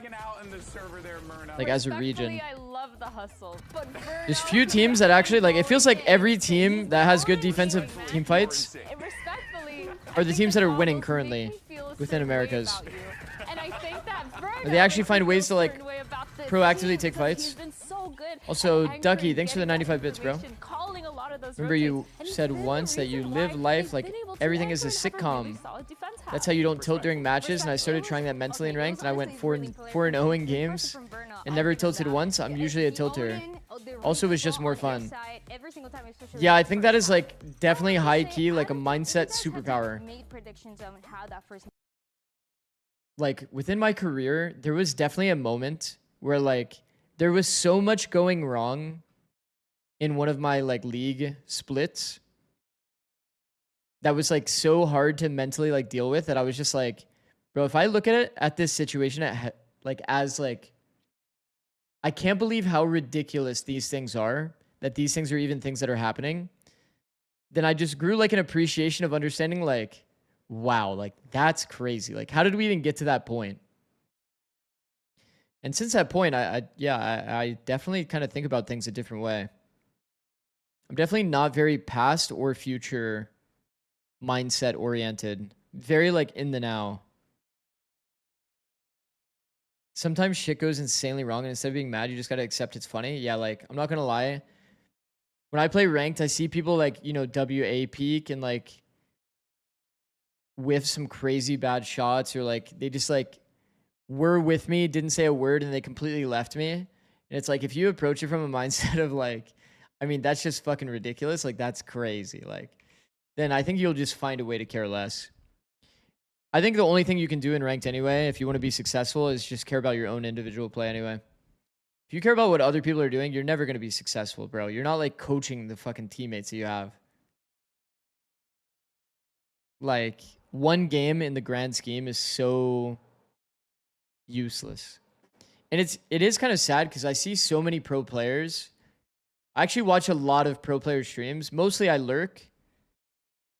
But so many pro players still have this mindset of like every single game matters. And they're trying to like win every single ranked game. And low key, it does impact their mindset a lot and their overall growth. If you do a bit more to ask yourself, like, how could I have played that situation differently? Ban split, first ban every single time in kickoff. Do a bit more reflection. It first last week. Why floated this time? What do you have planned? What's probably improve faster, right? Who was your first ban last time? To be honest, it's because we didn't have the time to practice in kickoff. Now we had the time, so split is a good map for us. So I think just leave it open and skate. Are you confident in your split? Always confident in my team, not only on split. All right, well, best luck on map 2. W. I mean, Loud has looked better, and they're playing with a sub assistant coach. It's a good map. It's a good map. And last week, best advice: just watch Val instead of play. That's also valid. It was difficult. It's also valid. But it was also against a really good team. Right. Dude, the coach booth cam does the Loud coach so dirty. I thought he looked like Farquaad from that angle, but he's actually good looking. He's a good looking guy, but he definitely does kind of get the Farquaad haircut. He's definitely not beating that allegation for sure. How important do you think playing ranked solo queue is for improving as a pro player? I think if you're an instinct-based player, if you're a player that gets kills based on like instinct, flicks, kind of like the more, I want to say like inconsistent version of the game, then it's really important for you to play a lot of ranked, like a crazy amount of ranked. Or if you're playing an agent for like the first time, you're trying to learn like all of the different reactions that someone could have. That's like how you fast track learning an agent, right?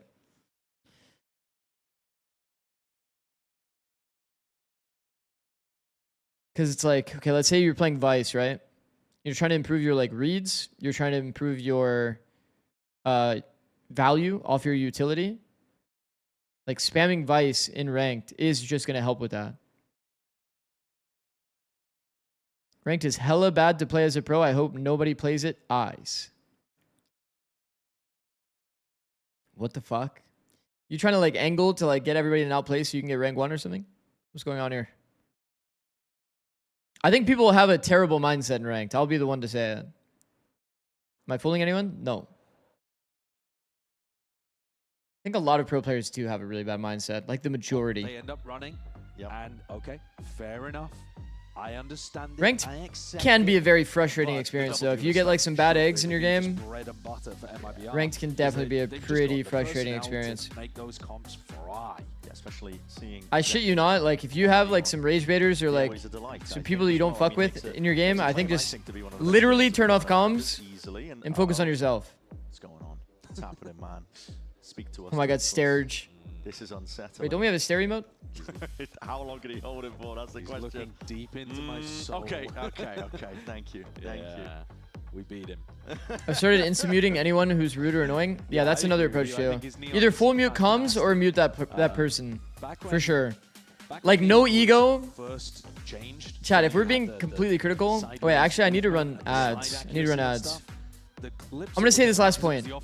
No ego, do not say the classic comm, I'm just going to mute you. Don't say this. Don't say this. Just mute them. No ego.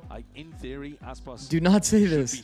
Do not say this. So many people say this and then don't mute. Because you want to like bait the reaction of the person. Don't do that. Don't do that. Make it about yourself. Just mute them. Don't say anything.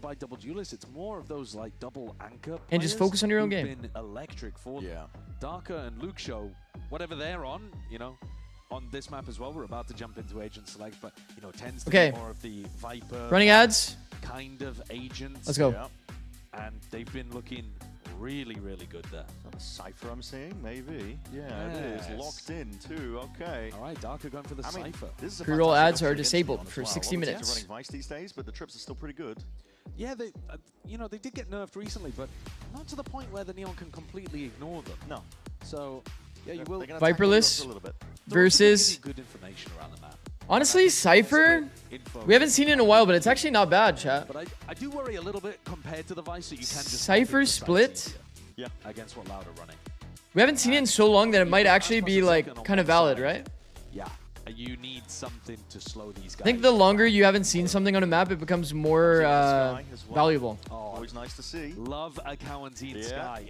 This might be. I think this is actually his first time playing Sky in this stage since he began. I'm pulling out my phone with cast. I'm gonna pull this up, man. I'm pretty sure we were casting Loud previously, and I remember saying that Cowanzine hadn't played Sky. Yeah. We were talking about it. I mean, Cowanzine is a genuinely extremely good Sky player. He's aggressive with it. He's about to say I favor Loud? Yeah. And it's just been buffed, so why not? Bring it out. Makes a lot of sense. In theory, yeah. It does. In theory, yeah. Right, not their map pick. See the timer ticking down. Into split we go. Not their map pick, and the fight against this MIBR also it's team the favorite team, MIBR. By all measures on paper, we were looking at potentially a one-sided matchup, but definitely putting up. Based on overall play, now we see what if Loud have a good attack half, definitely doable. Aspas and Zek in that dynamic duo on the duelist. Unorthodox with the Viper wall to begin. Because their defense already looked good. I think their defense will be good. They're playing against a Viperless comp. Loud already. They've got a bit of a trap play. One player's contact. Baddy's going to be holding that paranoia. By the way, look, chat. This is the effect of having no Viper on the team. One guy's holding the A line, 3 people can focus on mid. No worries about the gap. Stars are propped up in their faces. That's such a good smoke from the You'd be reading a B split every day of the week here. Oh, this is bad. Low-key, this is bad for Loud. Whenever you see 2 people in ropes, chat, it's a guaranteed B. It's guaranteed 2B.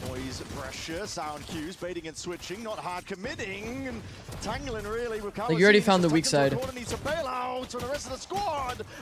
trades are crazy, bro. What a crazy team fight. Makes sense that it would favor MIBR, though. Up entirely, Baddy. In a spot like this, safe plant. Comes fighting, finds player. Double peek. Found an ISO. Wide swing is easy to trade. But MIBR come out on top of a pistol round win. Damn, bro. The ads actually ran overtime. Shit. Shit, I actually fucked up the ads. Fuck, man. I'm actually so bad.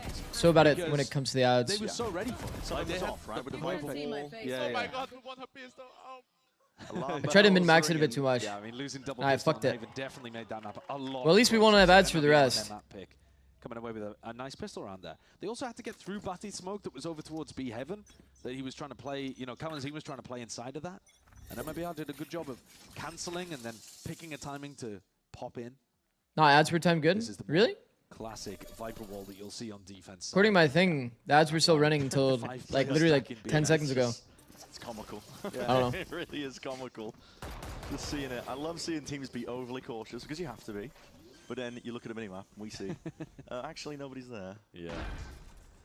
This is one of those rounds where Loud should just be looking to die to Spike, I think. Although it is actually a bit difficult from where they are. Yeah, they're kind of miles away. Yeah. And there's 3 players holding the flank. Playing exits, maybe? This route is a particularly good one to die to Spike, but all right. The problem is the ults on the side of Loud's comp are actually ass, like actively ass. He's not going to get that many kills himself. Feeding Aspas as well might be worse. Hold on. Taking a peek. He spotted absolutely everybody, and now he's going to be the reinforcements here. Slamming a shots into the corner. You're going to be rewarded.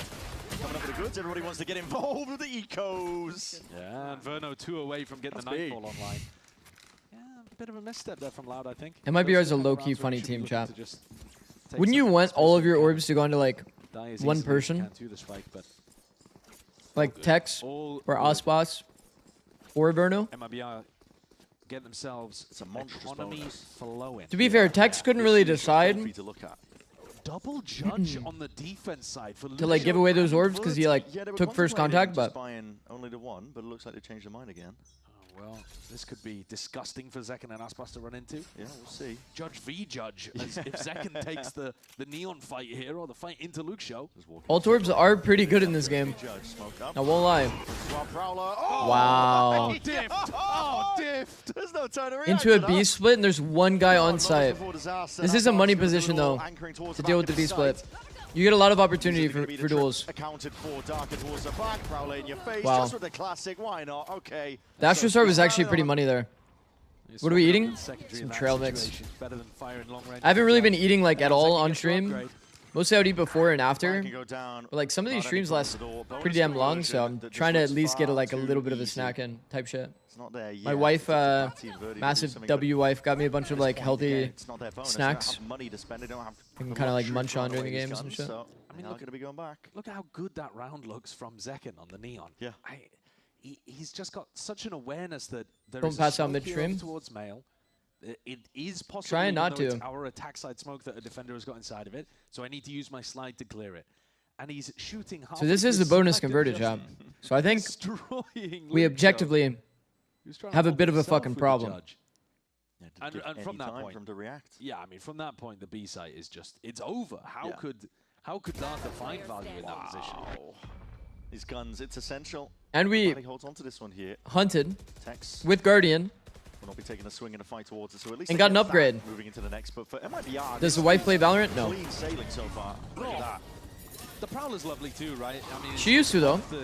She used to. Information of the Prowler is from Luxio's POV. Dude, I mean, also, make sure you stand up once in a while. How are you ever dealing with yeah. It's a different game. And that Prowler Neon I could do a bit more standing up. Non-ship Red Force absolutely pioneered. Yeah. I mean, that was I can do a bit more standing up. Ascension, what, a year and a half ago? Yeah. And the thing that other teams have only just started to catch up and realize is astonishingly powerful. Overloading you with util too much to account for. Once it's a nice more, eye. He's going to be feeling that firsthand. Yeah, the Prowler also eats the bullets. Yeah, for exactly. the Neon. Yeah, it's breaks across their placement. It's beautiful synergy. Messes their aim too while they're at it, and MIBR contact play into B Heaven. We've talked about it so much. Superstar player for Loud is getting bullied right now. Talked about it so much. And of course, it gets value.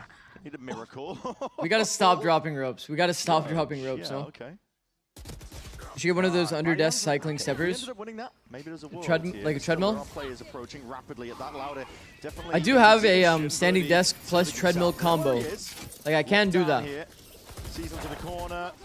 I don't have it like under me right now, obviously, but that is an option. We might employ good combination 1v1. Wow. I spoke Thrifty, way bro. too soon to count these guys out. What the fuck is going on? What a round from Verti. Do that for like one game per stream? My goodness. Maybe. Oh, we're having a judge off, are we? Yeah. What a play. I mean, I love the decision to go in through Heaven and get to elbow. And get into that position that you could make magic happen from. Power position from Verti is actually insane. the kills that he finds from that position, I don't know. Channel points for standing? MIBR knew that he was in elbow. Yeah. But they probably did not valid. look ready to Probably take also valid. That's going to be a crazy statement for me. But honestly, the only hard day in terms of watch partying is yesterday. This is very fast. The one that's like almost a guaranteed like 13-hour stream into like a small break into 6 hours. Now MIBR trying to activate on the extremities, trying to push 6 hours of 8-pack. So much util to get through here onto B. It's like Fridays are so brutal. Doesn't clear trips like it's anticipated because they have been placed further back. Yeah, really smart stuff from Darker. Does Sliggy do it every single week? Trying to get some the crazy like Friday schedule. Knowing the Darker's playing like, that's mental if he does. That's like impressive, genuinely. Because even I skipped 8-pack the first day when I thought it was going to be like lower quality games. And the round slows down a lot. Yeah. I mean, if you contact he's a robot. Yeah, valid. Fewer clues for Verti to start pushing the tempo up against you. Oh, audio of the drop. Audio of the drop, but he still holds it. Oh, what a bait. Like they are running audio abuse. Smart by Verti. Contact. Saw him, bro. He actually angled it so perfectly that he saw him. From the judge, and you really want to step into this one. How the hell do you even approach it? They somehow successfully navigated. They did have to pay Vaspas's life. Mazino forwards, hearing those rotates, and again he capitalizes, pouncing on the Chads. There's cracks that have been opened up here. Look at the walk around glitch, bro. Despite that player advantage, Flash is avoided, dodged. Guess he Tex as well. Gonna keep the aim clean, but it's time. Pressure on them. Still covers. Tex is gonna get the free kill too. Oh my god. Somehow, how? Navigated by MIBR. Sliggy will no sleep for 20 hours and still stay up to watch Team Secret vs Zeta. That was kind of me yesterday. Oh my. That was actually me yesterday, literally. You know, he works that lurk up into A heaven, but from there, when you've got I was awake for 23 hours, 22, 23. We streamed 18 of those hours. And take them both out. Kind of insane. But he does it anyway. Shows you the depth of talent on MIBR. Get themselves into tough positions, doesn't matter. Yeah, that's the dangerous aspect of this MIBR team is, like you said, they're a player down at a disadvantage, but all of them individually, they know what they need to do to try and win the round in that spot. Yeah. They know the right risks to take at the right moments. Yeah, they're very happy to play make. And they've knocked down Loud's economy. Verti, though, still has the money for a judge, so any round is winnable. Yeah, not counting them out anymore. Yeah. And both teams looking to make adjustments. Rod speaking quite a bit more than Romanilli, who's taking this time out, but it's the rest of the team that are kind of having their discussions. He's already had his input. Did you pass out as soon as you hit the pillow? Pretty damn fast, yeah. They've been in some pretty damn fast positions, but the power of MIBR has been overwhelming. Yeah. And yet to really see that duo that they heavily rely on of Darker and Luxio coming alive. No, sat near the bottom. One kill apiece. It's really just been Verti. I need to figure out an off day. Doing the most here. So I can actually like full catch up on my sleep. Looks like a bit of a trip towards. Looks like a lineup. Break the trips. Over towards A as well, so moving. Like that. Cypher set up around, even though they are on a weaker buy. This is a nade that's lined up. So this is essentially aimed to see if we can clear most of the trips up onto the side. We'll see if it clears that one deep onto the A. Sights. One little tendril. Yeah, there it is. Well done. Yeah. Smallest little piece of the grenade just bouncing off, and now with the stars layered down it. I like it. Then they fake the ramp to put the attention toward ramp and then pop out A. That's like an NRG approach. NRG is usually the team that does that kind of style. They'll do the fake ramp control, then pop out A main. Try to pull people toward heaven. Thinking maybe if Loud have weapons in that scenario, maybe they can work their picks a little better. Find some moments. You'll definitely see NRG with that exact same approach, literally in the round. Not in a good spot. No. And MIBR are now built up to some exceptional ultimates. Showstopper online for Aspas. Nice. Good double. And they have such good. What an insane shot, by the way. For getting rid of Darker's utility. I mean, we called it out on B as well, where it was unusual because Darker's trips had not been broken. But in a general theme, Aspas is going to be using his nade, or sometimes his blast bags. It's pretty crazy that they're so ready. So that they can get in. Yeah. And they're so ready to deal with the Cypher and have set nades for it. Thank you, Medicify. Another 5 gifted. W, bro.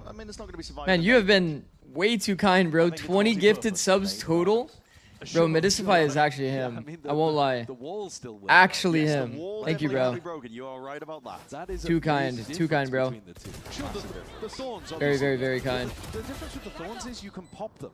Like as soon as you hear the raise name going off, massive W, you bro. Thorns and you actually still get some value out of it. Right. Whereas the trip, I mean, what, you're gonna run towards them and pick them up? That's not scurry around like, oh. Holy shit! Every single day we get a new like all-time high on the sub count. It's actually crazy. 5-1 here. We need to see something. The growth has been money in order. Unreal. Unreal, like again, these unbelievable. Well, I lost 2 games. GG's. One towards mid. Gives a bit more free reign. Nice try. Here. They see that prowler. Good attempts. Forwards. Will it connect? Not quite. Only covers the one avenue though. It's up to Target to see if he can hold back the rest of this one. What a shot! Showstopper. Held for now, but now let loose. Just sell straight. Raise Rocket went deeper. He's still alive here. Calm as well to spot where these players. Ah, but Verno's there to defend it all. MIBR has like no space. Putting the hurt on them now as well. Completely on site, but I don't think they care. This flank is going to be caught by the wall. Good information. Verdi's going to have to rejoin the rest of the pack and around. Massive player advantage here, but still the kills can flood in. Still trade intact. Kalazine ready for the response. Ult expended. Seekers. 2v2. See if they can pinpoint, but a lot of them going to be broken. Deserved. Your watch parties are amazing. Thank you, bro. Thank you, Socks. W6. Thank you, guys. They still don't know where Verti is. They've still got to be worried about the flank until he shows his face. Yeah, look at them. Everybody is way too kind, bro. Yeah, just a tap as well as pulled these loud players out. Bro, this is what I'm talking about. On a wound, they just couldn't resist. Imagine the world where MIBR, if MIBR plays this round like how G2 plays rounds, you know what I mean? Suddenly Verti's all over you like a rash. Just pay attention to the last 2v2 interaction, right? G2 would usually like just chill. They wouldn't really take this double fight. They wouldn't take this double fight new box lane. They double peek new box lane, catch the enemy team while they're literally both double throwing utility. Yeah. It's so good, bro. They group up. 6, you have your cap on backwards. Trouble is with the nade, it does clear the way in that choke point, so. Yeah, but look at the We're too kind. Chat, let's start being mean. 6, you smell bad? I mean, fucking hell, I showered. I'm trying. Tag him up. Does need to be broken. Your message got deleted. Taking a look at the money and the fact that the boombot got broken. That's crazy. Yeah, it feels suspicious. Yeah, it feels weird. Oh, they're gonna go for the steel garden into a B split. Well deserved. Thank you, bro. Thank you, Midify. You're actually the GOAT, bro. Fast lane forwards, but Luke Show again, just perfect peek from Aspas alongside that Prowler. Too much to account for. It's overloaded Luke Show and now moving towards. And when you have a player like Zekken on your team and you're a person like Aspas, it's so cozy, bro. It's so cozy. It's too much. Bro, Zekken's hard entering. You know what like type of duels Aspas is taking? Because it showcases it's full chill mode. Whoa. Normally when you're thinking about Zekken and Aspas, it's full chill mode. He just slowly angling out, taking a good duel from Rafter. There, Aspas is peeking off the Zekken, as you would in a solo zooming around, bro. Great opening, and then you get to see Zekken full entry, zooming around everywhere. Jumping through the smoke to set up Mazzino for the kill. Yo, egged open. What the fuck is that? He does the most, right? To set up that kill into the back of the side. Uh-oh. Coordination for them. Brad actually hit the at des. Like a pre-at des. Up slowly over the months that we've seen them as a team. Yeah, raid boss slowly being formed. I low-key need a Zekken to my Aspas. Santiago at home. Yeah. Yeah, this is a dangerous team that's got their eyes set on London. Yo, Kalazine has the lowest crosshair placement I've ever seen there.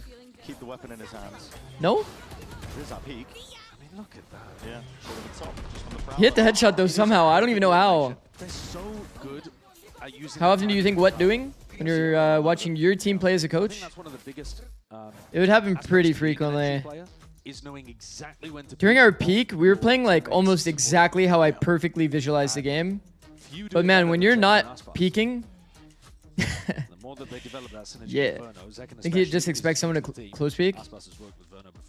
I think if you're predicting like a slow contact, like clearing space, this is a difficult map. People usually walk like the deeper angle, but maybe. But even the close peek was kind of like. They were in a difficult position there. It's kind of low for the close peek too, no? Am I crazy? And they're getting brutalized currently. Am I crazy? Brazilian matchup too. Oh, don't. Are the Red Bulls in the fridge only for the commercials? Yeah, it is the second time I'm being used by Loud. I think you like can take one, but it is there for a display, yeah. Put into a corner here, and they have to dig themselves fully out of it. The only Loud round win was the Thrifty.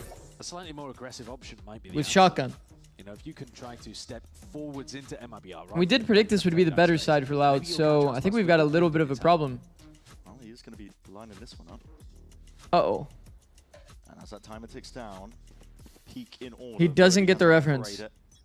Might try to go out Oh. with it, but might just try and just hold the slightest of off angles, waiting for those signs of life. Fast lane forwards. Oh, my fault. Into it, but already seeing it. Okay, spotted out, stun. Ricochets does connect. Big reveal. Second. No way. What? Second spammed him back because he's spamming with Vandal from heaven, no? But he is being chased. Hot on his heels is Aspas laying wait, and he's Retaking with Judge. Taking up residency. Lucio upgrades. He wins. He kills the site player. Making himself known and noticed.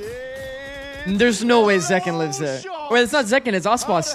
What? Why did I think it was Zekken? Into a corner now, though. They know precisely the position to be shooting at, and Aspas will finally go down. Overdrive. Maybe it was like his movement that made me feel that way. Zekken looking to stave them off. It is kind of random. Slows it down enough, and stray shots again. Buddy just finding his mark. Mazzino just trying to assert himself inside this cage. Loud finds a way somehow. But through it all, Loud prevail. That is a weird round, man. What is going on there? Is a strange round. You could hide it all, I think. A couple of those elements. Let's see the kills, bro. You might be able to convince me as a bronze game. The spam here makes sense off the trip. Before the nade clears it, still gets the kill. When you get hit by a trip, chat, you should, if you can't break the trip, try to predict where they will spam you from. And spam that back. Does that make sense? Because the player will feel pressured to peek the angle and spam your X-ray. So there's a world that you can spam them back. Whenever you get the chance, look up Nip, Alu Red Bulls. Okay. This time a bit of a deepenator, but he can't really step forwards. It's still adjust with that aim, but trade is instant. Tacked up, I believe, slow to a crawl. Zekkens. They 1-for-1 the Opper and take A site. They don't have heaven control. This mid-trip actually completely shuts down Mazzino's position. Mazzino's been blocked off. Whoa! He jumped it! He's jumped the trip. What happened there? Oh no. Oh no. Aspas with the op, though, is going to be missing his shot regardless. While all this occurs, the plant is down, and Mazzino might be hoping that he can find a bit of a strike. Did he hear the jump? I don't think Lucio's going to suspect for a moment. He's coming from oh no, he doesn't. To the other side. What is that? That is so annoying, chat. That is actually so annoying. No? There's no pull. That is so annoying. Like, what is this angle that he's even holding? It's a dismal position, yet time is mounting the pressure. Wow, man. Zekken, you can't be doing this to them. No, that's too annoying. Time the circle has already shrunk, and time is against you. It's a round win for MIBR, nevertheless. Low-key, they one-wayed themselves for Zekken to get freebies. Retake smoke that Loud are walking through. And Thoughts on the MIBR comp? As a one-way. Viperless, I think, is... What's happened?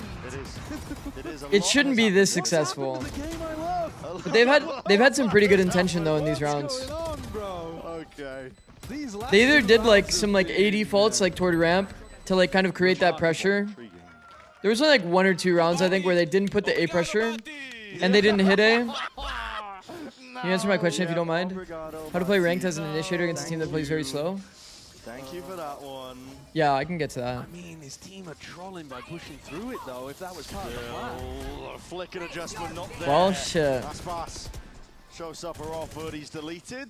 Against a team that plays slow, don't use 140 dart. Running a scrim at this point. Don't use 140 util. You want to re-clear where they make noise. That's the best way to play initiator against a slow team. Hands it over the operator. Zekken already looking up towards heaven. 3v5. Darker adding audio here, maybe to bait them to stay in this setup. But Loud still opting in. And contact the other side. Not bad. And it's a save. Okay. Well, they've got 2 and it's a save. Yeah, you might as well. But yeah, it's a lot of like, for example, if the team does like, let's say a B default on split. Being able to re-clear this, or if they do like an A ramp, these are like the two like... I mean, I would say mostly the ramp default is the common one, right? What you would do is don't use 140 util, and then use the util after to see if they stayed in the space. Going 1 for 1, a couple of times going 0 for 1. Mazino donates his body to the cause because that's the game we're playing. I swear I've seen you bait people in HLTV forums. Bro, MIBR is overrated. You're actually famous, no? Yeah, this. I mean, I'll say it. Yes. I'll say what we're seeing. Yeah, they're 9-2 up while playing some sloth. Yeah. Sloth Valorant. Yeah. Noted, plays smokes, not recon. They're not scrimming the A hit anymore. Man, that was actually a dad joke. Okay, fair enough. I mean, Darker is putting double trips there. Oh, they are not ending A again. This should be the hard side, I'm not going to lie. I think this one is full chalked. It's the last round of the half. Mazino breaking the dog there. Hit in your face towards mid will cause difficulty. Lurk smoke toward A. I do like the idea that playing Viperless, you are doing something toward A almost every round. Forcing Darker to use double trips over it is good. MIBR does at least have a decent game plan. Do you think there's a chance no NA orgs qual to London? I think it's unlikely, but possible. Honestly, Crew, Lev, and MIBR, I mean, if we're obviously not counting MIBR, then it is possible, low-key. Crew, MIBR, and Lev have been looking fucking nice. I want to see if Crew maintains, though. Didn't get the plan down. Guess we find out tomorrow, right, chat? Yeah, hold on. Maybe thinking that he did get it. Yeah, he just came off the plan. Fury as well has looked good. 3v4. Still potential. True. Here. Fury, I wasn't even considering Fury, but forgot that Fury was a team low-key. It's not a bad idea, but it does look funny. Fury, MIBR, Lev, Crew. There is a lot of good talent on the LATAM teams. Gonna square up and take those fights. One hell of a high-low. Is it over for NA? I mean, the NA approach to the meta hasn't been super impactful. It's not quite a triangle. Well, I mean, it's a line of Can we say Furia is an NA? Technically, yeah. Okay, fair enough. I mean, a lot of these teams are like kind of international for sure. That's a terrible analogy. I'll do better. Yeah, please. I'm so sorry. But it is a LATAM org. Is what we're looking at, aren't we? MIBR, and they're all smiles, they're all giggles here. Yeah. The high-low of death. I mean, that's what I'm saying. That's what I'm saying. Let's see you on the other side.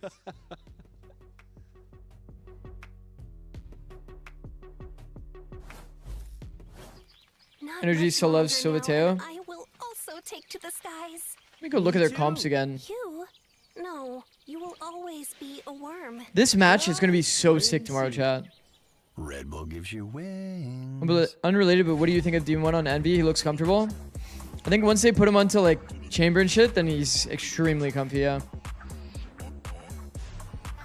Oh yeah, chat, we remember watching this split. We did not like this split. We did not like this split. I think Pearl, this comp is still pretty meta, and a lot of teams have kind of taken this comp. I don't mind it. One thing that does feel kind of bad, though, because you're running the same comp for, like, a long amount of time, low-key, your playbook is, like, overshown. You know what I mean? There's only so many strats you can really make on a map. Like, if somebody's watching your... Like, if somebody's watching your Pearl, you low-key are, like, already red. The fact that a lot of people are copying this comp, too. Demon 1 is 5-0 on chamber maps. Bro, like, Demon 1's performance individually was fucking insane. Like, high key. He had so many sick rounds, bro. Jet Chamber just let him focus on his crosshair type shit. If you guys weren't here for when we were watching that series, like, Demon 1 is one of the only players in the league, in our league right now, that's, like, crazy aggressive in terms of, like, space gain. We have very few, right? Demon 1, Luke Show. Who else can I even say? Like, actually, like, actively always looking to take, like, deep lines. Like, taking a lot of risks solo. The type of player that's, like, stepping outside of his chamber TP. Loud will be hoping to put a lot more pressure on them in this next. Like Yorus across the board were getting away with it, so everyone was doing it. Hold on against that exec that MIBR everyone was doing it, but now it's like there's no Yorus, so like nobody's doing the super deep lines. So they're like info starved on, especially Pearl. Ospas also does that at times for sure. At times for sure. A judge, and he's got a shorty in his hand now. Yep. Teo KO. That's like Pearl Fracture. Yeah, I do like Teo Breach more, but Teo KO is also nice. I do agree. KO is, I mean, okay, well. Okay. It's looking, Tag Demon 1 just try to fight Zeppa mid every round. Bro, like, that Haven map was just Demon 1 says, I'm going to take your A line. It's disgusting. What are you gonna do? 11-2. And then they were just like, well, shit, I don't know. I don't really want to fight you, bro. Second is dancing in front of them. Yep. The pistol idea is somewhat interesting from Loud, right? You throw a shorty into Buddy's hands. They've got pathing to get him really, really deep. Oh, no, just kill them. Just kill them. Zekin is so good, bro. Zekin is so good. And especially when your hard entry Neon is like fragging too, it's like, these are the games that turn into blowouts, chat. When you're selfless duelist, that's hard entering is killing people. It's so easy to play with that. Verdi's topped up. 3 Spectres and a judge left remaining on MIBR. Had to be a force-up for Loud, didn't it? But, I mean, there. 2 Sheriffs on the other side. It's RRQ T1. That's going to be an insane match. That's the difference. The next 2 days. Like, NA's next matches are also incredible. And Loud are going walkabouts in spawn. Maybe straight 2 of the top 5 duelists on one team. Valid. Valid, for sure. You could get on and they have, like, a good style matchup in terms of their team identity. Not getting too silly. No, because at the end of the day, you have to show a level of respect. Tech's probably been the best Vice player that we have. Wide swing for Verdi. Fuck with that. Fuck with that. APAC is in nice wide peak with the Neo movement. 6 hours. Not quite. Plant's going down. Next I can hear that from the sound. Next frame, please. There we go. Got that one ordered up for you. Trailblaze it. All right, this is a big 3v3. Body does come ahead with the first pick. They hear the player going up male. Aspas rare audio given. Probably because he has Judge, to be honest. He's got a blast pack as well, though, Aspas. Actually, definitely because he has Judge. Bro, he can't contact with Judge. What? Nah. Forwards blinded though, and Kawazine running circles around him. A necessary round here for Loud. Who clears hell like that? Bro, no, I'm actually so mad if I'm Omen, no? Landing a critical flash at the end in the 3K. Yeah, that's a. Who does that? That is a big one from Loud to save them. Birdie being able to get that wide peek into B main sets them up for success in the B post, man. Easy to be overshadowed when you got the goat and Aspas. Valid. It's hard to shine. Down the best attack side you've ever seen. Hard to shine, but Verno, Mazzino, and Tex are extremely capable players. I don't believe you, but it's possible. Like, the last matchup kind of really showed that. There's a lot to talk about with Zekin, obviously, in that series as well, but, bro, the Tex value in that series was fucked. Like, actually fucked. Oh, nice stun. Wow, good read, bro. Unspotted. Remember, we said that this is an S tier spot against a B split. Low key, if this smoke wasn't there, he actually kills Verdi for free. Now it's kind of a problem spot. Yeah. Got plenty of bodies though, and the guns at the hands ready for anything that comes their way. Okay. And so you can get Seekers online as well, so now they've got an ultimate that they can try to use into the next round to put themselves further onto the board. Somebody asked me a long time ago, I didn't even notice. What would be a good one-way smoke for sight?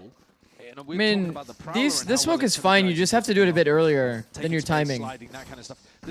People have done this one-way smoke as well before. I think it's valid. I think generally speaking, it just depends where you're retaking from. This one-way smoke or this one-way smoke is fine. It's just the timing that matters the most, right? Because if that smoke is there while you're trying to scale, and the player is back screens, that's when it becomes bad. Now Now the fast lane sent flying forwards here, but he did skip past. I'm not too sure if he triggered the wall. Don't think he did. Verdi is just going exploring right now. Wow. A ramp to mid to B. Not even any sort of util to really help him out. Oh my gosh, how has he not died? On 10 HP. Still alive, and second holds them back. Bro, how did Verno not die? Yeah, there's groans from the crowd, and I don't blame you. Everything is working out for them. I mean, to be fair, like... Don't even start, man. Surrounded. To be fair. Heads popped up. 10-13. Will be the one to clear him. Flawless here for MIBR. 10-13. Assistant coach still subbed in. What was happening? Well, I mean, you're looking to... If you're playing against a conventional split composition that has the Viper that plays towards mid, you're looking to get a pinch on the Vent player at the same time with the Neon behind and the players up front. Yeah. But then when they didn't find anybody in mid, they just kept accelerating. Who's Bati filling for? And that's where it all went to pot. Romanelli's frustrated with their execution of that strategy. Doesn't have a visa. And you can see why. So he can't they play. Just didn't even consider for a moment that Zekken could be there with the judge. Just a pause, and Zekken still here with the judge. Wide peak and face stun though. Trying to sit down into that one. The satchels to barely get out of dodge, but you are low.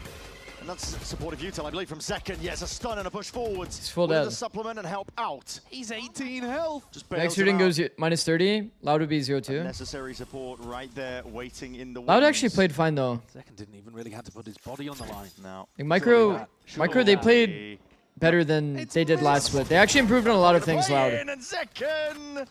I mean, obviously, like, Loud's not the perfect team. Kind of obvious to say. But genuinely, playing with a sub is not easy. Alongside, they improved a lot of stuff that we were, like, kind of watching them make mistakes on during kickoff. MIBR and G2, the two big favorites in this group. One of them 2-0. I don't even like channel points. Yeah. A great start, though. Nice try, Loud. Nice try. Looking, I would say, very much improved from their kickoff performance, and they were within an inch of making it to Santiago as one of our top 3 teams already. 100%. Loud, I think, can still be fairly happy with where they're Bruno. at. Oh, no. In this group so far. They weren't expected to come away Oh, with no, a victory Bruno. here. For Loud to make it a playoffs, it's about getting the winnable games on the board. Absolutely, and this one was ambitious.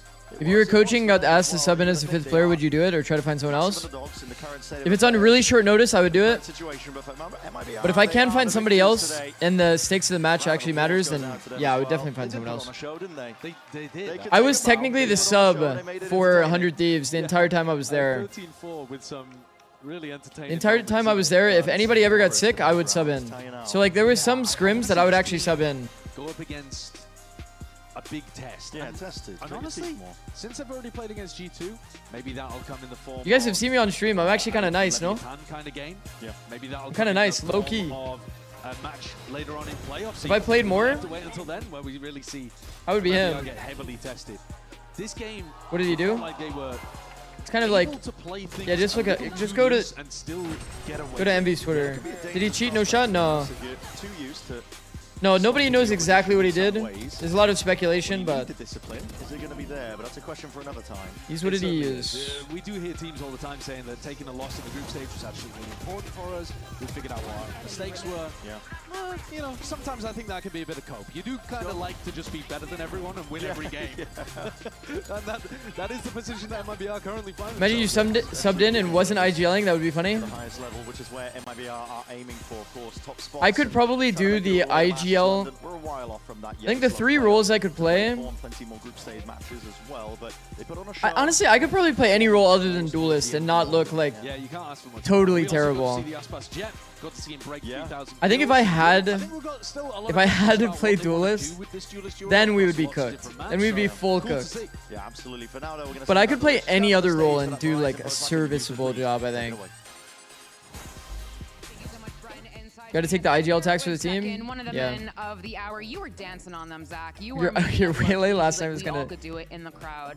I mean, my Waylay was like okay. Gonna go back in time a little bit. I guess so. After the last best of 3 6 on Neon is what I need. What was your emotion, and how did you kind of recalibrate after that? After for a kickoff, I mean, I was really depressed, so I was just like sad for however long our break was, and then the entire time? Pretty much. I just kind of just laid in bed, but then when the break was done, I was motivated. I was ready to go again. Sometimes you just gotta take a bit to to feel the pain, I guess. But I was good, and then we got back to practice, and I was ready to win again. Yes, well, here you are. I mean, obviously, you're 2-0 right now. You're looking at the rest of your schedule for the rest of the year. Are you confident that you'll make playoffs with who you will face in the future? Yeah, I'm confident that we'll make playoffs. I think that we can keep up the form that we're in and keep improving and just keep showing good MIBR Valorant. Do you think any team can stop you right now? Yeah. Who? Anyone, I don't know. Valorant's a pretty random game, but I think if we keep giving our best and just playing well together, that we can beat anyone. Well, something else I want to ask you is, we see I joined your live stream one day, your watch party. And you Valorant's a pretty random game. The magic. Pretty valid. You're seeing the judge, you pulling out the judge a lot, and you're laughing. And I don't know, you couldn't hear them. There were some groans in the audience when we saw you use it. You're such an incredible rifler as well, though, right? That's something you made your name for, about how good your aim was. Now that the judge is so overpowered and is so good, do you miss the rifling at all? Or is it just, I'm playing the game that I have to play. The judge is so good right now. I will use that magic gun. I don't necessarily miss rifling. I just like using what's good, and the judge is just broken right now, so I'm gonna keep abusing it. And another question for you is, I think a bit over a year ago, I asked you, are you the best duelist in the world? And you're like, no, I have a lot of stuff to work on, very humble, etc. It's been a year and change. You've moved to a new team, onto a sort of new role. That's funny, Snail. Where do you see yourself? It's very funny, Snail. Back then you said, I have so much to work on. Here we are, over a year later. Where do you see yourself right now? Do you think you've improved since then? I definitely feel a lot more polished as a player, and I feel a lot more confident on the stage. I feel like I belong and I know what I'm doing. So there's definitely a difference in confidence compared to the last time I talked about something like that. But where I stack up compared to everyone else, I really have no idea. I'm just showing up to work and doing what I know how to do. Well, I think he's doing pretty good, guys. Good mindset to have. Yeah, I think you're doing good. Thank you so much. Just do your best. Show up, do your best. Don't have crazy expectations or any expectations, honestly. Questions for Fraud? Always a pleasure to hear. I don't really have any questions for Fraud, honestly. By two other players from MIBR. What up, Ravishing? We have Verno and Tex here to have some fun. We're gonna. I don't really have a questions kind of mindset. I want to ask you guys a couple of questions. Ask you guys how the day. I feel like I understand the approach from Fraud. Kind of a massive W. Pick a bunch of shit that fits your identity and lean into it heavy. That I'm seeing on the faces of every single player. It's almost as if you guys are hitting a collective flow state. How do you feel right now about that? Yeah, it's all coming together, and kickoff. Really what was the thing that brought it together? Time. Because even the Haven comp is so wacky looking, chat. And good players, honestly, it's But if you look at each individual, pieces are just getting added. Kind of makes sense. The puzzle's gonna complete, kickoff. We didn't have. But it is a very unorthodox Haven. We all could have played way better, but felt like we didn't have enough time, so. Vitality or MIBR more a super team? Definitely MIBR. Yeah, the glue's here. And it is really cool because you guys found what works for you specifically. I think everybody was always talking about the music is so loud now. With second, so now we get to see it in different ways. But for you, Verno, today you were insane. And you were not only good at playing by yourself, but also setting them up for success. How do you feel in the current meta? Well, that's actually a good question. Will we see Mazino Harbor? I'm definitely comfortable in the current meta. Now that Yoru's gone, I think it makes the game a lot more simplified on the maps that people used to play Yoru. So I like that, and I like how we're playing as a team in the meta. So I would only imagine that when you saw the Yoru was getting nerfed, you were like, yes. Good defensive team fighting from MIBR. MIBR is pretty damn well-rounded, man. With this one, we're gonna have some fun things today. We're gonna take it easy, all right? Because there's no tricks, no games. You guys know I like to do my tricks in my games, but not this time. Instead, we're gonna watch some community clips. A classic, What You Got? We asked some of our community members to send us some entertaining clips, and our audience, as always, delivered. And everyone we featured is gonna be getting an exclusive I Create Gun Buddy. So congratulations. Here is our first clip. This is from Foam with 2 M's, 5K. Let's see how this goes. Is it Foam 5K or did Foam get a 5K? You guys need to. Ooh. Yo, actually good movement. Hold on. This guy in a scrim immediately. What? Okay. This guy's cheating. See, my gun never shoots. He said, get this guy in his scrim immediately. Bro, he had godlike movement there, actually. All right. That was our first clip. Let's see another one there. Thank you so much. You think Fade over Sova is part of the identity? It could easily be. I was thinking about that. Oh, the minimap? I'm already putting this name, but all right, let's see what happens here. A little slow. Okay. As a baiter, I like it. He said, guys, a Vader, I like it. I love that. I love that. Wait a minute. I knew he was a Vader before the clip even ended, bro. Oh my gosh. Look at him, look at him. Hey man, go out there and just forward, he's stepping backwards. Bro, I love Tex, by the way. I love Tex. Tex is so funny.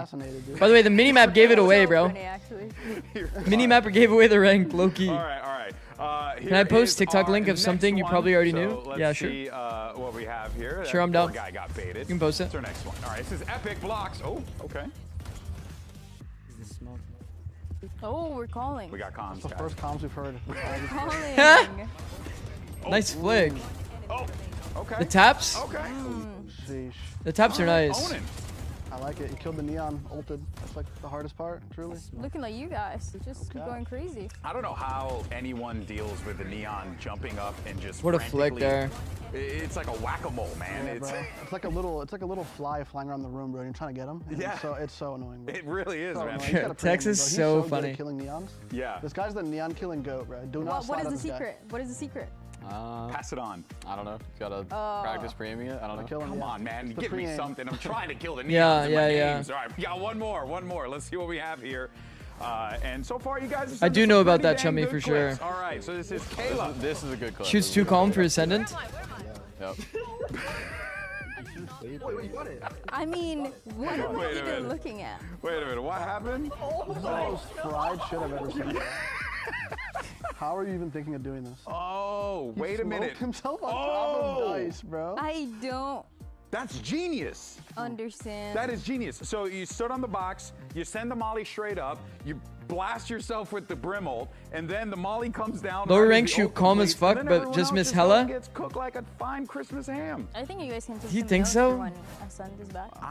You think so? That's some creativity, bro. I'm not gonna lie. I'm stealing We that. gotta give it to him. Just letting you know. Yeah, that's right. You're getting the iCrate gun, buddy. Thank you guys so much for submitting your awesome clips. And with the day coming to an end, let's go ahead and take a look at our standings because we have great matches coming up tomorrow as well. We have NRG facing off against Crew and 100. I mean, it definitely has to be an old clip. That shit was Ascent, bro. Ascent Brimstone, by the way. Leviathan sitting pretty right now. MIBR. We talked about this yesterday. 6 is crazy. 5. Tomorrow. Who is it again? Crew, Energy, 100 Thieves, Sentinels. I have 100 Thieves winning and... That one's hard. Crew Energy is a difficult one. Crew who? Crew Energy? Yeah. Sheesh. That is a hard one. For surely. Yeah? Okay. What about you, Vernon? I mean, he's got friends on Energy. Honestly, He's going to say Crew. I don't really know. Okay. You know what? You just It's a valid take, though. I actually also like saying I don't know. It's this guy. Unbelievable. I'm also an I don't knower. You can't be wrong if you're, It's true. It's true. When it's so early in the season, it's actually hard to call, bro. Guesses and somehow be right. Do not check today's prediction. Do not. Yo, do not. I always look. And I remember. So when I'm walking around Riot, She said do not. Do not. Keeping tabs. That's crazy. Nah, Well, Text keeps mental I'm going to tabs, avoid everyone. that. Keep Swear, minds bro. on that, all right? Swear, bro. Watch out. Become a Daniel on the knower? hot seat. Folks, It's just like all Thank you so much for tuning a gamble. in It's like today. Crew And of course, we're gonna be obviously back played here tomorrow with insanely plenty well. Awesome games. Energy For now, is though, like here's your Samsung OLED obviously coming off of a loss. Take it easy, everyone. We're ready here to kick it off between Leviathan and G2. And Right. G2 have never gone 0-2, lost 2 matches in a row here. That's up for grabs now. They've been super thorough in these close plans. Oh, that's a problem. Trent again. A quick layup. Xander He's streaming? got the Hunter's Fury as well. That was gorgeous. Really trying to force their way through, and Trent will lay down the pathway. Absolutely I mean, perfect. And chat, we are definitely looking for some better end has G2 been a defensive team superstar. fighting for next time. I like this idea, and he's ready for the jump. Definitely looking for some better G2 defensive team fighting. Xander will be getting the raid. Xander will be getting the raid. Trades, and the kill is there. Once it swaps to the MIBR loud game in terms of the recap, we'll leave. Pass over to the other side, and Spike to strike first. Leviathan get the first 3-4 in a row. Leviathan. Lev played a solid game today. Hard, especially the angles blows. Has Fallon makes it happen. Somehow Baby Bay does as well. Kingg has to step up now, but he won't. How do they win that? Flash may go too wide. Spike is just too G2 is close, chat. If G2 has a better meta read, 30 seconds left. improves their defensive team fighting, Bro, they'll be right back to being dominant. I'm not kidding. Done it. Showstopper. He's waiting. Comes up a little bit short. Leviathan knew exactly where he is. They've dialed in 2-0 to start off stage 1, and they delivered G2 their very first 0-2. Lev looks like Nongshin when they're on double dueler. True. True. All right, GG's chat. GG's. I will see you guys in, let's see, 5 hours. 5.5 hours for some sick 8-pack games.